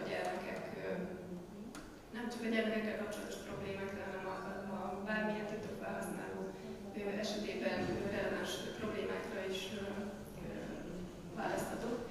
Ez különösen a felhasználási feltételek és az adatkezelési tájékoztatónak a láthatóságát erősítette, tehát ez azt jelenti, hogy olyan helyeken is már találkozhatott a fogyasztó ezekkel a szabályzatokkal, miért még eldöntötte volna, hogy a TikTok használatával vagy a használatával fog. Különböző cikkeket és oktatási anyagokat tett közzé a TikTok magyarul a súlyoközpontban és a biztonsági központban. Ezeket a szabályzatokat egy leegyszerűsített a fogyasztók számára és a gyermekek számára is érthetőbb nyelvezettel is közzétettem, illetve tájékoztató videót is közzétett a magyar nyelven az adatvédelmi kérdésekről. Az egyes szabályzatok elfogadását kifejezett fogyasztói aktivitáshoz kötötte a korábbi folytatás egyelő beleegyezésre helyett. Létrehozott egy online adatvédelmi központot is, és ezt is népszerűsítette a felhasználók fejében.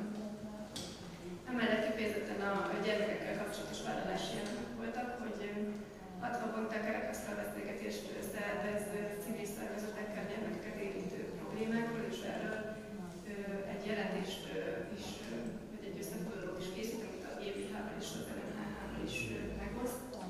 Egyedi bejelentési csatornát hoz létre a hatóságok számára, növeli a úgynevezett biztonsági partnerek számát, akik a gyermekekkel kapcsolatos különféle problémák jelzését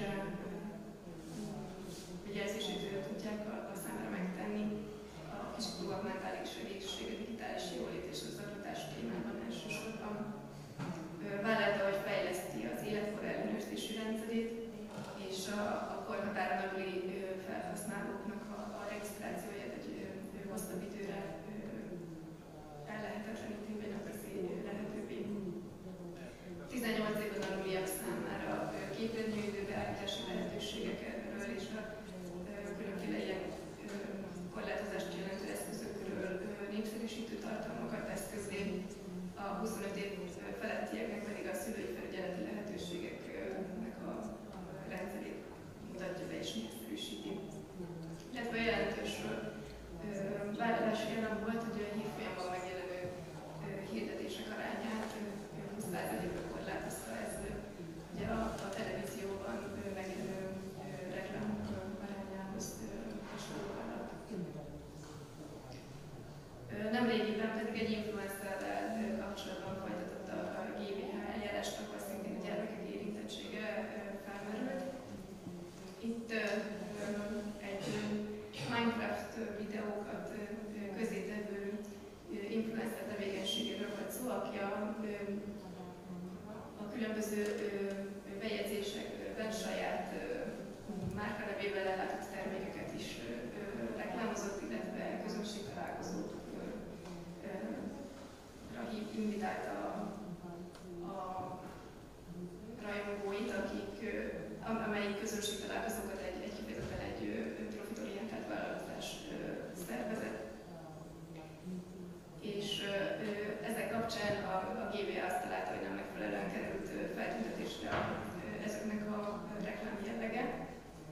Volt olyan bejegyzés, vagy olyan kereskedelmi gyakorlat, amikor egyáltalán nem volt ez feltüntetve, vagy nem látható módon, legalábbis a fogyasztók számára. Még a jogsértő gyakorlat másik részét az olyan esetek képezték, amikor mondjuk a videó elején feltüntetésre került a reklámjelleg, de ugye maga a reklám az később jelent csak meg a videóban, és akár ez zavaró is lehetett, mert nem volt egyértelmű, hogy most a reklám az a Minecraft játékra, vagy ezekre a merchandising termékekre, vagy az eseményekre vonatkozik. Mivel a csatorna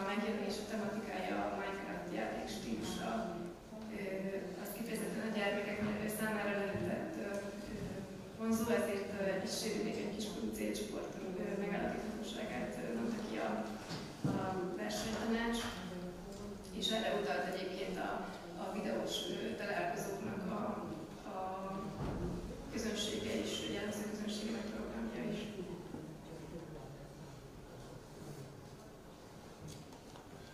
És végül néhány szót arról, remélhetőleg megágyazva ezzel egy kicsit a panelbeszélgetés témájának is, hogy hogyan tovább. Vélhetően ilyen ügyek továbbra is fognak a VII elé kerülni, hiszen az online reklámköltés minden bizonnyal tovább fog jönni, ez nagyon hatékony reklámozási formának minősül, úgyhogy továbbra is kiemelt terület marad a gyermekvédelem a VII fogyasztóvédelmi tevékenységében. De mivel ezeknek a gyermekek körében népszerű alkalmazásoknak hosszú távú gazdasági következményeken túlmutató negatív hatásai lehetnek, úgy mint az említett függőség, ebből a fakadó társadalmi szigetelődés, esetlegesen a fizikai egészségre gyakorolt hatás, a bullying, adatvédelem, termékek biztonságával kapcsolatos kérdések is felmerülhetnek, ezért egy holisztikus megközelítés szükséges. Nagyon fontos az is, hogy nem lehet kizárólagosan a szülőkre tolni a felelősséget ezzel kapcsolatban. Egyrészt a teljes kontroll az a szülők számára a már említett okokból megvalósíthatatlan. Másrészt sokszor ők maguk sincsenek kellően felvértezve ezeknek a kereskedelmi gyakorlatoknak a kivédésére, úgyhogy a tudatos eszköz használatra, a tanítás az számukra is jelentős kihívást jelent. Úgyhogy a reklámozóknak és a platformoknak mindenképpen fontos feladata van ezen a területen, nekik is tenniük kell a megelőzés probléma megoldás érdekében. Itt a compliance by design lehet a megfelelő hívószó. És természetesen az edukáció szerepe is fontos, itt például a hatóságnak lehet szerepe, mind a gyerekek, mind a szülők irányába. Köszönöm szépen!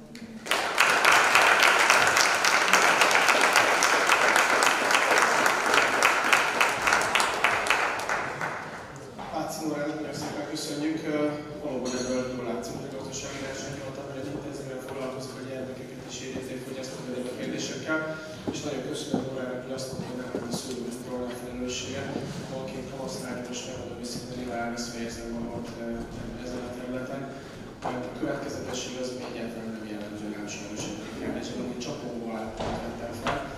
Az 5 éves kisfiamúszakor úgy rajzolt le az óvodában, hogy mobiltelefon volt a kezemben a rajzolat, tehát nem biztos, hogy a példamutatásban is én vagyok a legélen járó ezzel kapcsolatban. De hát én nagyon remélem, hogy majd a következő panelbeszélgetésen minden kérdésre választ fogok kapni, és a panelbeszélgetés résztvevői megadják nekem a válaszokat, hogy önök elviselkednek majd akár a saját gyermekeimben is. Ezért szólítom is a beszélgetés résztvevőjét, és hogy Vassa Andreát, a gazdasági versenyhivatal fogyasztóvédelmi irodájának vezetőjét, aki a panelbeszélgetés moderátora lesz. Utána Fazekas Ildikót, az önszabályozók áttestület igazgatóját, Nagy Annát, az egyszülős központ kuratórium elnökét, Balogh Virágot, a Telekom Jogtanácsosát, és Somogyi Ákos, a Nemzeti Média és Hírközlési Hatóság gyermekvédelmi interneti meghasználók az elnökét. És ez a át is szóltak el.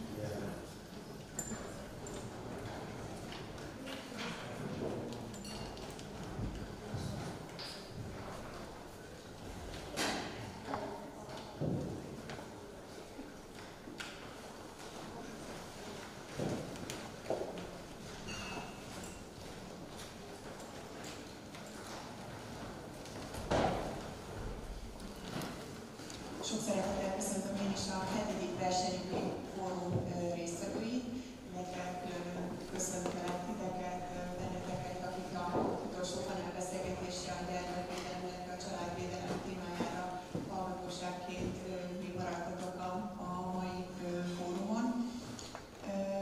Bigó Csaba Balázs elnök úr azzal kezdte a mai megnyitó beszédét, hogy ez egy jubileumi nap, miután 1990-ben november 20-án a tisztességtelen piaci magatartás tilalmáról szóló törvényt elfogadta az országgyűlés, ami ugye azt jelenti, hogy volt 35 éve. És mit látok reggel a Facebookon elsőként, hogy a hintalogó megosztja azt, hogy valamelyik másik gyermekjogi civil szervezet, hogy ma van a gyermekjogok világnapja. Ez azt jelenti, hogy 1989. november 20-án az ENSZ elfogadta a gyermekjogi egyezményt, ami ezek szerint 36 éves. Mindezt a munkát 10 év, ahhoz, hogy ezt elfogadják, ezt egy 10 éves előkészítő munka előzte meg, tehát a gyermekjogoknak 36 éve van egy egyezménye, és ma itt ülünk a versenytörvény ünnepén, illetve a gyermekjogi egyezmény ünnepén, és pont a családvédelemről, illetve a gyerekek védelméről fogunk beszélgetni. Másik fontos, amire még reflektálnék a mai napra, hogy ugye az AI-nál láttuk, hogy mennyire összetett ez a terület. Láthatjuk majd itt a gyerekvédelem kapcsán is, hogy nem egy egyszerű témáról van szó. És azt szoktuk mondani az elmúlt években, hogy a fogyasztóvédelemnek 3 fő területe van, amivel foglalkozunk. Az egyik az a digitális átálláshoz kapcsolódik, ami magába foglalja mind az AI, az influencer kommunikációt, a sötét mintázatokat. A másik nagy terület az a zöld átállás, és a harmadik nagy terület az pedig a sérülékeny fogyasztók védelme. Na most ebben a panelbeszélgetésben legalább az első és a harmadik pont az mindenképpen össze fog érni, hiszen a gyermekek védelme, illetve a sérülékeny fogyasztók védelme nagyon erősen kapcsolódik ahhoz a digitális átálláshoz, amiben most élünk. És akkor még annyit mondanék itt felvezetőként, illetve hogy megragadjuk a figyelmet. Az NMH-től, illetve Ákostól azt a információt kaptam, hogy amilyen adatokat most el fogunk mondani, azok most kerülnek majd tulajdonképpen nyilvánosan publikálásra. A 2025. évi digitális szülőség kutatásából néhány megható adatot mondani. A gyermekek 3/4-ének már 10 éves korában van a saját mobiltelefonja. 9 és 16 éves gyermekek átlagosan képernyőidője 3 óra 28 perc.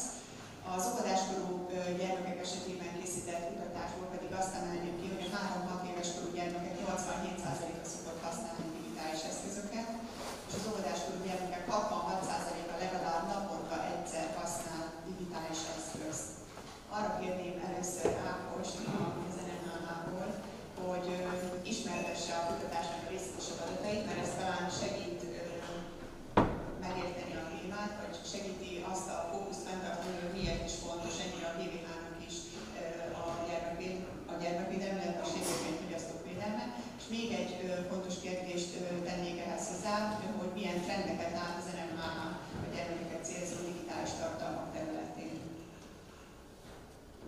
Köszönöm szépen.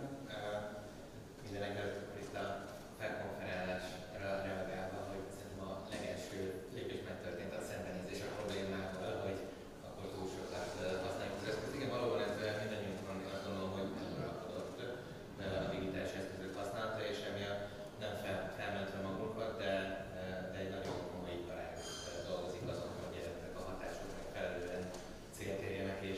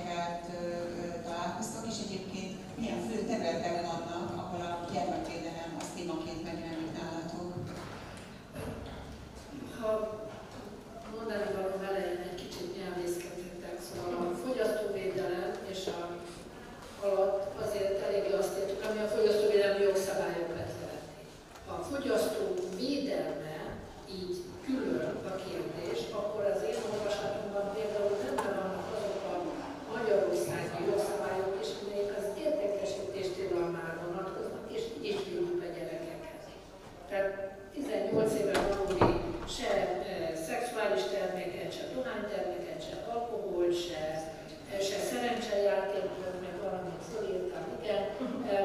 Szóval ezeket se energiaital nem vásárolhat. Tehát azért ne felejtsük el, hogy nagyon-nagyon széles az a kör, ahogy a jogszabályok védik a fiatalkorúakat, ami ugye több, mint a gyerekkor. A FTTV-n és a média szabályozáson kívül ugye ott van a reklámtörvény is, amely mondjuk a veszélyes magatartás tilalmát jelenti. És akkor most hadd ugorjak át egy pillanatra az önszabályozásra, amelyik rendkívül bőségesen kezeli és ellenőrzi a gyerekvédelmet, nagyon részletes a reklámetikai kódexnek ez a fejezete, ahol a gyerek szellemi fejlődését, emberi magatartását, emberi méltóságát nem érezheti, hogy ő a ciki, hogyha nem ez nincs ilyen terméke. Szóval nagyon-nagyon bőségesen magyarázzuk és edukáljuk is erről az ipart.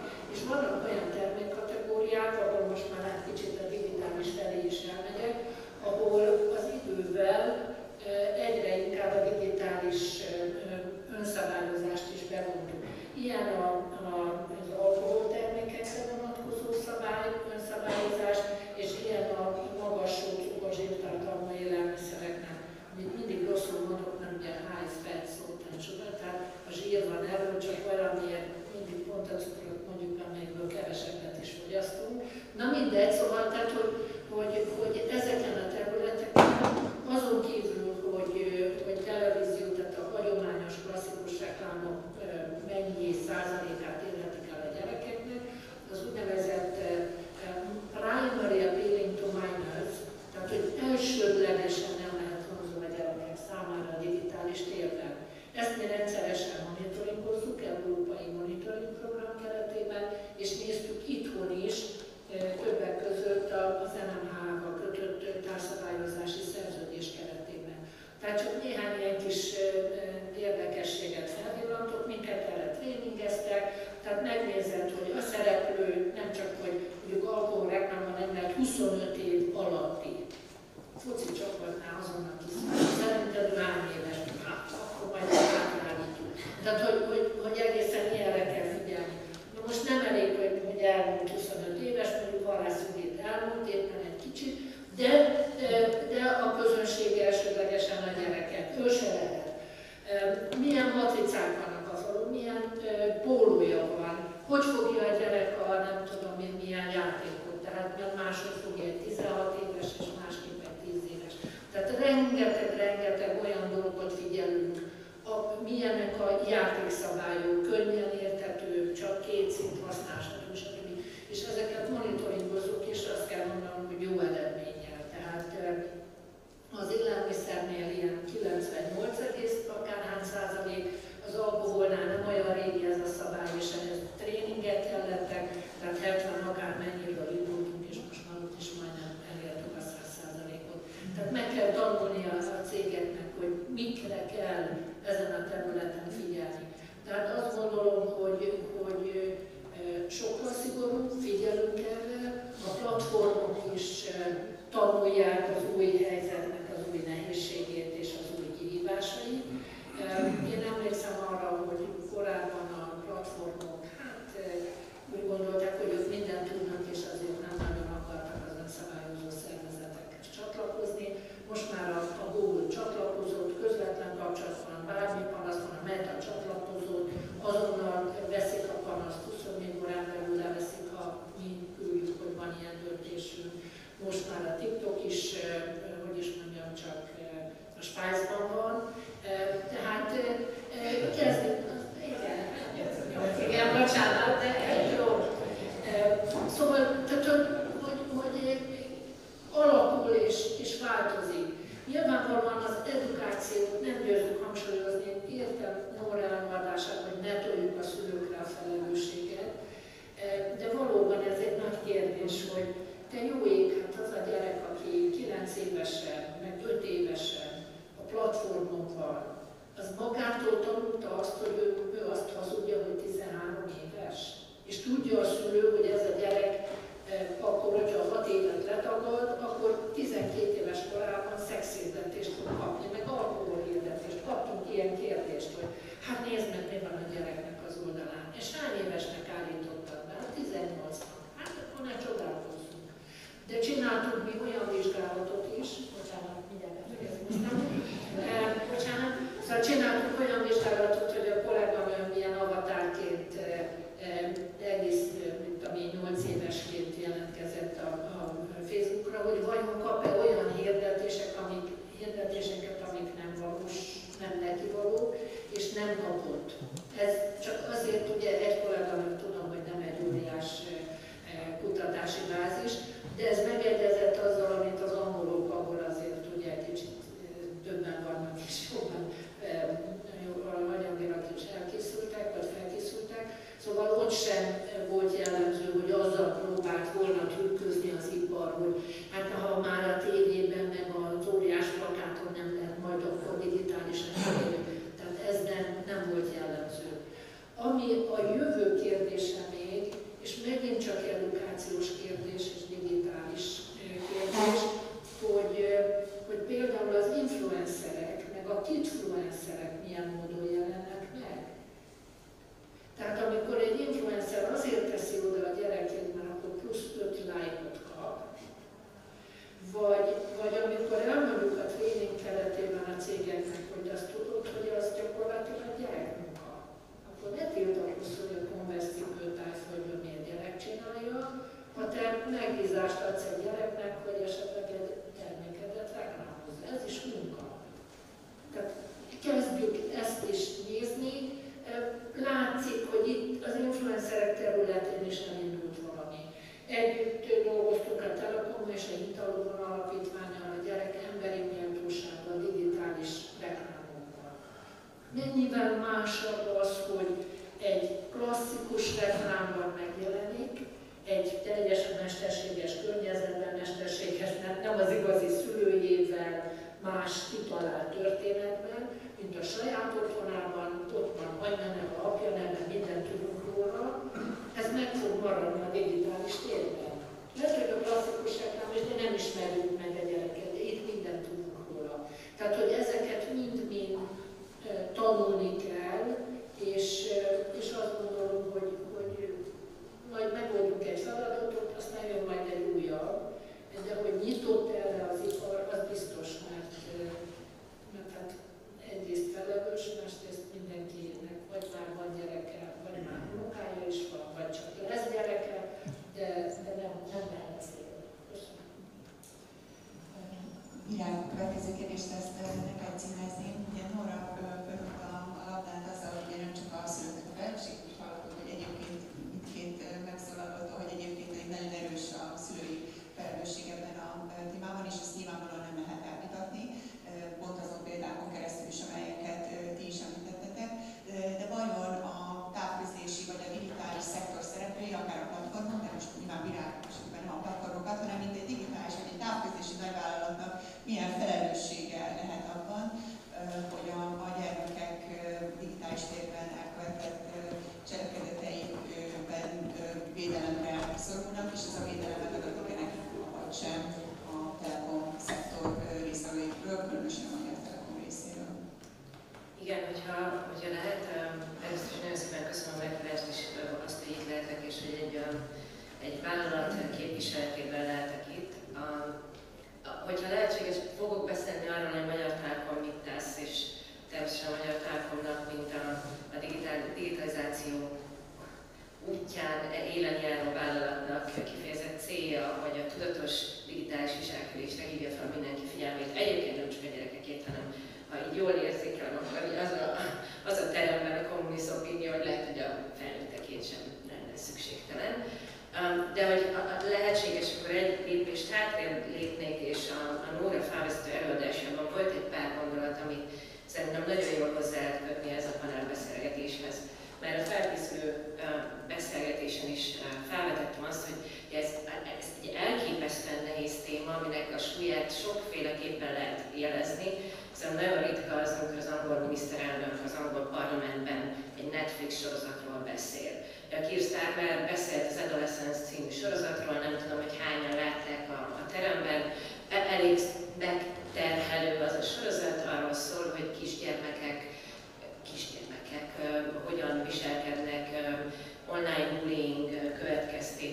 egymással, magukkal, különösen magukkal.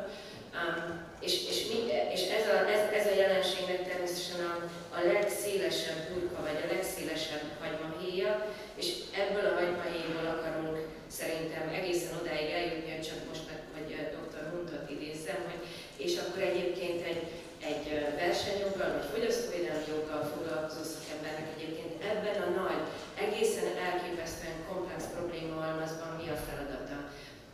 És itt pedig megint csak a Nóra előadásában arra a gondolatra szeretnék egy picit csak reflektálni, hogy számomra az egy nagyon érdekes dolog, hogy a gyermekek döntéseivel kapcsolatban azért azt a tényt, vagy azt a körülményt hajlamosak vagyunk nagyon elegánsan átugrani, jó magam is megteszem, mindenki megteszi, hogy hát az ügyleti döntést képes a gyermek meghozni, és hát nem hiszem, vagy nem, ha valaki magát magasan képzett polgári jogásznak vindikálja a teremben, attól elnézést kérek, én magam nem vagyok az, de hogy azért egy cselekvőképtelen személy hogyan tud ügyleti döntést hozni az FTT-nél alapján. Szóval ez szerintem azért egy olyan kérdés, ami akár az diskutálandó is lehet. Nem hiszem, hogy ebben a panelben válaszoljuk meg, de azért ez egy izgalmas kérdés.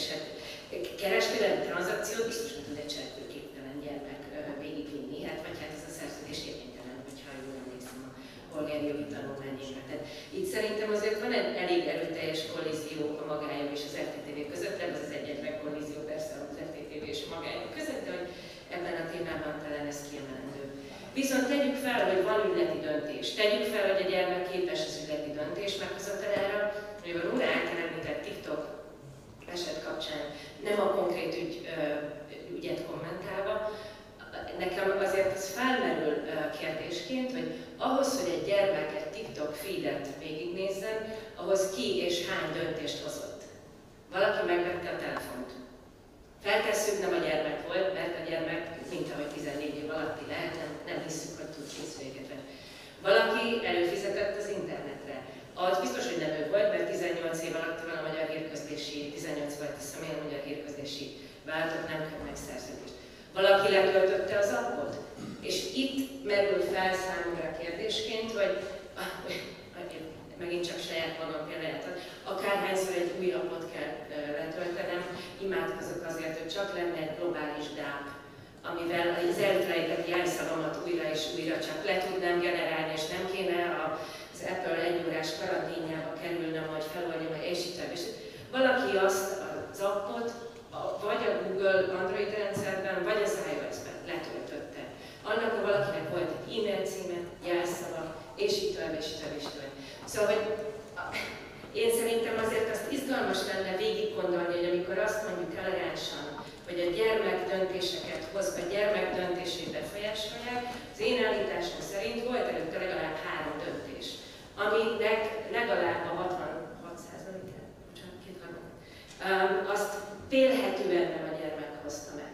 És ezért gondolom azt, hogy a szülő felelősségéről igenis érdemes beszélni, és lehet persze abban az angle-ből beszélni, hogy ahogyan a Nóra említette, lehetséges, hogy a felnőttek is sérülékenyek a digitális térben. Én magam nem vagyok híve a sérülékeny fogyasztó fogalma ilyen mérvű tágításának, de akkor ez egy diszkuszió. És mindezzel együtt természetesen, csak azért, hogy akkor felvegyem a magát a sapkámat, azt természetesen valljuk a Magyar Telekomban, és ezért van egy platformunk egyébként, meg az a neve, hogy Hello Szülő. Pontosan ezért, hogy a szülőket edukáljuk arra, hogy a gyermeket milyen fajta kontentet néz, milyen módon használja a device-t, amit vélhetően vettél neki, milyen tartalmakat tudtok esetleg közösen megtekinteni, csak azért, hogy visszahozzuk ezt a nagyon vicces szerintem, hogy a televíziózásra úgy tekintünk, mint valamilyen édes aranykorra, amikor mindegy az én nagymamámhoz természetesen azt gondolta, hogy az a sátán talán lenne a televízió, és hogy onnan csak a rossz jön ki, de minden meg szépül idővel. Szóval, hogy természetesen nálunk rengeteg ilyen kezdeményezés van. Még egyet hadd említsek, a netre valókat, talán először jobban ismerhetik a teremben ülők. A netre valók egy olyan programunk, ahol nem is feltétlenül a gyermekek védelme, hanem a generációk közötti kapcsolat megteremtése a célunk. Szóval ebben a programban az történik, hogy kamaszok tanítanak digitális eszközök használatára időseket. És bocsánat, azért mosolyogok, mert végtelenül kedves gondolatnak tartom ezt, hogy a gyermekek, fiatal felnőttek, akiknek egyébként van több tudásuk a digitális térről, mint egy 70 év fölötti személynek, közösen fedezhetik fel a digitális teret. És talán ez a közösségi élmény, hogyha nem egyedül fedezünk fel valamit, hanem többen, akkor az már egyfajta pajzsot ad, hogy a különböző szempontok együttesen tudnak érvényesülni. Köszönöm szépen. Nekem is többféle gondolat jutott eszembe, hogy a digitális térben vajon mi felnőttek mennyire tudunk sérülékenyek lenni. De én emlékszem egy olyan milyen saját belső képzésünkre, ahol arról beszéltek, talán a lengyel versenyhatóság, versenyes fejlesztői hatóság, ugyanúgy, mint itt Magyarországon, hogy egyébként a digitális térben az idősebbek pont abból adódóan, hogy egyébként nem értenek hozzá, ugye lassabban hozzák meg a döntésüket, és minthogyha tudatosabban hoznák meg ezeket a döntéseket, míg mi a gyors átkattintásokkal adott esetben belecsúsztunk a sötét minták világába, és egyébként adott esetben rossz döntéseket hozunk. Visszatérve a szülőkre, most Annához fordulnék, hogy ti milyen problémákat, vagy hozzátok milyen észlelések érkeznek a digitális világban a kihívásokkal összefüggésben, mint civil szervezethez. Ez lenne az első kérdésem. És van-e olyan kapcsolódás a civil szervezetek között, elsősorban, aztán majd rátérünk arra, hogy egyébként mi mindannyian hogyan tudunk összekapcsolódni. Tehát van-e olyan kezdeményezés ma Magyarországon, amely érint több civil szervezetet, amely a gyermekek védelmét célozná a digitális térben? Igen, hát akkor azzal kezdeném, amiről azt mondom, hogy most nagyon megy az oda-vissza pingpong, hogy most mi szülők, most akkor jók vagyunk vagy rosszak, felelünk vagy nem felelünk, a mi hibánk vagy nem a mi hibánk. És ahogy itt hallgattam a beszélgetést meg az előadást, és az jutott eszembe, hogy mi most egy nagyon átmeneti szülői generáció vagyunk.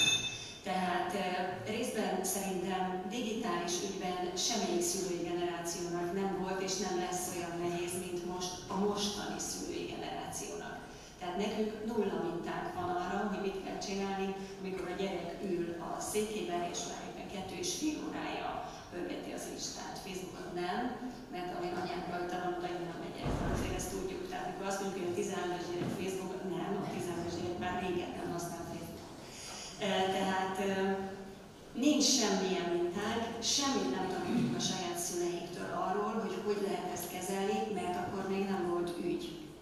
A következő szülői generáció az már az lesz, akit most próbálunk kivonni a digitális térből, akinek mi most szülők próbáljuk kicsavarni a kezéből a telefont.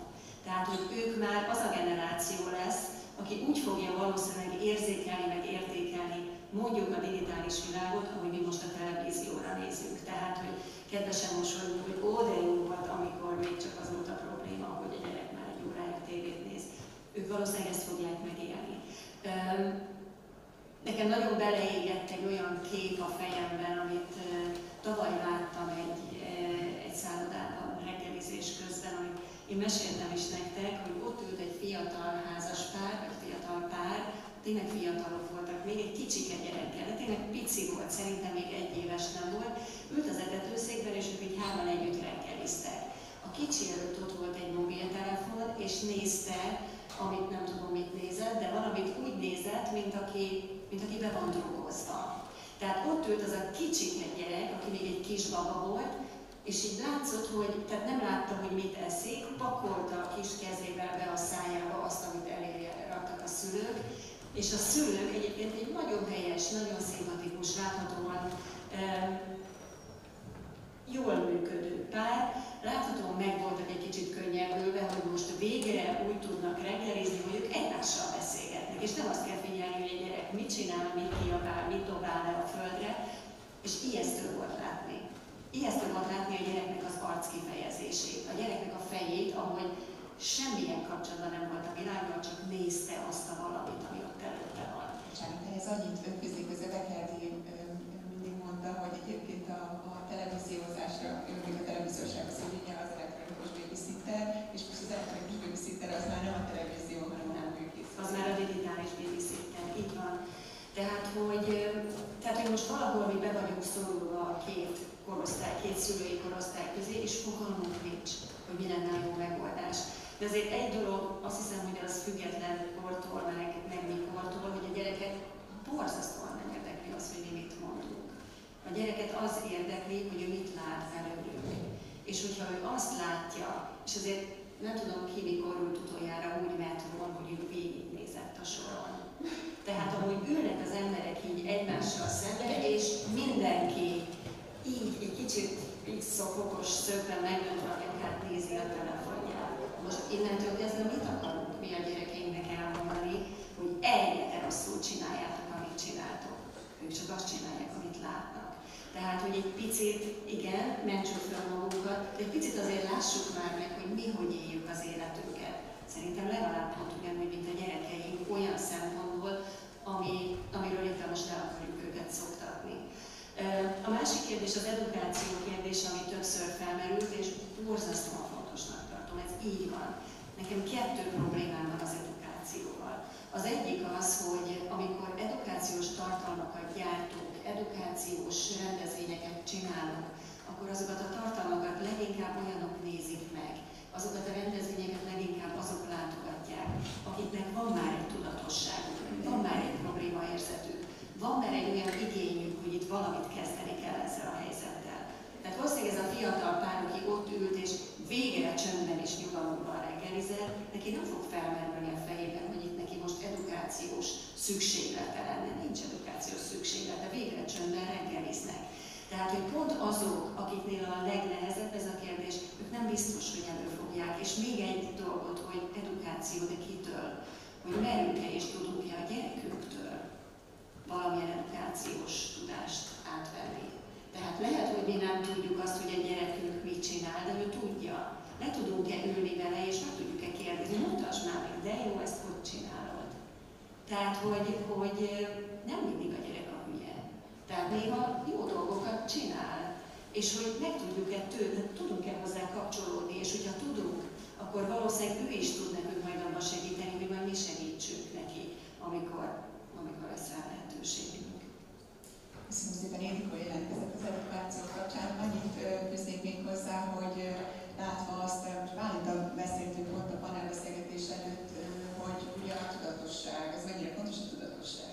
A GVH-nak is az egyik pillére a versenykultúra fejlesztése, a tudatos fogyasztói döntéshozatal kultúrának a fejlesztése, terjesztése, legyenek tudatosak a fogyasztók, mondjuk mi a versenyhivatalból. Jön az NMHH, legyenek média tudatosak a fogyasztók. Ha itt lenne az MNB, akkor mondanak pénzügyi tudatosság.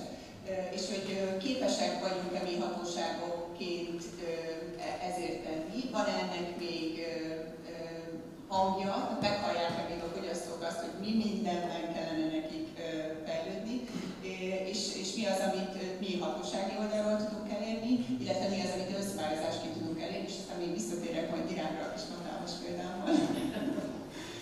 Köszönöm szépen, az jutott eszembe, bár még nem hangzott el, előre bocsátom, nekem az egész családom pedagógus volt. Na most, hogyha elhangzik az, hogy majd akkor ugye edukációs, majd akkor az iskolában, akkor azonnal a védekező mechanizmus megjelenik bennem, hogy mit akarunk még rájuk pakolni, és eszembe jut az iskolában a szexuális felvilágosítás, nem tudom, nektek volt-e ilyen, amikor a tanító néni voltam irulva, pirulva, elkezdtem mondani a bibét, meg a nem tudom én gólyát, meg az egyebeket, és akkor mi meg nem tudtunk, hogy rögünk. Tehát, hogy tényleg ezt akarjuk még, vagy milyen módon, vagy majd fölrajzolja a táblára, hogy milyen rendszerek vannak a telefonon. Tehát, hogy ez így nyilvánvalóan nem fog működni. Van Media Smart program, amit az önszabályozás keretében, ez egy angolok által kifejlesztett. Ugye ott egy kicsit a főiskolában, meg jobban, meg tapasztaltabb meg azért ez a fajta módszer is, és ezt magyarították, és ez megy nagyon sok iskolában, pedagógusok bevonásával, ami arról szól, hogy értse a gyerek a programot. Van program Finnországban, ahol a média, tehát ahol a sajtó, hát amit még van, ugye a nyomtatott sajtó, ők is csináltak ilyen programot.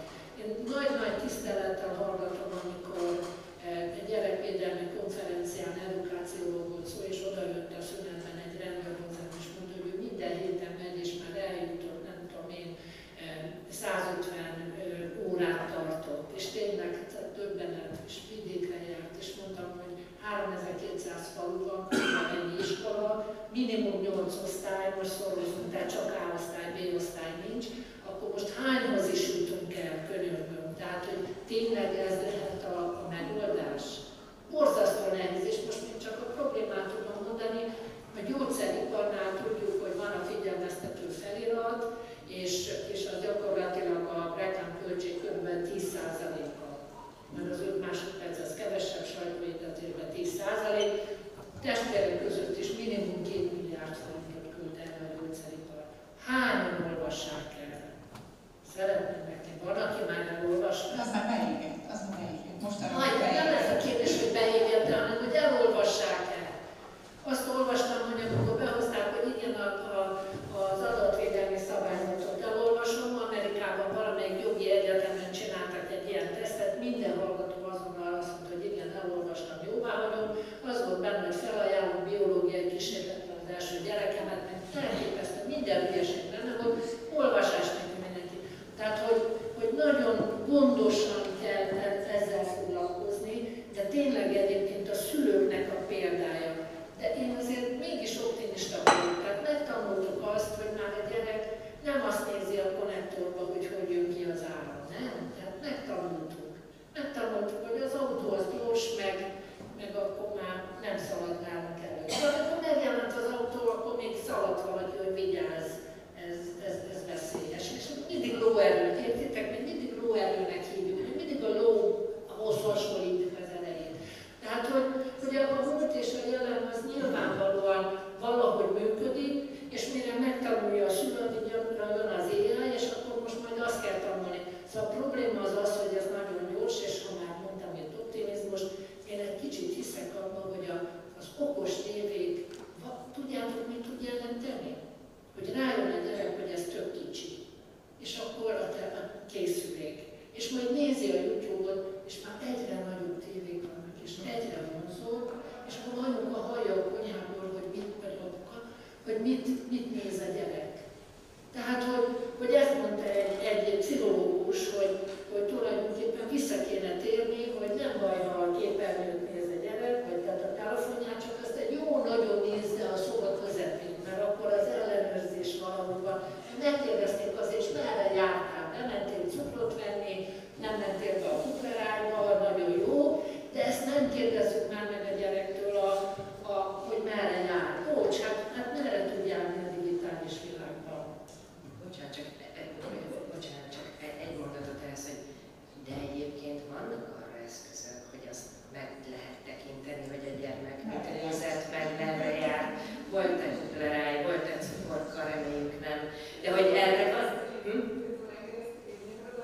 Nem, azt akarom, nem, az az állításom, hogy mint ahogy az Ildi arra utalt, hogy a technológia fejlődik. Így van, ez 1890-es években, ez az egyik kedvenc történetem valaha, a technológia fejlődésről New Yorkban az emberek meg voltak arra győződve, hogy mindannyian meg fognak halni, azért, mert hogy a lovas kocsik elől elhullott lovak olyan mennyiségben feküdtek az utcákon, nem lehetett őket elszállítani, betegséget, feltalálták az autót. És ugye ez a probléma, ez egy nagyon-nagyon vicces és régi problémának tűnik most. Arra, hogy egy telefonra milyen appok vannak letöltve, és az appon milyen forgalom történt, arra vannak szülői kontroll eszközök. Tehát, hogy léteznek olyanok, amiket le lehet tölteni. Lehet kontrollálni azt, hogy a gyerek mennyi időt, hol és mit nézzen meg. Lehet azt is kontrollálni, mit töltsön le. Tehát, hogy tehát, hogy teljesen egyetértve azzal egyébként, amit Anna mondott, hogy természetesen, tehát, hogy a felnőttek is, hogy mondjam, nem azt akarom mondani, hogy sérülékenyebbek, hanem hogy talán bizonytalanabbak a digitális világban, azért azt, hogy eszköztelenek, azt én nem merném kijelenteni. Igen, akkor igen, és inkább csak reagálnék, és nekem közben jött egy ilyen, azt mondom, megtették, de hogy szerintem nem mondjuk le az edukációra, csak szerintem korán kezdtük. És pont, amit Anna mondott, ahhoz kapcsolódva, az a generáció, aki szülőként csöppen bele a digitalizációba,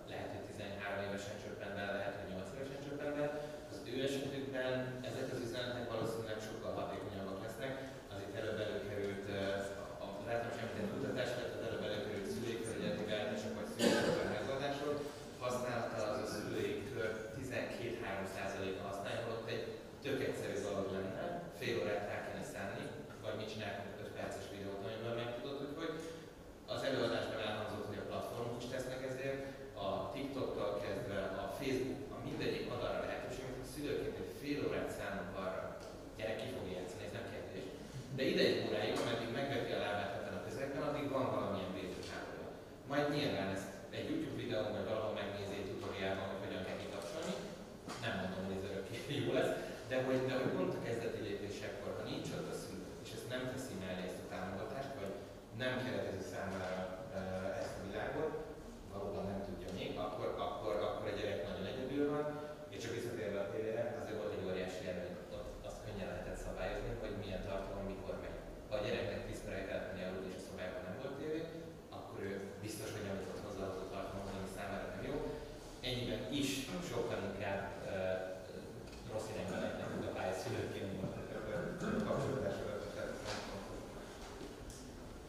Bocsánat, én kapcsolódnék ehhez és egyáltalán az NMHH-hoz, hiszen az előbb kérdeztél, amit is arra nem válaszoltam, de hogy itt pont a szülőedukációval kapcsolatban nekünk most már a második éve van az NMHH-val egy közös programunk, hiszen mi is keressük a megoldásokat. Tehát, hogy csak egy pici háttér, hogy kerülnek ide miért pont az egyszülősök. Tehát azért Magyarországon van fél millió egyszülős gyerek. Tehát azért nekünk van bőven, azt gondolom, hogy ezen a területen olyan feladatunk, hogy mit is kezdjünk ezekkel a gyerekekkel, és ráadásul a mi gyerekeink, ők még jobban ki vannak téve ezeknek a nehézségeknek. Tehát amikor nem 66% az, aki benne van a döntésben, hanem csak 50%, mert az egyik szülő vagy benne van, vagy nincs benne. Lehet, hogy a két külön élő szülő teljesen máshogy közelít ehhez, és ez a nem baj, ha anyádnál nem lehet, majd nálam lehet, meg én jó fej vagyok. Tehát azért nálunk sok olyan egyéb szempont is van, ami még nehezíti ezt a helyzetet. Tehát visszatérve, hogy mi az, amit mi teszünk, és mi az, amit próbálunk tenni. Tehát az, hogy az NMH-val folyamatosan és többször vannak olyan edukációs, ismeretterjesztő, stb. Programjaink, ami a szülőknek segít, az azért nagyon kedves, mert amikor még korábban meghirdettünk ilyeneket, hát jó esetben 2-en jelentkeztek rá, rossz esetben ennél kevesebben. És mióta van ez az együttműködés, azóta egyszerűen csak elkezdtük azt csinálni, hogy akkor beszélünk a szülőknek, de szervezünk egy olyan családi napot, ahol egyébként a gyerek nagyon jól érzi magát. És így bejön a szülő. És az a nagyon kedves, hogy amikor kijönnek az előadások után, akkor azt mondják, hogy ez milyen jó volt, erről ti miért nem akartatok korábban beszélni. És akkor én olyankor nyelek egyet, és azt mondom, hogy hát csak most jutott eszünkbe. Tehát, hogy nagyon sokszor pont az, hogy valahogy be kell őket rángatni, mert maguktól nem jönnek be. És azért még egy dolog eszembe jutott ezzel kapcsolatban, hogy igenis, hogy egy gyerek kimarad akkor bizonyos dolgokból, hogyha teljesen eltérjük őket azoktól a tartalmaktól, vagy azoktól a platformoktól, ami mindenki ott van rajta, mondjuk az osztálytársai közül. Én tudom, hogy ez egy másik világ volt, de amikor az én fiam kicsi volt, akkor még minden kisfiú Star Wars nézett, és minden kisfiú fénykarddal szaladgált. Nem tudom, hogy most még szaladgálnak-e fénykarddal, hát az Istennek szerintem ez egy jó dolog volt. És az osztályban a 7 kisfiú közül 6 őrült módon nézte a Star Wars-t. A kisfiúk és a szüleik értelemszerűen, hiszen én nem tudom hányszor láttam a 6 részt, rengetegszer. Egyetlen egy kisfiú volt, akinek nem engedték meg a szülei, hogy Star Wars nézzen, és amikor a másodikos, tehát 7-8 éves kisfiúk a szünetekben fénykarddal szaladgáltak, akkor az az egy szál kisfiú volt, aki ült a széken, nem tudta, hogy miről van szó, és azt érezte, hogy ő kimarad abból a fiú közösségből, abból a fiú társaságból. Úgyhogy azt hiszem, hogy ez megint hozzáad még egy, nem lenne elég nehézségünk szülőként, ez még hozzáad egy szempontot, hogy ki akarjuk rángatni a gyerekünket abból a közegből, amiben egyébként mindenki más él. És ez természetesen nem egy korlátlanságot jelent, de az, hogy le tudjuk-e őt teljesen hozni arról, ahol mindenki valamit inkább csinál. Nyilván van egy társadalmi nyomás, aminek szülőként időnként beadjuk, vagy nem hagyjuk be a gyerekunkat, tehát hogy ez is egy szülői döntés, hogy beadjuk a gyerekunkat, vagy sem. Indikó, te szeretnél valamit? Igen, az visszakapcsolva az első mondatodra, hogy a gyerekjog napja, hogy nagyon sok szempontból a gyerek pedig úgy érzi, mert hogy átalakul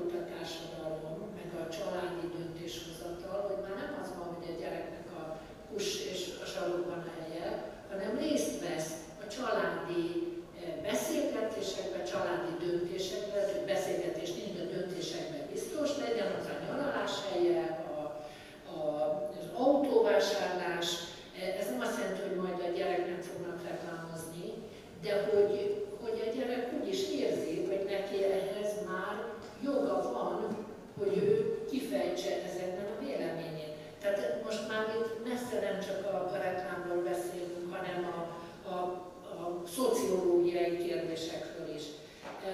És hogy mennyire tanulási folyamat van, hadd mondjak el egy reklám példát. Ez jó pár évvel ezelőtti, azt kell mondanom, kaptunk egy fogyasztói panaszt, az egyik telekomos nem ti voltatok, tehát mindegy, de akár ti is lehetett volna, szóval mindegy, ahol a gyerek egy tablettel jár körbe este karácsony előtt, vagy Mikulás előtt a családnál, és látja, hogy a nagypapa veszi fel a Mikulás szakállat. A fogyasztói panasz arról szól, hogy lebuktatja a Mikulást. Tehát ez volt tehát nekünk vannak külső szakértőink, iskolaigazgató, azt mondta, itt érdekelhet. Most már pontosan tudja a gyerek, hogyha odaül a Mikulás felével, nem tudom én, hol, az nem van.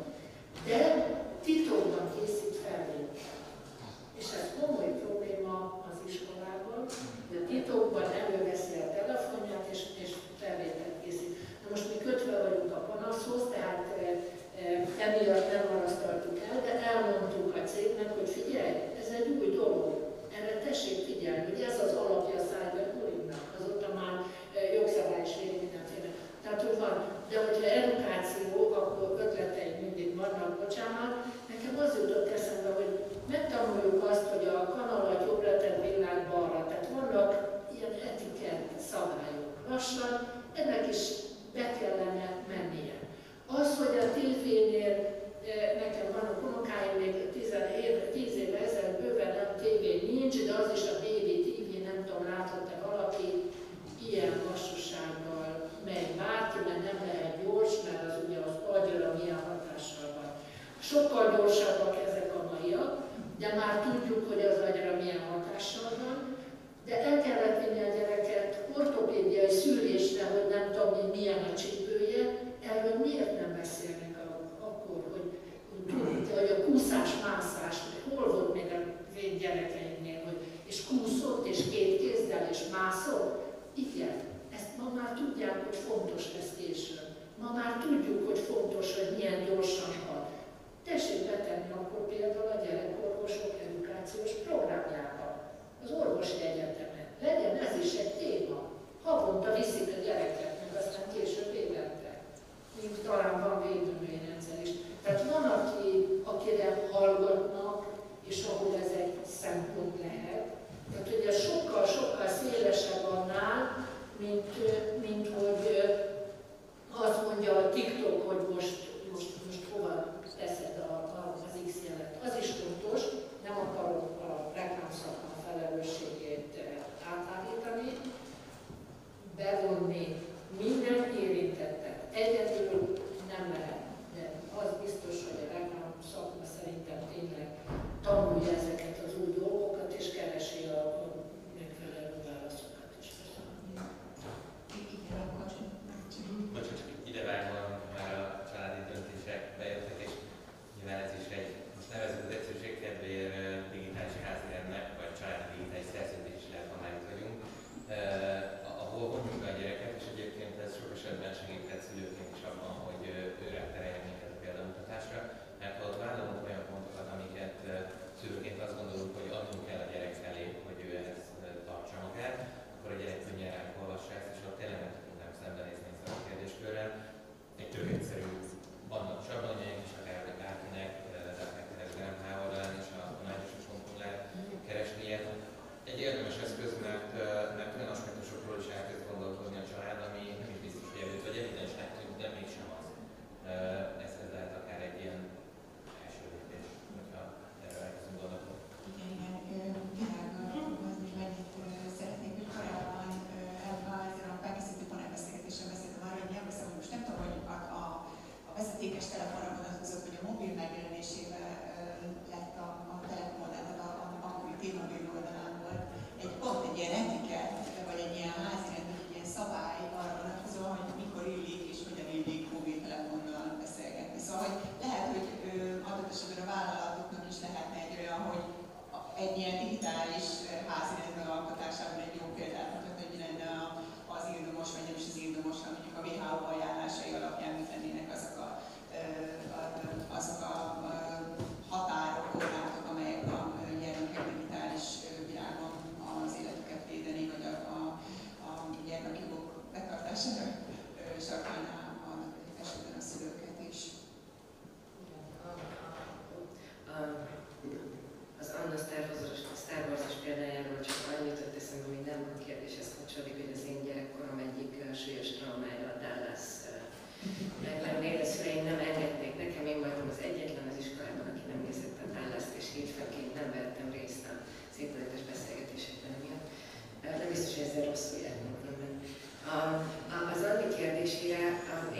csak hadd húzzam vissza esetleg mindenkinek a gondolatait ahhoz, amit a Bundeskartának elnöke mondott, vagy ahhoz, amit én abból hallottam. Hogy szerintem nagyon fontos megtalálni egy ennyire komplex és sokrétegű problémában mindenkinek a szerepét és a feladatát. És ahogy látjuk, ugye itt teljesen egyértelmű, hogy van egy olyan feladat, hogy szabályozás felmerül vagy nem merül.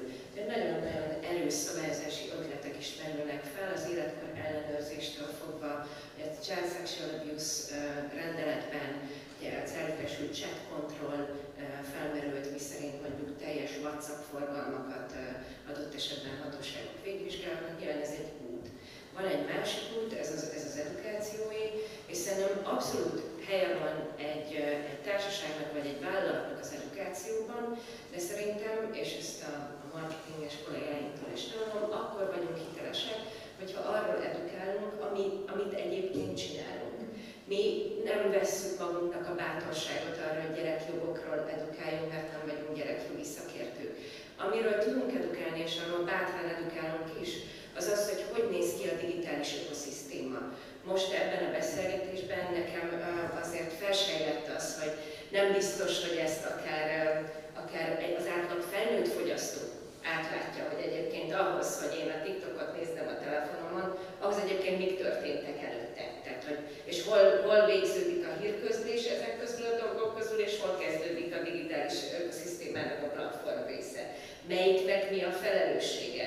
Nyilván egy vállalkozásnak ez abszolút feladata, és ezt akár, bocsánat, hogy ilyet mondok, de hogy egy teljesen átlagos hétköznapi panaszkezeléskor is edukáljuk a fogyasztót. Amikor egy olyan panasz érkezik be hozzánk, hogy nem megy az internet, és kiderül, hogy nem éri el az ügyfelünk a Facebookot, akkor ugye el kell magyarázni, hogy jó napot kívánok, a Facebook nem az internet, mert ez két különböző dolog, és ez egy edukációs folyamat. Ezzel együtt nyilván törődő márkaként abszolút próbálunk élére állni abban, hogy tudatosan digitalizáljunk másokat, digitalizálódjunk magunk is. Azt nem tudom, hogy arra vennénk-e a bátorságot, hogy etikettet fogalmazzunk meg arról, hogy hogyan érdemes viselkedni. És etikettet, hanem inkább azokat a normákat, ami normálisnak számít, ha még van ilyen, hogy mi a norma, és mi a normális e tekintetben. Igen, ugye bárcsak ez lenne az egyetlen norma, mert nem értünk egyet Magyarországon. De hogy azt gondolom, hogy lehet, hogy azok a normák, amiket keresem, és így hadd forgassam vissza a digitális ökoszisztémát, lehet, hogy azok nem egy hírközlési vállalatnál izgalmasak. Tehát, hogy hogy hogyan viselkedj, amikor kontentet fogyasztasz, az nem a hírközlési vállalat által adott szolgáltatáshoz tartozik. Ugye mi a jelet adjuk, azt el tudjuk mondani, igen, hogy amikor beszélsz a telefonodba, nem célszerű üvölteni, mert másokat, ezt lehet egyébként.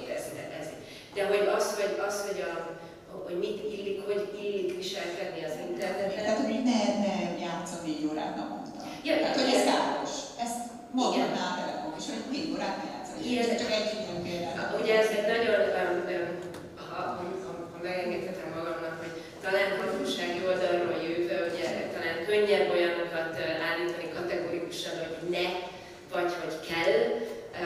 Egy vállalkozásként, ami piacon működik, és hát ugye a fogyasztóiból él, nagyon nehéz ilyen kategorikus, normatív dolgokat a saját ügyfeleiknek mondani, hogy így kell, vagy így ne tedd. Szóval, de ajánlásokat természetesen fogalmazunk meg, és ezeket a már említett előszülő oldalon akár meg is tekinthetitek, remélem felmegy a kattintásszám. És akkor persze a GVH-nak is van digitális tudatosság programja, szóval mi is próbálunk tenni.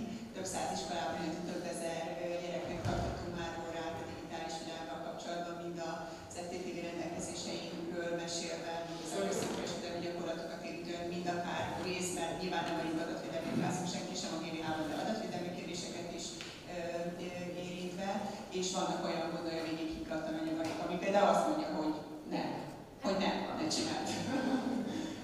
De azt nem próbáljuk fel a telefonnak, hogy nem hirdezni, hogy egy kisebb adatcsomagot válasszál. Mert akkor kevesebbet hallgatunk. Szerintem félreértés van, tehát nem, igen, köszönöm. Bocsánat, ha már itt ez itt a reklámhelye, és akkor mondom, hogy igen, ez itt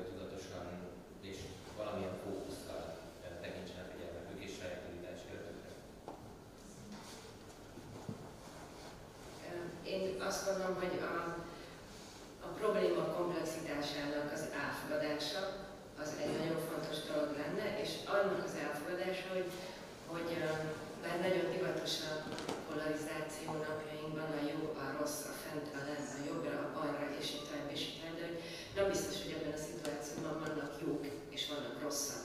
Vannak vállalkozások, vannak szülők, vannak hatóságok, vannak civil szervezetek, és valószínűleg az lenne a fontos, hogy elismerjük azt, hogy mindenki a saját szeretét hozzá tudja tenni ahhoz, hogy ez a probléma, hát ha nem is megoldásra, de legalább így krónikussá tételre kerül. A marketingben van egy olyan szabály, azt még sokan azt mondja, hogy tört szét az árat. Ezt a saját életemben az árat, nem az árat, az másod a betörők iskoláján, nem még az árat, és ezt a saját munkánkban is szoktuk csinálni, hogy nem lehet így még ezt is, mert akkor aztán tényleg a hullámok elvisznek. Mi az, amit mi meg tudunk csinálni? Említettem az EdEtix programot, nagyon sok tréninget tartunk, az idén már több mint 30-at tartottunk, rengeteg, tehát van, ahol 150-en vannak cégtől, van, ahol kicsit cégnél 5-en, de a 5 fő és mindazok 5 ott van, az nagyon jó, és ennek komoly része a gyerekvédelem, ennek mindig elmondjuk ezt a bizonyos telekomos reklámot is, tehát hogy mi minden jön még újra.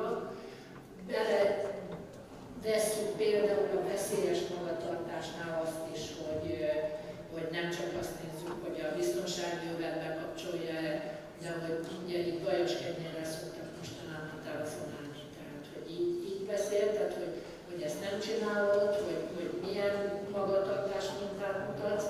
Most nem azt mondom, hogy most előtte kezed, köszön meg szépen kislányom, jól töröd meg a szádat, tehát hogy nyilván nem lehet elmenni, de azokat az új dolgokat, amik veszélyesnek minősülnek, azokat nyilvánvalóan mindig adaptáljuk és mindig figyelembe veszük az előzetes és az utolsó is.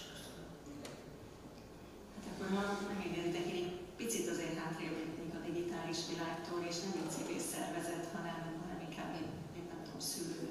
Tehát, hogy addig, amíg van kapcsolatunk a gyerekünkkel, amíg szót tudunk érteni a gyerekünkkel, amíg meg tudjuk hallani a gyerekünket, addig lehet beszélgetni a digitális világról is, és addig lesznek ők nyitottak arra, hogy meghallják, ami egyébként állatilag boomer és hozzá nem értő, ez a persze halljuk a véleményünket, akkor lesznek hajlandóak egyáltalán erről velünk beszélni, hogyha képesek vagyunk úgy általában megtartani ezeket a szálakat, amik a gyerekünkhöz vezetnek. És akkor lehet beszélni digitális világról, meg szexuális világosításról, meg minden másról. Tehát szerintem én azt mondom, hogy minden ilyen nehéz kérdésnek mégiscsak valahol ez az alapja, úgyhogy én ennyit tudnék a digitális világhoz hozzátenni. Köszönjük szépen mindenkinek az értékes gondolatokat. Itt látható, hogy ugye nem csak így a jogalkalmazás, az edukáció, hanem látjuk, hogy mekkora a társadalmi probléma és nagy a társadalmi felelősségvállalás is van az ügy mögött, úgyhogy mindenkinek ezt kívánok sok erőt, hogy a jövőben ezért tudjon is dolgozni. Köszönöm szépen.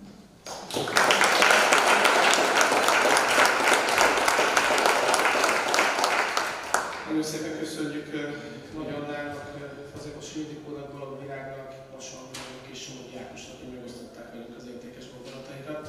Önöknek pedig, hölgyeim és uraim, nagyon köszönjük, hogy itt voltak velünk a 7. Magyar Versenyjogi Fórumon. Azt gondolom, hogy visszagondolunk erre a napra, akkor egy nagyon széles paláttát kaptunk. Hogyha a délelőtre gondolunk a digitális piacok szabályozási nézőpontbeli különbségeiről, gondolunk, hogy a mesterséges intelligencia különböző aspektusai, a magájogi jogérvényesítés versenyjogban témakörbe, egészen eljutottunk odáig, hogy hogyan és milyen kapcsolatot tartsunk a gyermekeinkkel. De azt gondolom, minden téma talán arra világít rá, hogy hogyan tudjuk hatóságok, versenyjogi szakemberek, jogászok, a versenyjog és a fogyasztóvédelmi jog különböző eszközeit, a tisztességes verseny és a fogyasztók védelmi szolgálatává állítani, alapvetően ezek a legfontosabb üzenetek, és talán minden témának ez volt a fő konklúzió bizonyos szempontból. Nagyon köszönöm az együttműködést a Magyar Versenyjogi Egyesületnek és a Pászlán Péter Katolikus Egyetemnek, hogy együttműködtek velünk, és közösen megszerveztük ezt a mai konferenciát. Én azt gondolom, hogy jövőben is lesz még példa hasonló rendezvényekre, és tudunk majd így együttműködni. Önöknek köszönöm, hogy elfogadták a meghívásunkat, itt voltak velünk. Köszönöm még egyszer minden előadóknak, minden paneltárnak, hogy megosztották velünk az értékes gondolataikat. Hogyha valaki még szeretne a magunknak kötetből példát kapni, az írjon nekünk e-mailben és kipostázzuk neki, vagy eljutatjuk hozzá. Még ebből bőven ezt Martin mindenképpen lelkemre kötötte, hogy hozzá meg önökkel és mondjam el. Szép napot kívánok mindenkinek a továbbiakban, szép estét, köszönjük, itt voltak velünk, akik online követtek minket, azoknak is köszönjük, hogy figyeltek ránk, viszontlátásra.